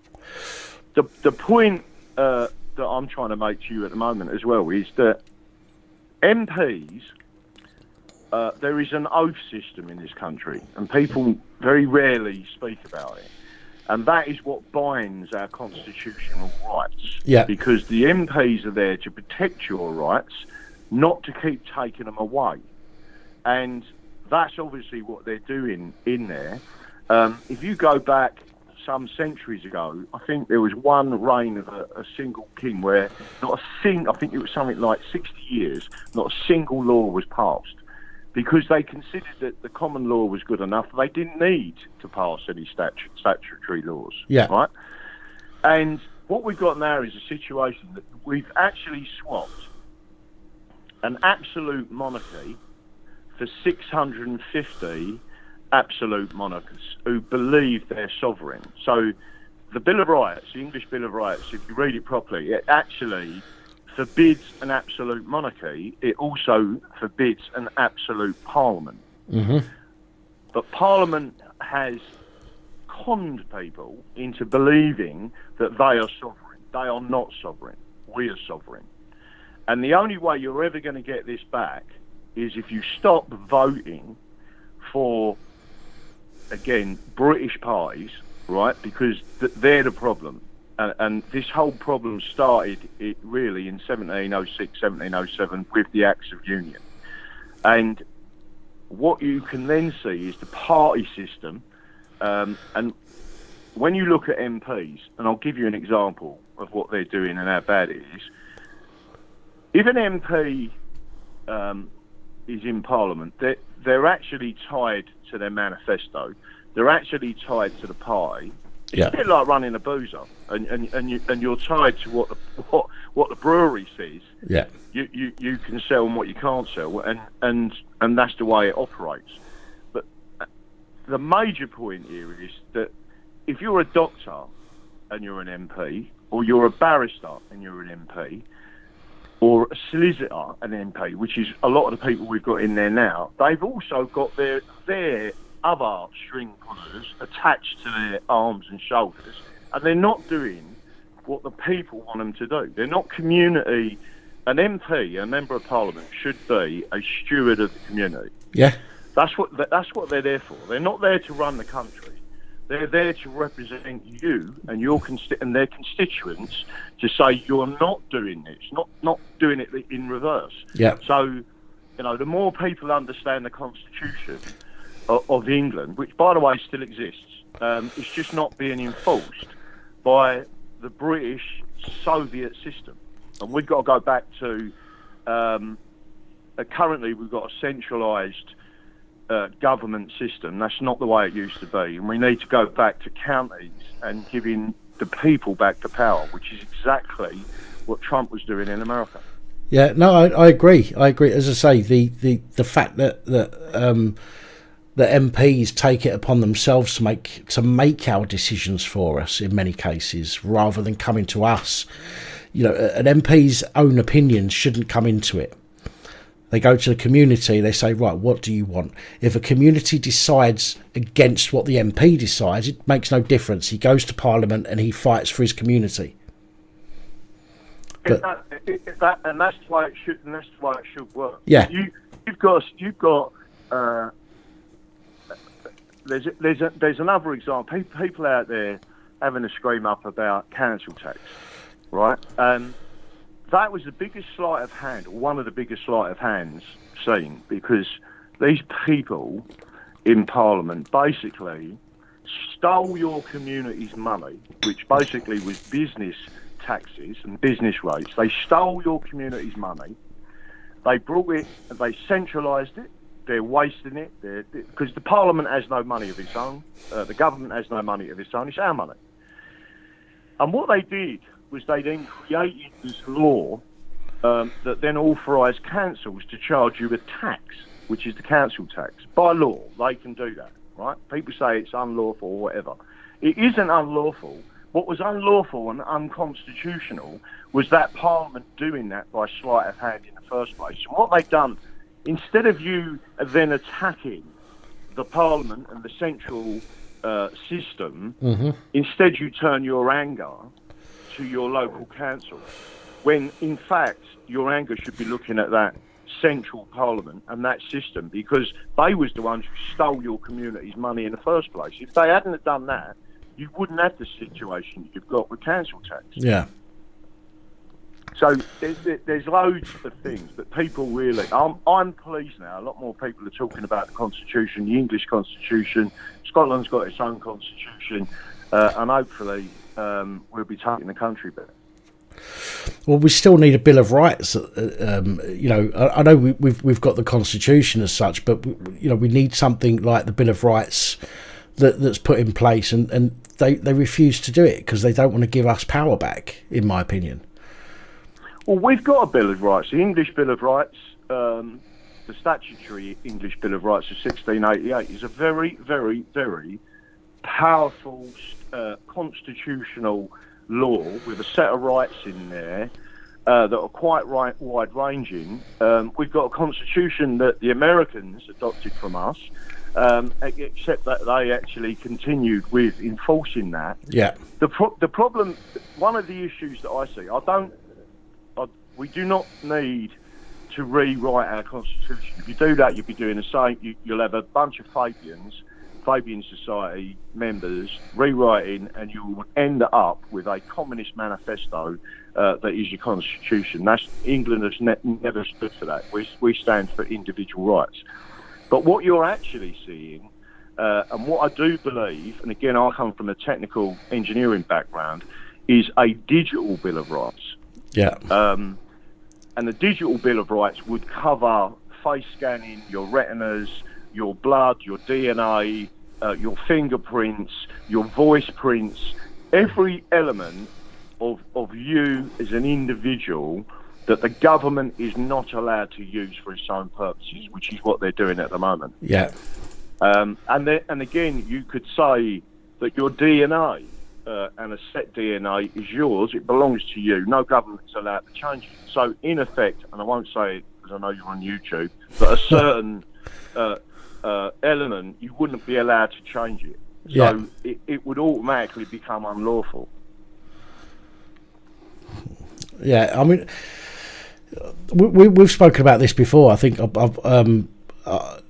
can't remember whose live it was on now. I think it was Active Patriots live initially. We spoke about this. We spoke, last year I think it was, or beginning of the year. And you're right that there's things that have changed so much with regards to digitalisation of things that we literally have no protection over anymore. And we need something that protects us. And the way things are going with legislations that are being put in place, it takes away more and more of our rights to protect our own information. I mean, we've got the ICO that goes, yes, your information's yours and blah, blah, blah. But there's certain information that people don't think about that is being stored and being used against us that we have 100% claim over. But because we don't think about it on a daily basis, we don't think about it very often. When somebody turns around and goes, the police have got your data, we just assume, okay, they know where we live, they've got maybe a photograph of us and our phone number and address, whatever. But there's so much more to it than that. And you're right that people are abusing our personal information, whether it be DNA, massively. Whatever it might be in respect of digitalized data, and we've got no protection over that. How we're gonna change that, I don't know, because my answer to telling you how we're going to change it, or advising how you change it, is you void the Acts of Union. Right? You go back to an English Parliament. By voiding the Acts of Union, everything that this Parliament, since its inception, has created against us. So where they've imported 40,000 laws from the European Union that shouldn't be there, that was never voted on, every one of them would be scrapped. The United Nations agreements are torn up because it's a bit like when you think, and there's a particular part of this I think people would like a lot. By voiding the Acts of Union, it's putting the British establishment into administration. Right. That means the debts go with it, everything goes with it, just like a corporation. Yeah. You tear it up, it's gone, and you start again. But we, as the people, will go back district councils and our parishes, and that is the way that we, as English, always used to be governed. So, for example, you could have a set of laws in Essex. As long as they didn't go against the Constitution of England, so your English Bill of Rights and your English rights, they could do certain laws that are needed in Essex. And then, again, you need the tax system brought back in, which is, believe it or not, the Hong Kong tax system is an English tax system. It was known as the best in the world. Right. And all of that was English. And what you've got to do is recreate England, and you're basically reinventing England again, but removing the British, the bureaucracy, the civil servants. Everyone should know, the police now are state enforcers. They're no longer, you know this better than anyone, they are no longer peace officers. They are no longer police constables. They are no longer trained in constitutional laws and the people's rights. That's all been removed. They have now become state enforcers. Yeah. And the only way to get rid of that is to go back to the way we were. It will be more modern, obviously, yeah, but the absolute core cancer of this country would be removed just by avoiding the Acts of Union. And you can remove all them laws that you're talking about. How are we going to reset this? It's such a vast situation. You literally say, I'll tell you what we're going to do. We're going to go back to the real common law. We're going to turn it up. We're going to tear up what they've done, and we're going to start again. And all of those things that I've just said about the county councils, the chambers, all of that is still in place. Yeah. All you've got to do is vote for it. And the only way to vote for it is to get involved with real English constitutionalism. Yeah. And I think a lot of people, are frightened of change. They say people are frightened of change, and I think a lot of people are. I think for a lot of people that are so used to doing things the way that are done at the moment for most of their life, like my parents, for example, all their life they've known a certain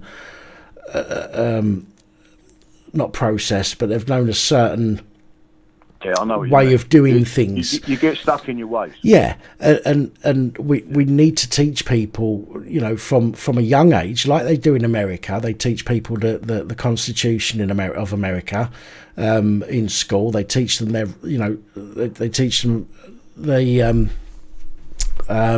about their rights to a certain extent, and I think that we all need that. There's, we know schools are state sponsored, and they teach us what they want us to know. When I was at school, I wish they'd taught me things like pension. I wish they'd taught me things like what my rights are as a citizen of this country, but they don't do that, because that gives us the power to fight back. And so many people have gone so long in their life without being taught that kind of stuff, or without having that stuff in their mind, that they're just in a habit of a certain process of doing things, and unfortunately that's what keeps us where we are, I think. To a degree, I agree with you. I think people are now seeing the tyranny of a British Parliament and the tyranny of what they're doing, especially with our kids. I won't go into any more. You're on YouTube, so I have to be careful with what I say, right? So people are seeing that tyranny. They're seeing what's going on. There's a number of things that you just said there about being taught as a child about the Constitution. Do you know where America gets its publication of its rights and handing out the leaflets to its schools, its children? Every citizen should know about its Constitution. Do you know where that comes from? No, I don't. It comes from us. Okay. And in the Acts of Union, it actually says that our rights should be communicated to us by law. That is a constitutional law, right? It was removed from the curriculum in the early 1970s, and the reason they did that was because they unlawfully went into the European Union. When the Bill of Rights forbids, through the Supremacy Clause, anyone having any control over the English, right? Anyone, that includes a Pope. And the point being, that was in 1972 when we went in. They then realised they made a terrible error of judgment, and they had to put it to a referendum. That was the first element of propaganda you ever see in this country, a full propaganda machine steaming into the people to make sure they voted to go into the European Union, right? And they had to do that because they had to make it constitutional, right, by calling the referendum on it. Yeah. They then, in the early 1970s, removed constitutional law from the bar exams. Why did they do that? Because an exam crams from 1952 that barristers of the time had to take and understand our constitutional laws, right? What did they do? They removed it from the bar exams so future judges wouldn't know what our constitutional rights are. And that's why now, when you walk into a court and you talk to a 40-year-old judge, they know absolutely nothing about the English Bill of Rights, our constitutional rights whatsoever. Whereas the older judges, Lord Denning, Sir John Laws, who's recently passed away, they all knew what our constitutional rights were. Yeah. And it shows you one thing. When you look at things strategically, if you're fighting anyone in a war situation, you will always look at what is capable of damaging you the most, right? So whatever you fear the most, whatever your enemy has got in its armoury that you fear the most, you send in special forces, you send in whatever it takes to remove that threat to you. Yeah. Right? And what did they do? They attempted, because they haven't done it, they've attempted to remove our knowledge of our English constitution that protects us against them. Yeah. And all we're doing is re-educating people and making sure they know it. I'm not telling anyone anything that's fanciful. You can go and look all these laws up. They're on legislation.gov, and they're all current law. So, again, they didn't want us to know. And all we're going to do is make sure that people do know that they've got constitutional rights. Our constitution is fantastic. Yeah. It's a common law constitution, and it's so great that the United States of America adopted it. And it's not what made America the most powerful nation in the world was not its populace, because they're not the most populated country in the world, and it wasn't the landmass, because they're not the biggest country in the world. Yeah, it was the English common law and the English constitution. That's it. But I thought I'd ring. I probably spoke too much, but I wish you a very happy New Year, and I hope all your listeners, etc., have a very happy New Year. And to you, Graham, as well. It's been a while since we've had a chat, and I don't have your number. I did have your number. I don't have it anymore because my phone got robbed, and it was saved on the phone rather than a SIM card. So I don't have your number anymore. If you want, you don't have to, but if you want to chat us your number over so we can have a chat, sometime, you can chuck it over my email, which is policeabusingpowers@gmail.com. All right, then. I will send over my number to you. Nice one. And just to let everyone know, don't forget, I am standing in the Southend West election in Essex. Southend.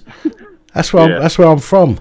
Well, if you know anyone down there, tell them that I am standing in that election, and we're literally having a good run at it. We've got a lot of help from Standing the Parks. And a number of other people that are all assisting us, and it's the English Constitution Party. And the last person to run as a constitutionalist in this country was a well-known figure called Winston Churchill in 1924, and he won. Okay, well, I still know a few people down there, not as many as I used to, but I still know a few people that I talk to, so I'll get them to come and check you out. No worries. All right, my friends. Okay, be lucky. Have a good one. Take it easy, mate. Bye, Graham. Bye. Right, I take the phones off for a minute because I've got to go for another piss. Chris Whitehead, if you're still watching, I apologise that you disagree with me so much. Hold on, caller. You disagree with me so much that you've unsubscribed and cancelled your Patreon. My misunderstanding of COVID and the law. You was prepared to support me, but I'm wrong on this. No, I get your opinion. I understand that, and I've got nothing against that at all. As I accept everybody's opinion on here, and I'll discuss anything with anybody. If you've an issue with what I've said, if you disagree with me, I don't know why you haven't tried calling in, and why you haven't spoke to me about it. Maybe you can ring in and have a chat with me. But before you do, I've got to go for a piss. Excuse me, but these beers are going through me, so I shall be back in just a second. I do have a tiny bladder.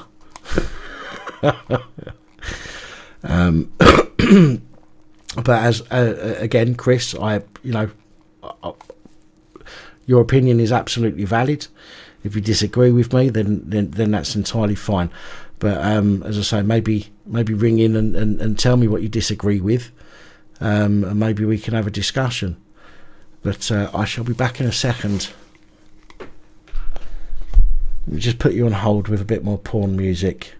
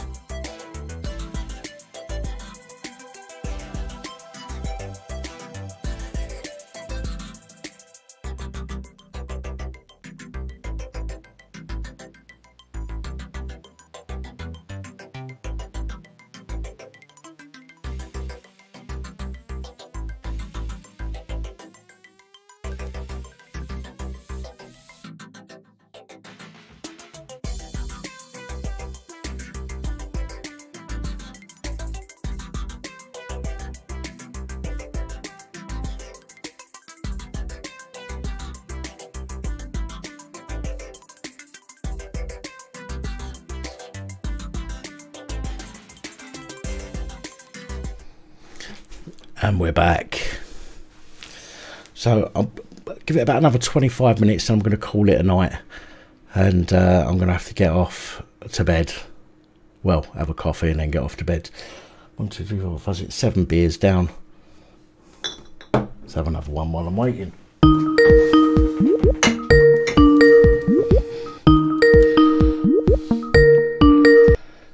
Hello, good evening and welcome. Is that Dan the man who can? It is Dan the man who can. Well, I think I can. Whether I can or not is a completely different matter. Now then, Goldilocks and the Three Airs. How's it hanging? Not so bad. Who's this? Username's fine. You can call me the creator of life. The creator of life, okay. Well, I've got 4 children. Well, I created their lives. Well, you're not lying. I must be the creator of life. Right, this is for your previous caller. Okay. Right, could you do me a big favour? Yeah, what's that? Could you pull up Google for me? Yep. And can you type into Google 2002 Yep. space EWHC space Yep. 195. 195, yeah. Now that should bring up a court judgment from Bailey. Thomas and Sunderland. Thoburn versus Sunderland City Council. Right, yeah. Just before we go any further, can you look on the left-hand side and what court this was dealt with? Sunderland. Nope. In the Supreme Court, if you look on the left-hand side, this is where the judgment's from. No. You're on Bailey, aren't you? Bailii. Yeah. That website. Yeah. Right, so it'll say before the Lord Justice laws, blah, blah, blah, but up to the left of that, it'll tell you which court. Oh, right, yeah, I've opened that page now, yeah, in the Supreme Court, yeah. Right, brilliant. Scroll down to paragraph 62, please.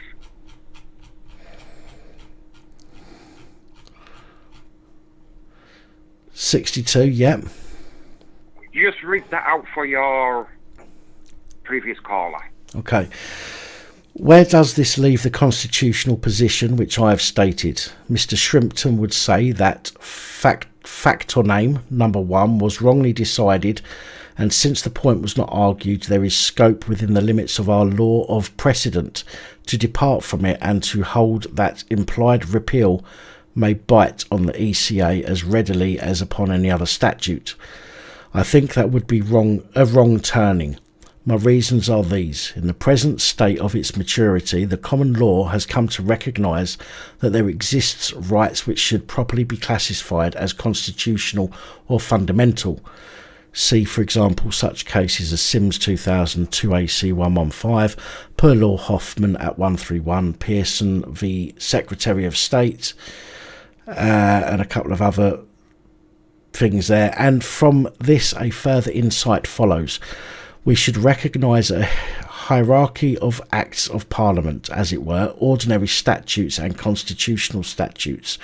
These two categories must be distinguished on a principled basis. In my opinion, a constitutional statute is one which A. conditions the legal relationship between citizen and state in some general overreaching manner, or B. enlarges or diminishes the scope of what we would now regard as fundamental constitutional rights. A and B are of necessity closely related. It is difficult to think of an instance of A that is not also an instance of B. The special status of constitutional statutes follows the special status of constitutional rights. Examples are the Magna Carta, the Bill of Rights 1689, the Acts of Union, the Reform Acts, which distributed and enlarged by the franchise, the HRA, the Scotland Act 1998 and the Government of Wales Act 1998. The ECA clearly belongs in this family. It incorporated the whole corpus of substantive community rights and obligations and gave overriding domestic effect to the judicial and administrative machinery of community law. It may be there has never been a statute having such profound effects on so many dimensions of our daily lives.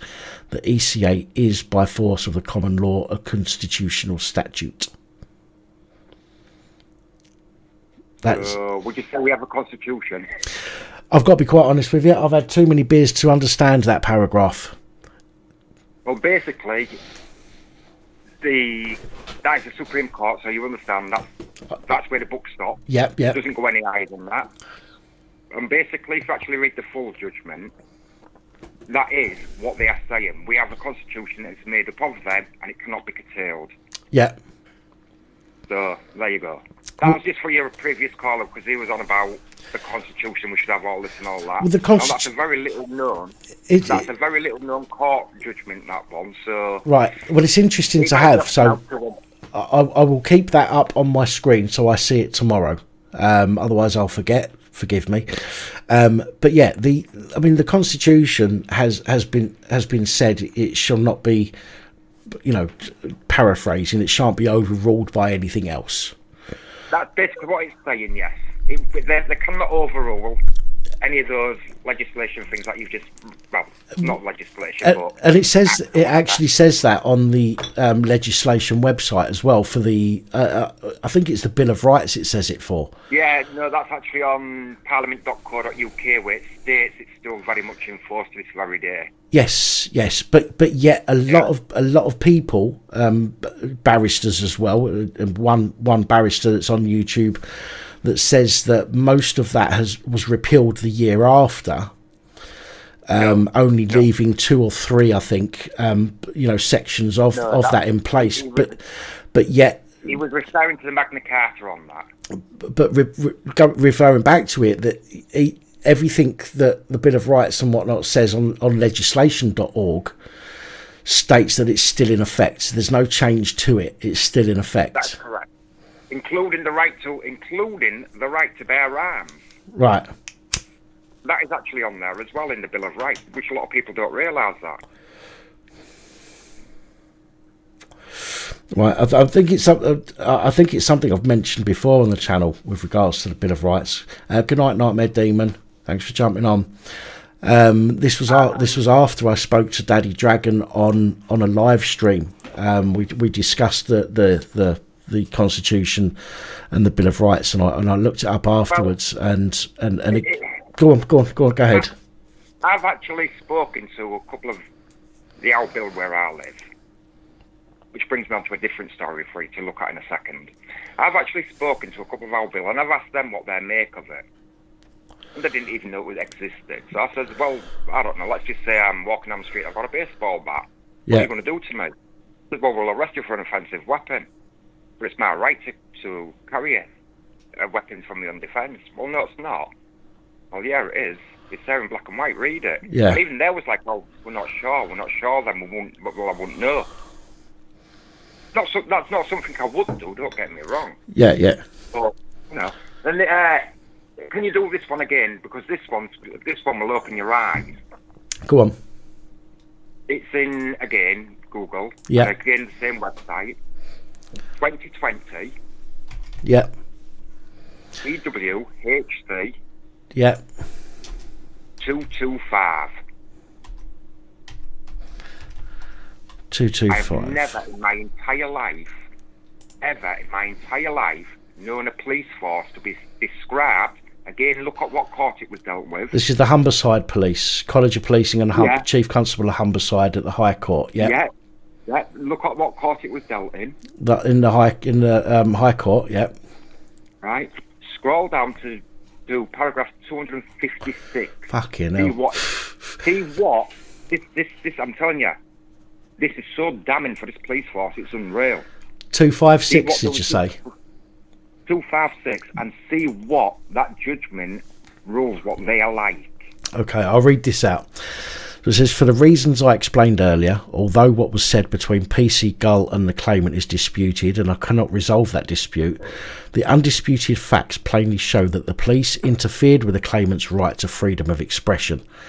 PC Gull's actions in going to the claimant's place of work and his misstatement of the facts, his warning to the claimant, coupled with the subsequent warnings by the police to the claimant that he would be at risk of criminal prosecution if he continued to tweet, the term escalation was never defined or explained, all led me to conclude that the police did interfere with his Article 10 rights, even though he was not made subject to any formal sanction. There is also the point that the police created a crime report which referred to the claimant as a suspect. Right, 1 second.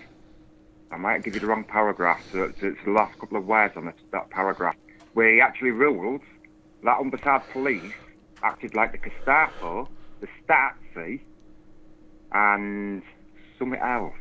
Can't remember what else it was. And they're the actual words, this judgment rules on Humberside police. Right, that's 259 by the looks of it, which is Mr. Allburn and Mr. Ustich both sought to play down the police's actions. They said that there had been no interference with the claimant's free expression rights, or if there had, it was a trivial level. In my judgment, these submissions impermissibly minimise what occurred and do not properly reflect the value of free speech in a democracy. There was not a shred of evidence that the claimant was at risk of committing a criminal offence. The effect of the police turning up at his place of work because of his political opinions must not be underestimated. To do so would be to undervalue a cardinal democratic freedom. In this country, we have never had a Checker, a Gestapo or a Stasi. We have never lived in an Orwellian society. Have you ever known a police force to have that judged against them? That's pretty damning, to be quite honest. That is pretty damning. I mean, I've got... That is my police force as well. The fact that you've brought that up, I mean, when Marty Blagborough, if you know who I'm talking about, if he comes to Liverpool on Monday, which is what we've got planned at the moment, we're going to go out into town. I'm going to go out with my portable monitor hooked up to my phone with some messages of my own, which are political messages, to counter the people going around with their COVID messages at the moment.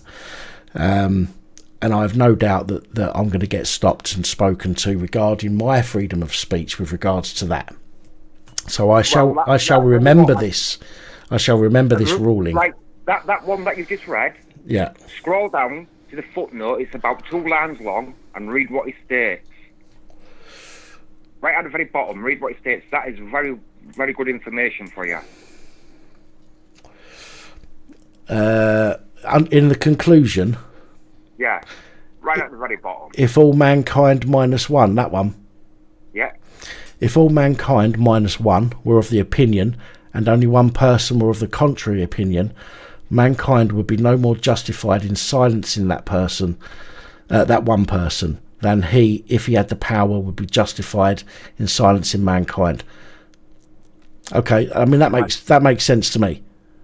It makes sense to me. In other words, it doesn't matter if you are one person and there's thousands of others, they have no right to silence you. Yeah, so if you are the only person in society that has an opinion based, of your opinion, and everybody else's opinion is different, then they have no right in silencing you, just as you have no right in trying to silence them.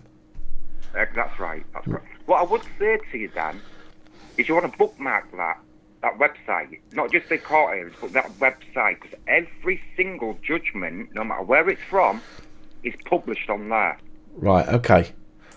So let's just say your mate went for a trial because it was unfairly dismissed. That judgment will be on there. Okay. And that one that you've just read, I'll tell you the ins and outs about that. That was to do with the thought police. That is what that was about.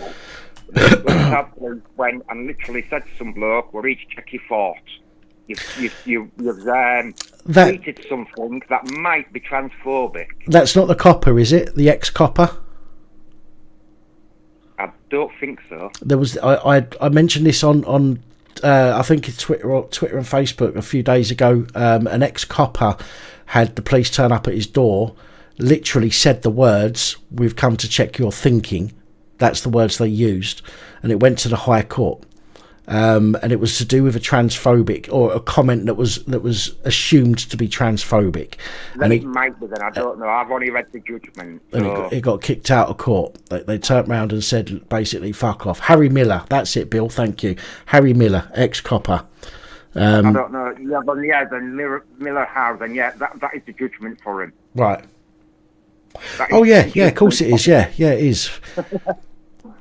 Yeah. No, bookmark that, and there is a way you can search. So, for instance, I don't know.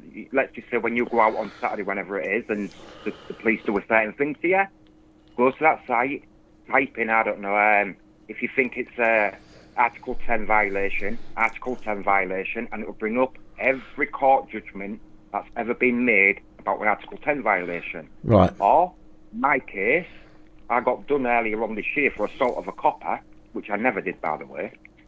And I went on there, got a Supreme Court judgment, turned up at court, representing myself.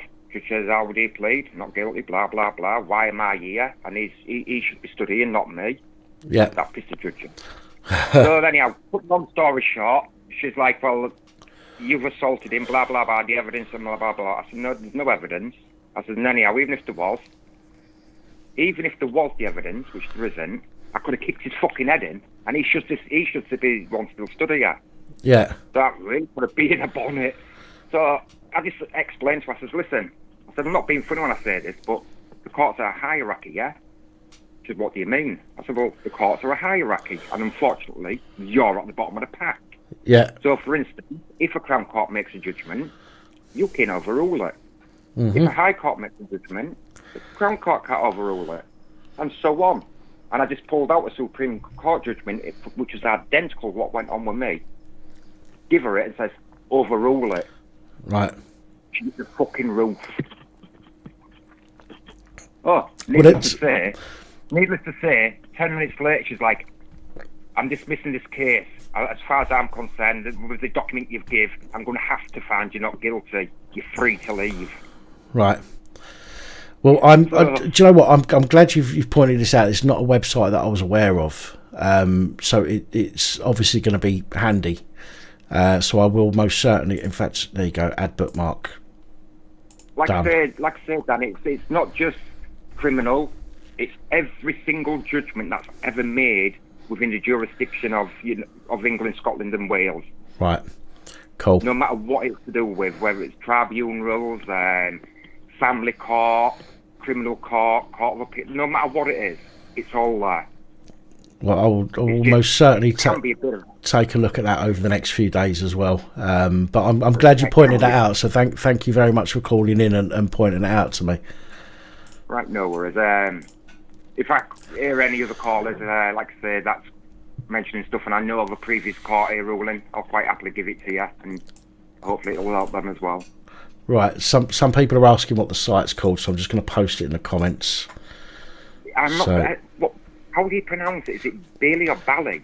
I would suggest it's Bailey, B-A-I, Bailey with double I on the end. L-I-I. Yeah. Bailey. I would suggest it's Bailey, but I mean I might be wrong. But I've posted it in the comments anyway. So if anybody wants to check that site out themselves, they can go and check that out. Right, brilliant. I'm glad I can help. Right, you take care then. Excellent. Dan. All right then, my friend. Thank you for calling in. Appreciate it. No worries, fella. All right, you take care. Bye now. Bye. Daddy Dragon. Good night, my friend. Take it easy. Thanks for calling in, much appreciated. It's nice to speak to you again.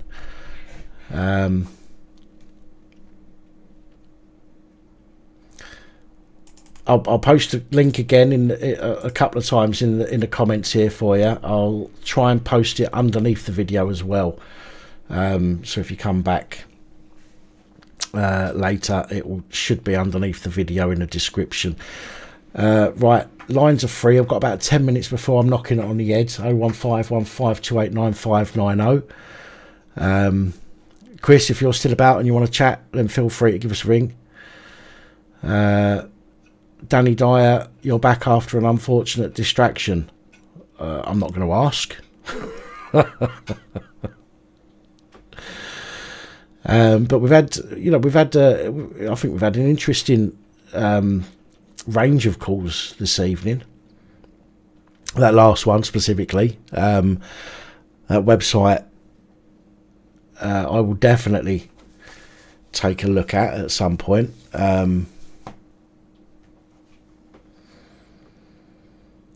But again, for the rest of you guys, if you want to check that website out, I'll post it again in the comments just in case. BAILII.org.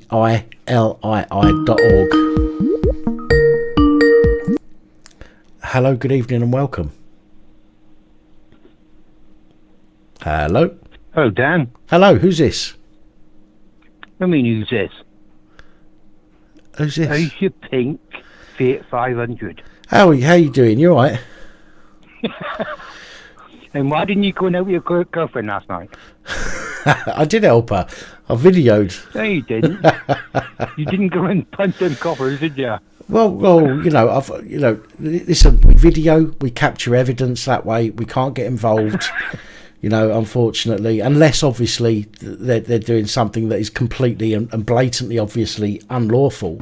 But other than that, if we get ourselves involved, we get ourselves in trouble. So we have to be 100% sure that they're doing something, illegal before we get ourselves involved. I just think that last night was an overuse of resources more than anything else. Well, yeah, they could have just sent the paddy wagon, couldn't they? Yeah, as I said earlier, 1 or 2 coppers, they know who she is. They get a call, no doubt, from the same place every time, which is either a neighbour or the place that she was in. So they should know. And, for 3 units to turn up and then the van to turn up on Blues and Twos to an incident that's not an emergency is bollocks, to put it politely. I will let you know on air, I found your address last night. Oh, did you? Yep. I know exactly where you live now. That's all right. To be honest with you, last year I was in. I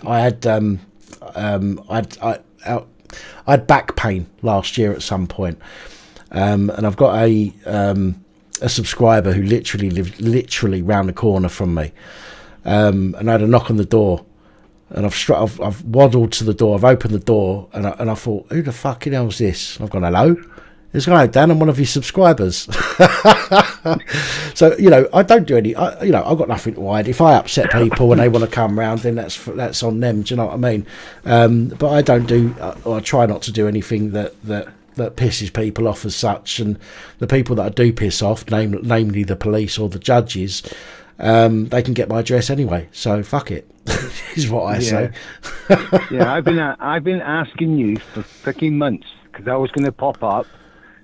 And does the chat know who I am? Does the what? Sorry. Does the chat know who this is on the phone? I'm not entirely sure. Do you know who this is? Well, I don't. You said your username. I know you from your username. You'll have to forgive me if I should know you from a different name. No, since the stroke, no, you don't. My brain's you don't know my fucking, personal name, right? But it's Lucifer. If anybody doesn't know. Oh right, okay. I'm down in Devon. I've been trying to get your address so I would come up and see you when you had your stroke. Right, okay. Because I had a stroke about 12 years ago. Right. And so I know what it's like. It took me 4 years to remember 4 things on a shopping list. It's not easy. That's no, for it's sure. Not. I can now. I have to say it in my head all the time. Yeah. Round and round and round. Well, as I'm walking down the shop. I have to put everything on the notes. I have to put everything on Samson notes, otherwise I forget. Yeah, it's Fiat 500, Josie. He was outside his house the other day. The pink one. Outside whose house? Your house. Who was? There was a pink Fiat 500 outside your house on the video the other day. Was there? Yeah. And I said it was yours. Oh, I must have missed that. Weren't paying attention. Oh, you have to look. I think it's about 3 videos ago. Oh, I'll have a look. I will check it out. Yeah, it wasn't there when your girlfriend got arrested last night. But I was going to come up and see you from Devon. Oh, man. For a bacon sandwich and a black coffee. That's a long way to go. I wouldn't expect you to come all that way. It's about 6 hours. Crikey.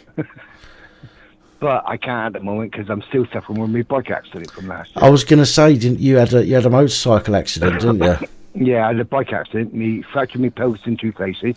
Jesus. Fractured a lower rib on my left side, and fractured a vertebrae on my back. Fucking hell. That's all healed up. I was doing 35. Went in the skidded on gravel. Went in the back of a parked car. Jesus. Whack. I remember that I had an accident on a motorbike once. I broke my arm in 3 places and dislocated my thumb, and I wasn't even going 30 mile an hour. You imagine if you're doing 35 miles an hour and your bike comes to a complete standstill. Yeah. You go sliding forward, don't you? Yes. So you can imagine what got damaged on the handlebars. Yeah, I can. And when you went into hospital and then they had your stroke, I got a similar problem. Right. Left testicle swollen. Right. Apparently I've got a leaking tube. Okay. And the hospital have refused operation because I won't wear a fucking face mask. Really? Yeah. I take in a little recording device on me when I go in there. Right. And I record all the conversations with the nurses. They tried to get me to state what my medical exemption was in front of all the reception area and patients. Right. And I said, no, go and look at my fucking medical records. Yeah, they've got access to your medical records. They should be able to know that. But they asked me to dox myself in front of other patients. But yeah, I'm trying to get a solicitor to take on the case, but it's fucking horrendous. Nobody wants to know because of COVID. It's mental. It's mental, and again, so many people are their health is deteriorating. Not just through something like, the testicle problem. I mean, I had a similar problem. It's just one of them things. But people are being refused treatment for serious problems which are going to cause them life-threatening situations. All the way down to the lower scale. I mean, I'll be honest, right? I have my physiotherapy. So far, I've not had any issues with that. I've gone in, they're wearing masks, I don't, nobody's questioned me about it, and I've got to be honest that, it's been quite a pleasant experience in that respect. If I get asked, Art of War is Lucifer. If I get asked, I'll show them my cards, the cards that I've had printed off, and I'll show them that. But to be honest, I've never had to show that to anybody yet, since I've had it, since I designed them. But I know a lot of people are, and to be refused service, from an organisation that you've paid for all your life, practically, most people. I'm 60 now, so right. Yeah. So you've paid your dues. And for them to turn around and say we're not seeing you is absolute bollocks. If you're that worried, you wear a fucking mask. Wear a mask, wear a face shield if you need to. I've paid you for this treatment. Now fucking treat me. But no. I've got a right nerve trapped in my right arm. Right. As well. I can't use 3 fingers on my right hand. Jeez. This started in 2019, September. Yeah. Still don't know where the trapped nerve is. It's either in the elbow or in the shoulder. Jeez. 27 months. That's ridiculous. I am now classed as disabled with this arm. Right. Because I've been told by a doctor or a consultant in the hospital that I will not get the use of these 3 fingers back. Really? Yeah. Is that because of the amount of time it's been left? It's taken them too long, right, to get me into hospital to have the operation, which now led into a permanent issue. I mean, my right arm. I mean, my left arm gets it's achy and it's weak. My right arm is okay, but I've got I get pains here to the point where sometimes if I pick something up like the kettle, I pick it up, the pain is so much I have to put it down and I can't lift it. So sometimes I can't pick anything up with either arm. The doctor said to me, "Oh, it sounds like tennis elbow," which it doesn't. It sounds absolutely nothing like tennis elbow. Even my physiotherapist, supposed to be dealing with my left side. Last time I went to see them 2 weeks ago, they said to me, "Let's talk about your right side as well." And they actually discussed my right side more than my left side when I was at my last physio appointment, you know. And they've said that they're going to contact the doctor and try and get the doctor to contact me about my arm, and because the physiotherapist can't refer me.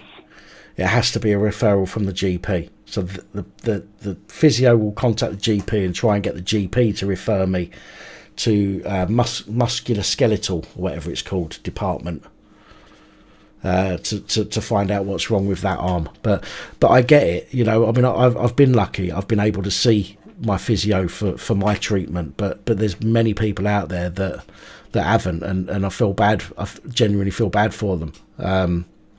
Especially to the point where something that could have been fixed has been left so long that now you're left with a permanent condition. Yeah. I'm laughing at the comments. Everybody's getting my name spelt wrong. It's a PH in it. Call it lucid fur. PHER. Josie's spelt it right. Josie's spelt it right. Well, yeah, because I've always said that if I was a mod, I'd be kicking them out.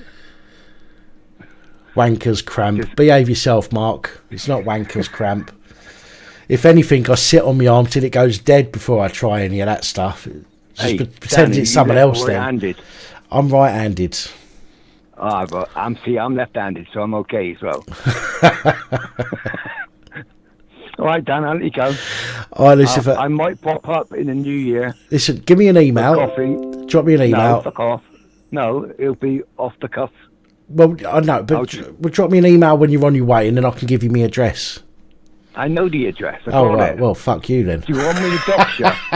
Do you want me to dox you on the air? Mate, listen. Most people, if they go through all my videos, they'll be able to work out where I live anyway. In fact, I think at the beginning of my YouTube career, should we say, I think even though I've tried to what's the word, blur details of mine, there are some that have got through. So if anybody is astute enough, they'll be able to find my address quite easily on the channel. Yeah, I actually found it after your last video with your girlfriend. I've taken all this time. Oh dear. Yeah, and if anybody wants to know, I've got COPD. That's why I don't wear a mask. Oh, fuck it. Listen, it don't matter what people in here aren't going to ask you. People in here aren't going to ask you what reason why you don't wear a mask. I just like winding the nurses up. Hey, I bought something else from your website. I've got a cap now with a Union Jack on it. Oh, was that you, was it? That was a week ago, was it? Yeah, I bought it because I want to see if anybody down in the southwest here, in Exeter, get upset because I've got a Union Jack on the edge. I'm still waiting. I'm still waiting for the police to turn up with my "fuck Boris" lights on my windows. Yeah. All right, mate. All right, mate. Yeah, you too. You soon, mate. Speak soon. Cheers, Take it easy. Bye.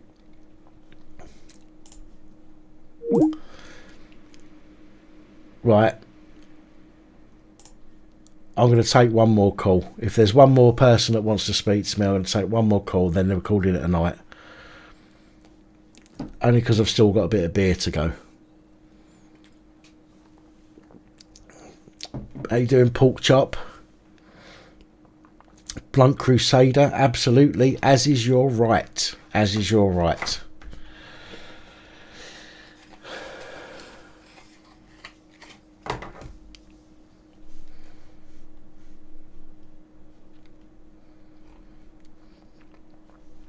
Oh, what's going on? That's it. That's what I need. So, right, last 10 minutes or so. Last caller. 01515289590 if you want to give us a ring. Taking one more call before I call it a night. Finishing my beer. Having another ciggy. And then going to bed. So if you want to chat,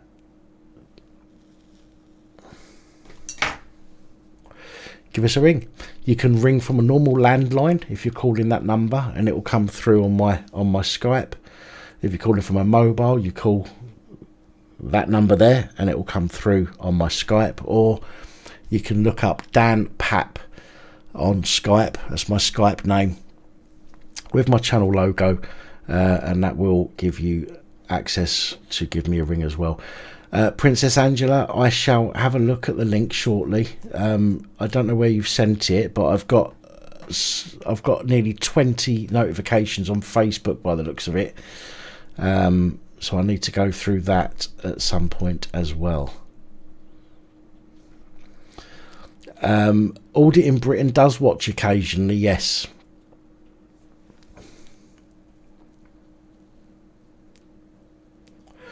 By text, okay. I'll check it after the stream, Princess Angela.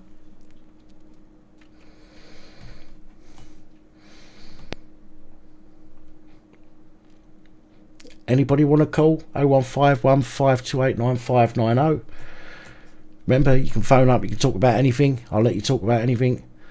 When it gets to the point of multiple people in the chat saying get rid of this fucker, I ignore them for a while, then I have to take action. But give us a ring. We'll have a chat. I see that, DJ Sonic. I see I've got a message from you there. I'll listen to that again after the stream. I'll listen to that.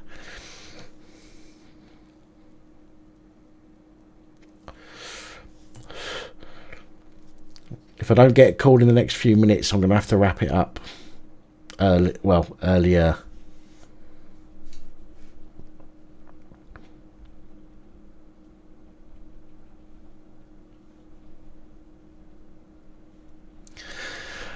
Lynn, I know you've posted quite a few messages, mainly while I've been talking to people, so I apologise for not responding to your messages as you've posted them, and they are way up the list now. To go back and try and find them is going to be a nightmare, so forgive me for not responding at the time of your messages. My plans for the new year, Princess Angela, is not a lot. Probably drinking a bit more and then going to bed early. Hello, good evening and welcome. Is that the man, Dan the man who can? Well, I try to be.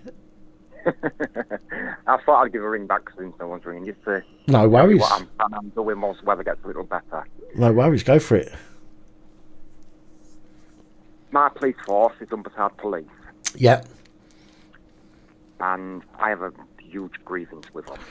What they've done to me and trying to push it under the carpet. So what I plan on doing, have you seen the picture that's floating around the internet? Half police officer, half SS officer. Half not, yeah, I've seen that. I've got that on me on my social media I posted last year, I think. Brilliant. I'm getting that printed off in 3-foot tall banners. Right.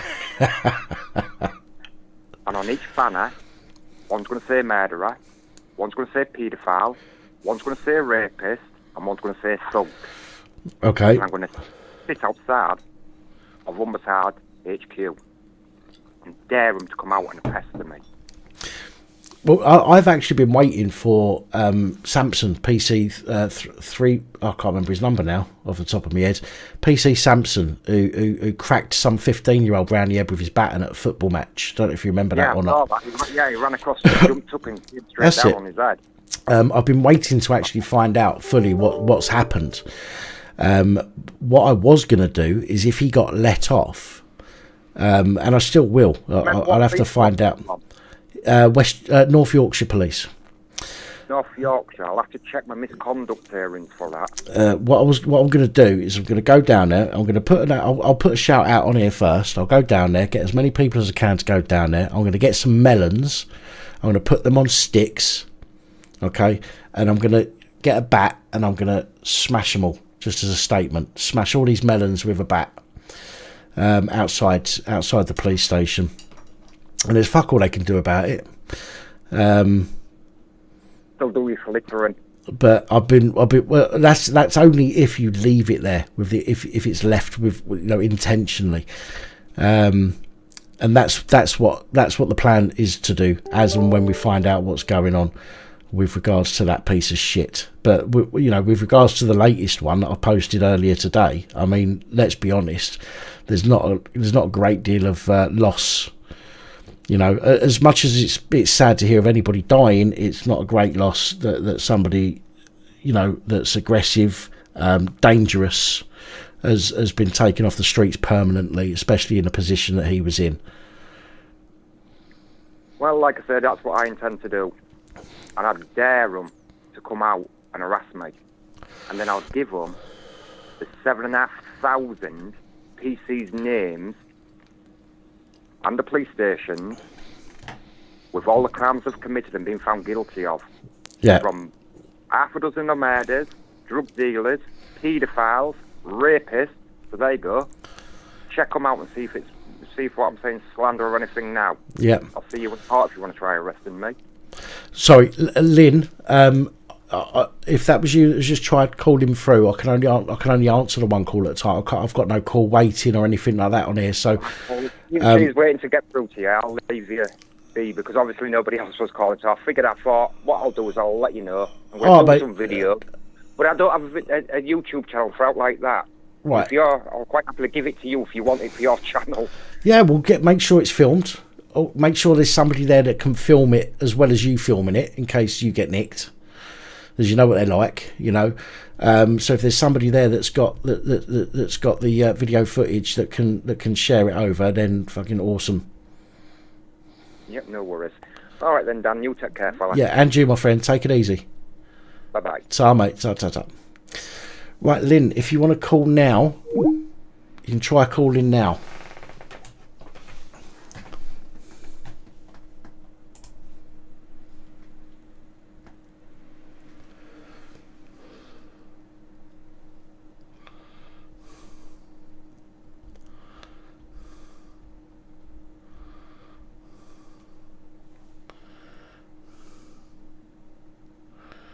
Don't be scared of little old me.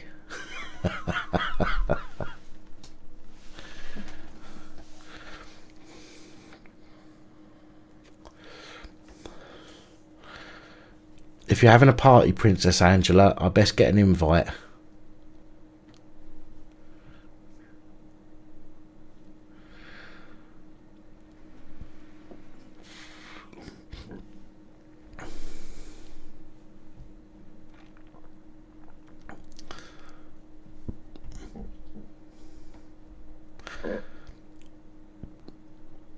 Yeah, Danny, that's fine. If Lynn wants to call now, then you're more than welcome to call. Numbers on the screen. Danny has asked to call if Lynn doesn't, so Lynn, try and get. Maybe this is you. Hello, good evening, and welcome. Hello. Hello, Dan. How you doing, mate? Hello, who's this? It's Pork Chop Audits, mate. Hello, mate. You alright? Yeah, not too bad. Jolly Big good. respect to everyone in chat, mate. Jolly good. What's up? No, I was just ringing. I'm a new auditor. I'm a new auditor out there. Just a bit of advice off somebody. Okay. In my local town where I'm from, Manchester, Rochdale way. Right. Big, massive. Great police force you've got there. Yeah, we've got a massive uproar with the police here, with grooming, etc., blah, blah, blah. Right. We approach them in different ways, which we've got our own grooming team in there, PAG UK. Mm-hmm. I just want to, because I'm a new auditor, what would the best approach to be, regarding the police, Well, the first thing I can say, I mean, I'm not an auditor. I have tried it myself. For me, it's not for me. Okay, now that doesn't mean that I disagree with what auditors do as a whole. Okay, in fact, I'm behind you. All right, but what I would suggest you do is you understand the law first of all. When I got arrested. I got arrested for Section 50 of the Police Reform Act because I knew the law. That's why they used that on me. Now, excuse me, there is a list of documents that I would suggest you always take with you if you're going to go out auditing, in case the police stop you. Then you've always got something to go back on and double check. That covers the Terrorist Act, it covers the Stop and Search, it covers the Section 50 of the Police Reform Act, it covers Public Order Act as well. Okay, if you want to email me, I'll send you the documents. I printed them off, I took them with me, they're in a folder in my bag whilst I was out. That's why if you've ever seen the first few videos that I put out where I got arrested, you'll see at one point I take out a red folder out of my bag, and I look up the law that is trying to screw me on.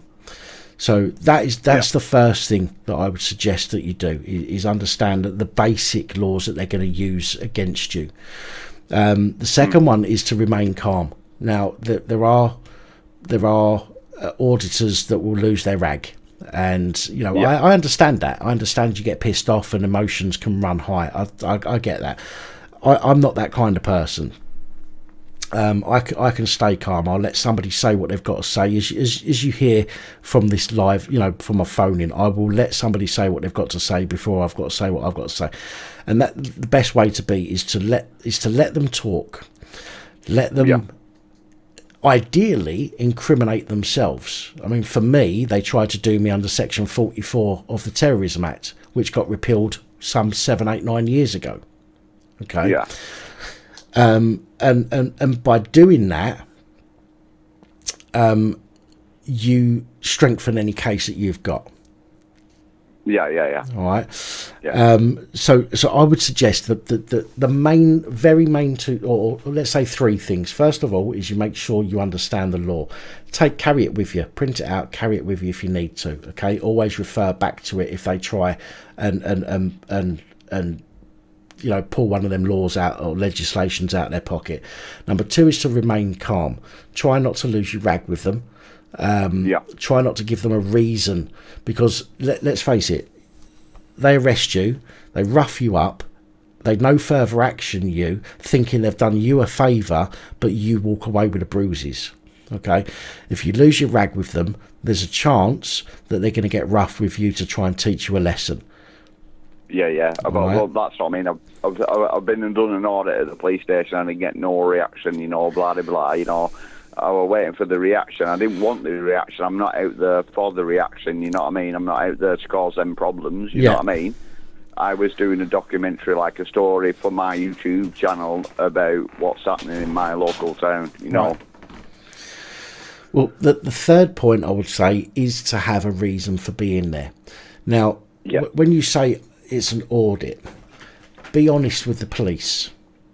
Yeah. Okay, so if they say, why are you here? Say, I'm auditing. Yeah, be honest with them. Say I'm auditing you to see how the police react to public photography.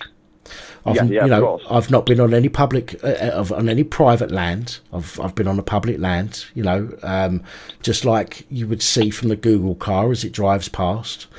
But you know, my goal here is not to have a bad interaction. My goal is to make sure and to see whether or not we are being treated with respect as per the National Police Chiefs Council guidance.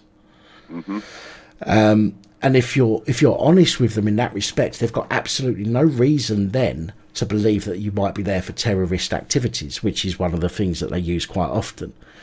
Yeah, so, which is Section 43, they throw up at you, Yeah, I mean, obviously, you've got no reason. You do not have to talk to them. Okay, that's important. I would suggest telling them why you're there, being honest with them. Yeah. You don't have to, so you do what you feel is right. For me, I would be honest, as I was when I was arrested. That night I was arrested, I was honest why I was there.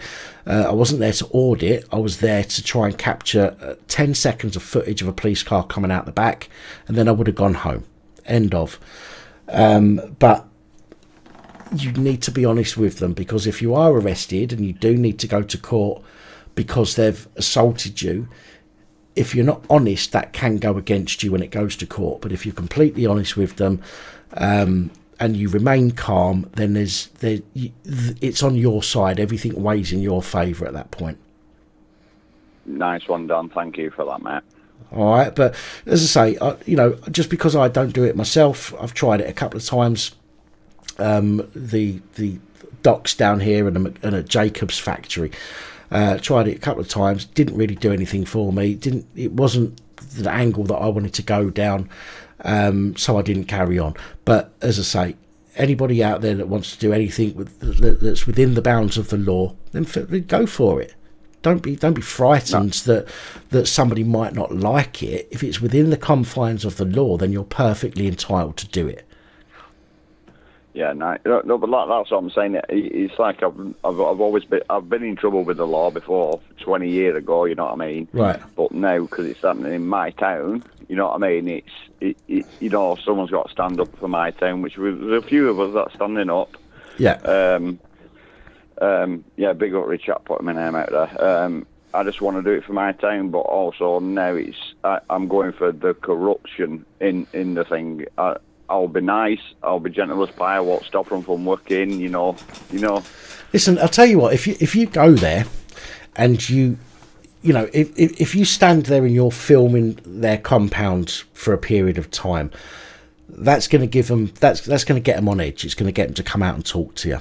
If you film yourself, if you want to be on camera, that is, if you film yourself explaining why you're there, the corruption, if there's a story about a particular police station and you film yourself with a police station behind you, that's going to go more in your favour when it comes to if it goes to court. They're going to, you say, look, I wasn't filming them directly. I wasn't putting a camera in their face or anything like that. I was filming me. Whatever's caught behind me is incidental to the actual story.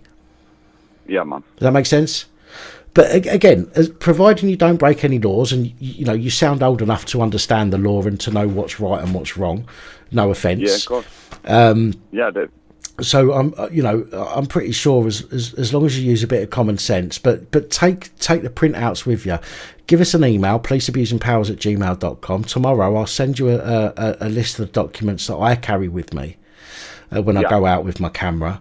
And if you take that with you, if the police stop you and say, right, under section such and such, you can pull your folder out, you can look through and you can confirm, your rights under that particular act rather than just doing what they say.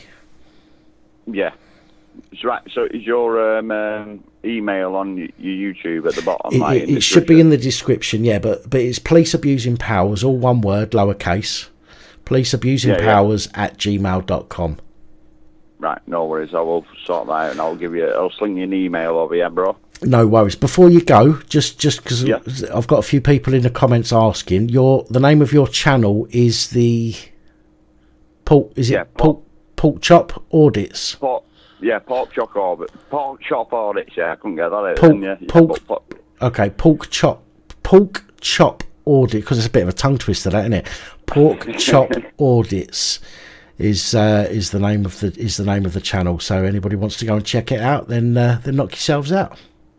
Oh, nice one, Dan. Nice one. Big respect chat as well. I've seen people wanting to talk to me, Dan Dyer and Danny Dyer and that, and whatever. Yeah, by all means, guys, come and chat to me. No worries.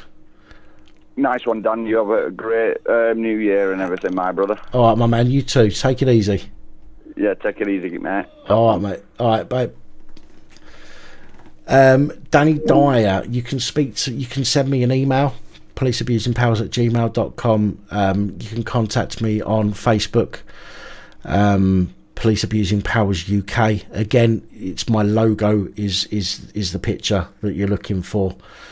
So you can contact me those ways, or if you go to my YouTube page at the top where the banner is, in that banner is some text that says WhatsApp number. You can WhatsApp me on that number as well.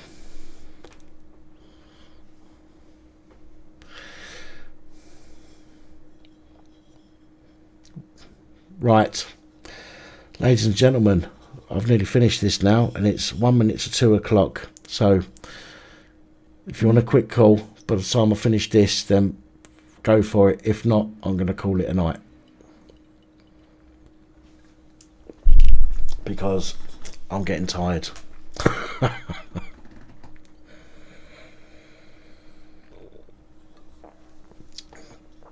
And do you know what? I've got to say, the fact that Pork Chop Audits has called in to ask advice, I think is a good thing. I think everybody needs to, rather than, you know, if you're going to go audit or anything like that, I think you need to have an understanding. You need to know just going out there with a camera is going to get you into shit. Legally or not is neither here nor there. It's going to get you into a situation where you're going to speak to police, and if you don't understand the laws that they're trying to use against you, it's going to be very difficult for you to stand your ground.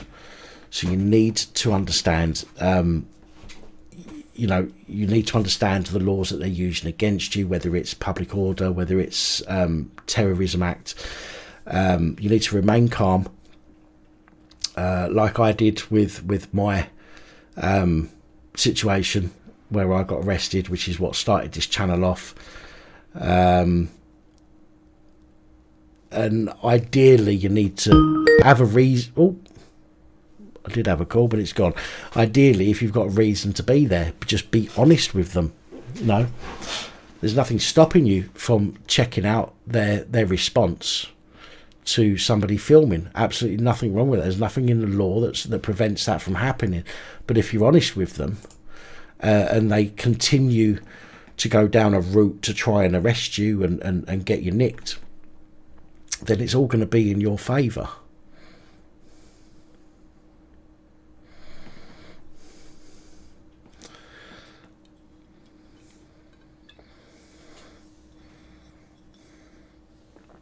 I've literally got a mouthful left, so if you call in, make it quick. 0151 528 9590. Last call of the night. Hello, good evening and welcome. Hello.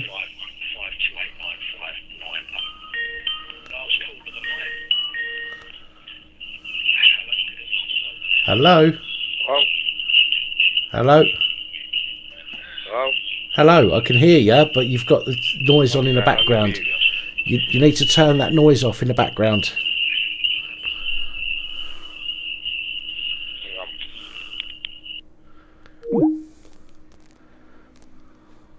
Oops. It was freezing cold. The whole box was out in the backyard for the last few days. So it was cold. Now it's not so much. Let's try that again. Hello, good evening and welcome. Hi there, my man. Hello, who's it? Danny Dale. Hello, mate, you alright? Hey, pal. Yeah, I'm not too bad. I wasn't going to call. I have sent you an email. I've got to be honest, you sound a bit northern to be the Danny Dyer. Yeah, I know. But I do like Danny Dyer because of the film Severance. It was the best thing he ever made. And of course, he's a cunt, innit? But no, I've probably had the worst 18 months you've ever could even post on a person. What's happened? Been stitched up by the police and everything.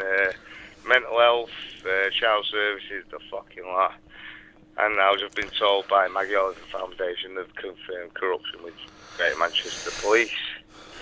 I emailed you tonight. Obviously, you're on stream, so you can't look at it yet. Right. But I want some advice of taking the police to fucking court, man, and taking them to task. It's a pretty much open and closed case now that corruption has been confirmed. But it's not even that. Like I said, the start, my mother have seen her grandchild being born and everything. They literally sent us down the mental health route. Yeah. Stitched up with it all. Because we reported a grooming gang. My partner I rescued her from a Muslim grooming gang, and we got hunted down by extremists, intimidated a lot, and we had to flee Manchester. Fucking hell. And this is where it went, and we even dragged out of a pub by Fleetwood police, and I was nearly arrested for being with an underage girl because someone reported that apparently, but I just think it was a message sent down from GMP. Right. I got the works. We've had the works. We got conned into going for mental health assessments. They said my partner had agreed to go for one if you did, and said the same to her and everything. And when we got that, they literally self-diagnosed us with paranoid schizophrenia. From there it's just got worse. So because we refused the mental health assessment for reporting a crime, which I didn't know you had to do these days, but we apparently do, we got flagged for child services then because she was pregnant. Right. So when the baby was born, we got separated. And now we're going through child services processes where I'm being deemed as a domestic violence and as a risk, domestic violence and mental health problems. So fucking joke. Well, to be honest, I've actually got a case that I'm looking at the moment for somebody. Right, well, you won't even believe this. I got phoned up from Maggie Oliver Foundation just before Christmas, telling me that they've confirmed corruption within the GMP. Yeah. Right? They've confirmed that. So I wanted to know from you, where do I legally stand now with? So this must be an open and shut case then. The fact that police have been found with corruption. And there's evidence by ex-detective inspectors. I would need to know more detail, to be honest. It's difficult for me to say sort of on the spot, where you stand without understanding the full story. I mean, you said you've emailed me. I will read that. I will have a look at that. From what you're saying, it sounds similar to something else that I'm looking into for somebody else at the moment. No, I'm not. There's 11 other cases that have been flagged up, so it's not just me. It's not just me and my partner. I'm sure it's not. 11 other cases. And this is going to be probably ending up in the newspapers at some point because of the level of corruption that's gone on. Yeah. And collusion with mental health, child services. Well, just goes to show, doesn't it? We're in a bad state of affairs, really, aren't we? Right, listen, we all know what a fucking upstanding police force Greater Manchester is. With all the fuck ups they've had, including their multi-million-pound system and all the rest of it. Hey mate, they dumped us at the hospital. They impounded my car. They dumped us at the hospital because we won't go for them. In a high. Well, if you're ever familiar with where Trump's hospital is, it's a very big Muslim area. They dumped us there. My partner was absolutely fucking terrified. Pardon the French. They dumped us there. They had all our stuff at the police station. They impounded my car, locked it up for 4 days. They worked us right over. I mean, I could go into more, but what's the point? Really? But there is a point. It's harsh, isn't it? You say what's the point? There is always a point. Okay, if you feel that you've been done wrong by an institution that should be doing you right, then there's always a point. And it as I say, it's difficult for me to give you any advice on something as complex as what you're saying at the moment. So I would need to read. It's not really exactly complex, really, is it? Because it's literally been proven now. Maggie Oliver Foundation have actually proven and confirmed that they are corrupt. They sat in front of the new chief inspector on Monday before with all the cases that have flagged up. Right. I believe it was the police it was flagged up with. it went through them, but they've actually proven corruption. So I mean, when you say it's been confirmed, this is one of the things that I need to look into. Maggie Oliver, I know who that is. yeah, of course you do. Now, if everyone knows who that is nowadays. You know, and I'm not dissing her at all, or you by the way. I'm not knocking anything you've said, but if somebody turns around and says, I've discovered corruption, if it hasn't been acknowledged by, for example, the IOPC. It went before the new chief inspector on Monday. Right, okay. It's a brand. 12 cases. So it's a brand new ruling that again is something that I would need to look at first of all and find out exactly what the ruling was, the wording, for example, because you have to be careful because the wording is very important.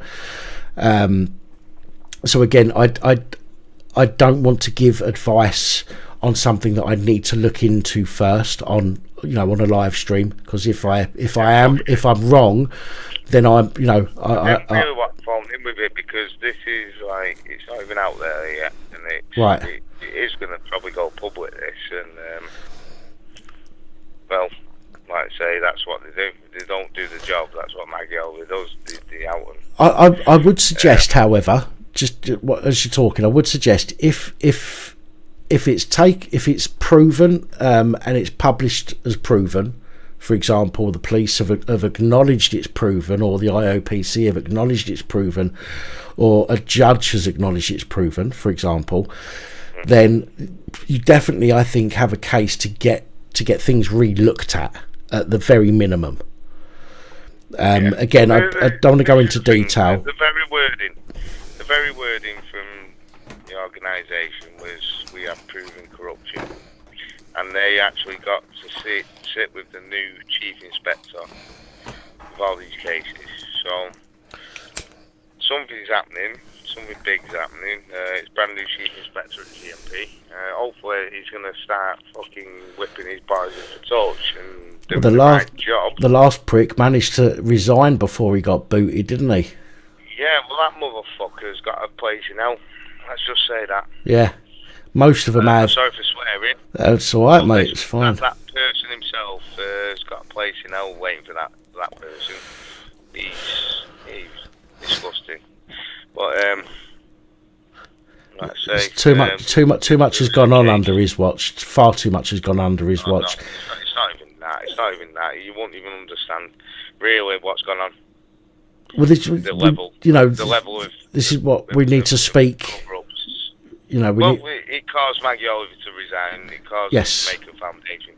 This is the level of disgusting things that these have got to, and it doesn't even look finished there. I don't think. I mean, it correlates with mental health services, and I've just said I've sent an email today, and I said, is there going to be an internal investigation regarding other services, because all the same names are going to turn up. There's 14 cases, and I bet you £1 million that the same people who are involved with our cases are involved with all the rest. Like I say, I'm going through child services right at the moment because of all this, and why? Because the police flagged us. We reported the crime. GMP, we speak about them quite regularly we did when I was doing my daily videos. We speak about them quite regularly. Yeah. One of the people that I talk to now, and I've become quite friendly with, is Gail Granger, who's dealt with GMP, quite in depth over the shooting of her boyfriend at the time. We all know what a cesspit Greater Manchester Police is. It's disgusting, mate. I never thought, right? I've grown up, right? See where that police station is situated, right? I'll give you a bit of an idea of the layout there. Right, this place is the most corrupt town you've ever met. Donald McIntyre went undercover in my town, where this police station is, right? Right. And he found there was more drug barons per square fucking metre than anywhere else in the country, right? Right. That was Donald McIntyre. This place is a cesspit where this fucking police station is situated, right?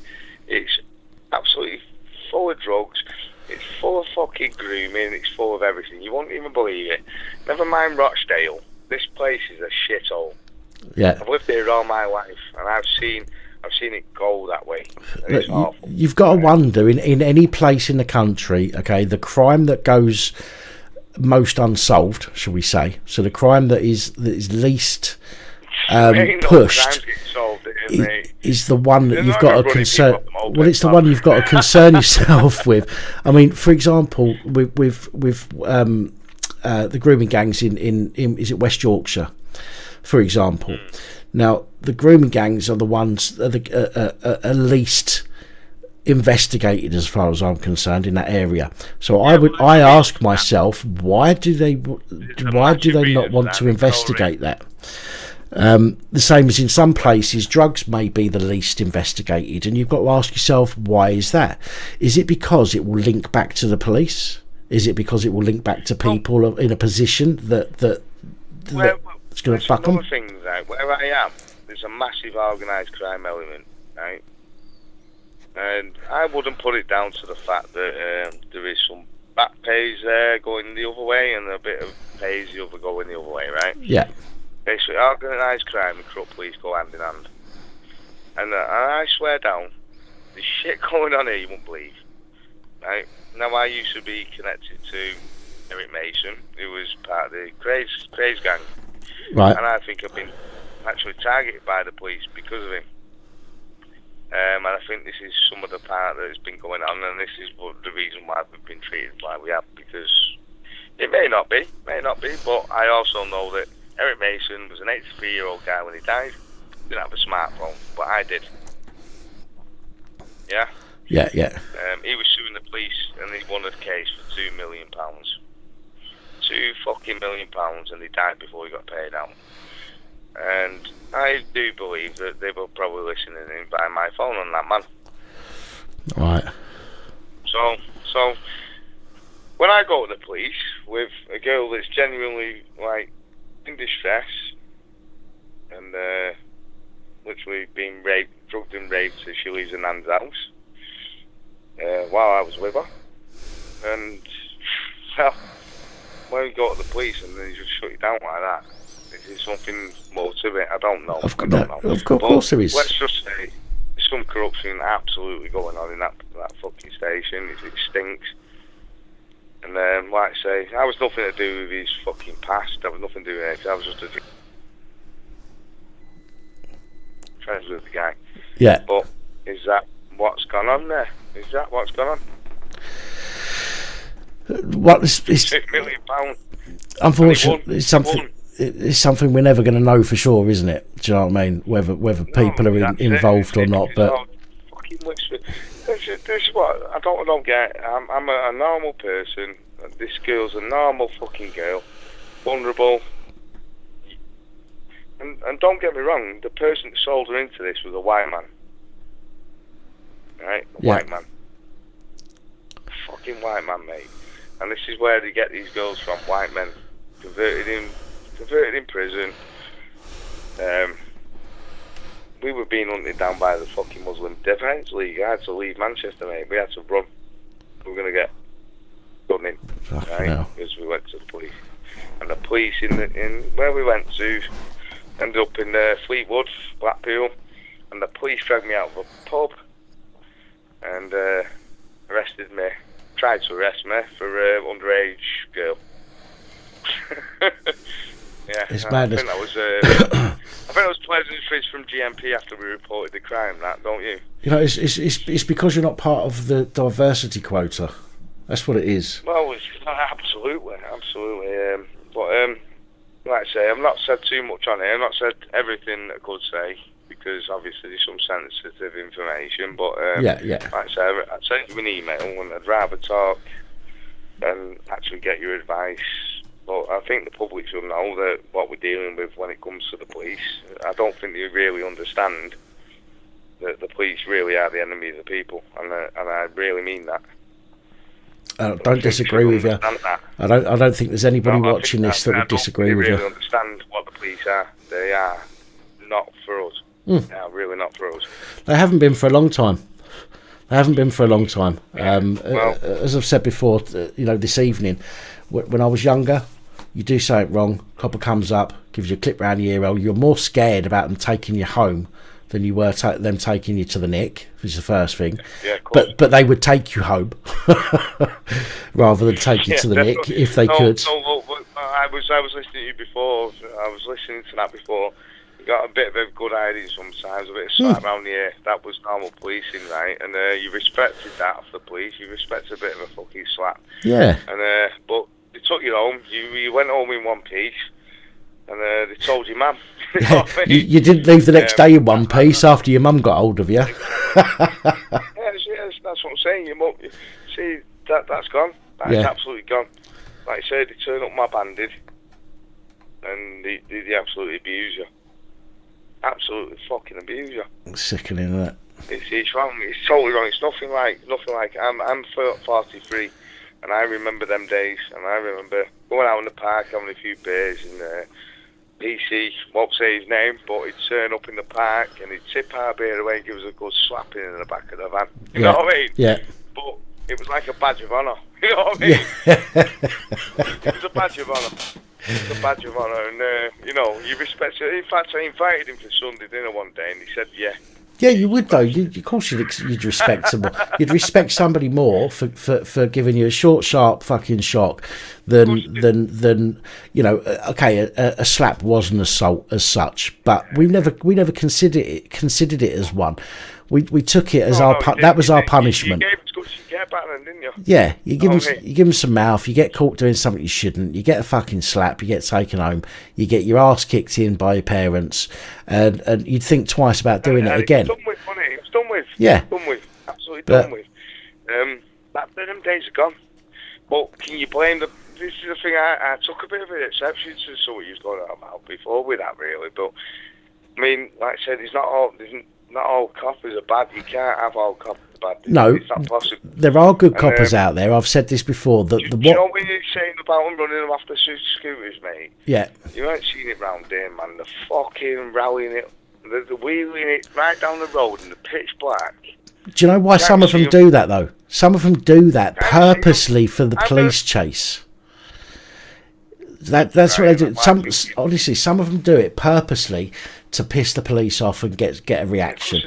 I'll tell you exactly why, because I know around there there's an organised crime gang, and these kids are doing it up and down, so the police are on them. Right. And I know absolutely full well what's going on at the other side of the town. There's a big drug deal going down. That's why they're doing it. They do that shit.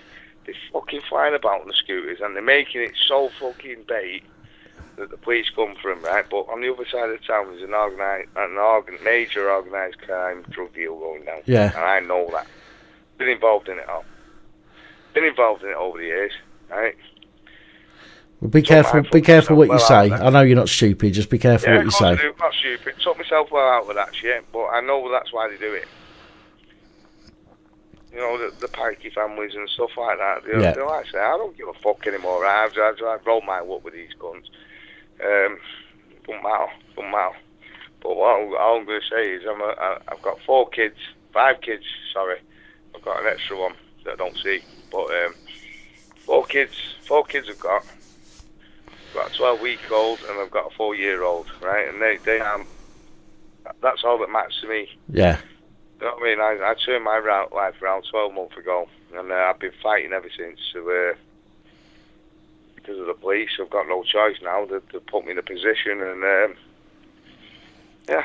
we go. Oh. Like I say, can't go wrong when the kids are concerned. You can't go wrong. No. But I'm literally, I've been bad-mouthed all around the town, and I think the police have done this. Paedophiles gone round, racist has gone round, and everything. It seems coordinated. It just don't feel right. Well, as I say to everybody that asks me for advice, any advice I give is not legal advice. It's what I would do, or if I can't give you advice, I will put you in touch with somebody that I think can, somebody in a legal profession that I trust. To a legal professional that knows about police corruption, and okay. This is confirmed. This is their words. It's confirmed police corruption. Okay. So So this is going to go in depth at some point, and at the moment it's gone to the GMP Chief Inspector. That's who they were sat in front of on Monday. Yeah. So we're waiting. I think what I'll come on radio and say this. I've had a couple of beers and I just couldn't hold myself. Sorry. That's all right, man. Like, I don't want to even prejudice the investigation as well. You know what I'm saying? Well, you've not said anything that would sort of give anybody any idea necessarily on who's involved or anything like that. So I don't think you've prejudiced anything. I'm not going to say the names because them dogs don't deserve a name. Yeah. And they know who they are. The fucking pricks. I mean, literally, they've ruined our life, man. I've not even seen my baby, man. Been 12-week-old, I've seen him for about 16 hours. Took him straight out of the hospital, separated us for little hours. I'm not allowed to see that child unless I'm under child services with that child. That's fucking disgusting. But I'm allowed to see the other 3 kids. Doesn't make sense, does it? Social services are a load of wank. No, absolutely doesn't.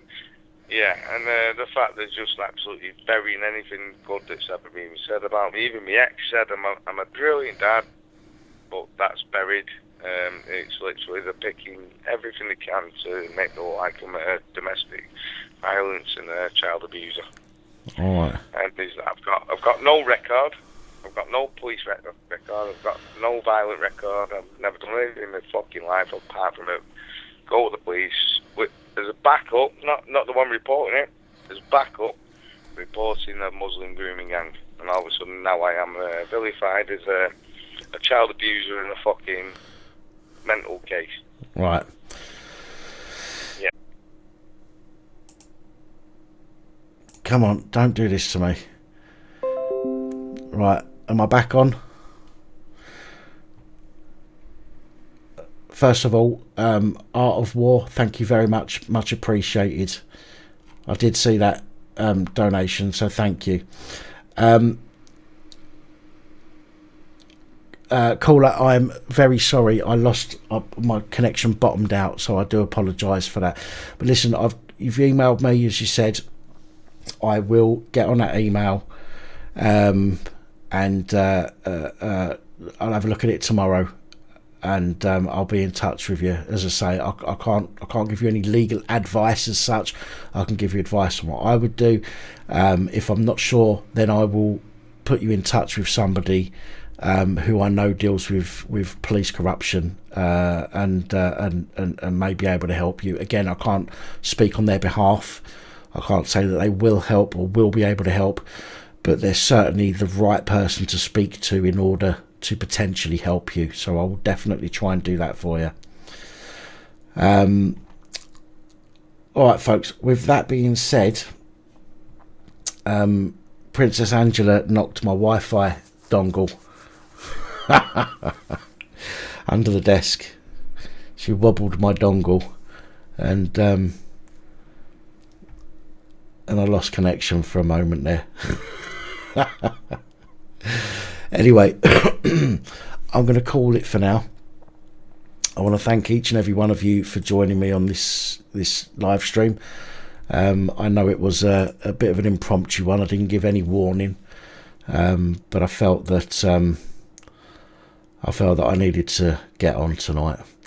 So again, thank you to everybody who's watched. Thank you to all of you who have stuck through till the end. Thank you to those of you who have stuck through Crinkle. I know some of you get pissed off with that, but again, I have to let people speak, otherwise I become as bad as the people trying to restrict our free speech. You know, whether we agree with somebody or not, we have to have the opportunity to discuss that. And so I try and give that opportunity to people, regardless to what they've got to speak about, and to regardless whether I agree with them or not. Everybody has a right to say what they believe, and I will honour that, no matter who they are.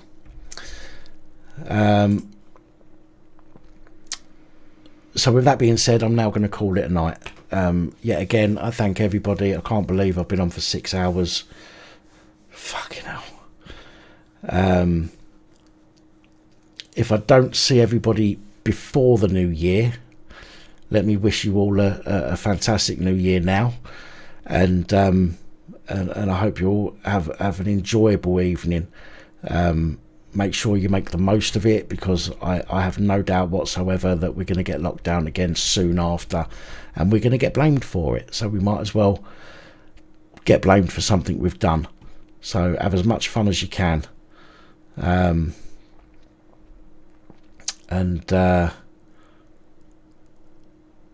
Princess Angela, you did a 5 hour the other night. God, that's some session, that one. Didn't your legs ache?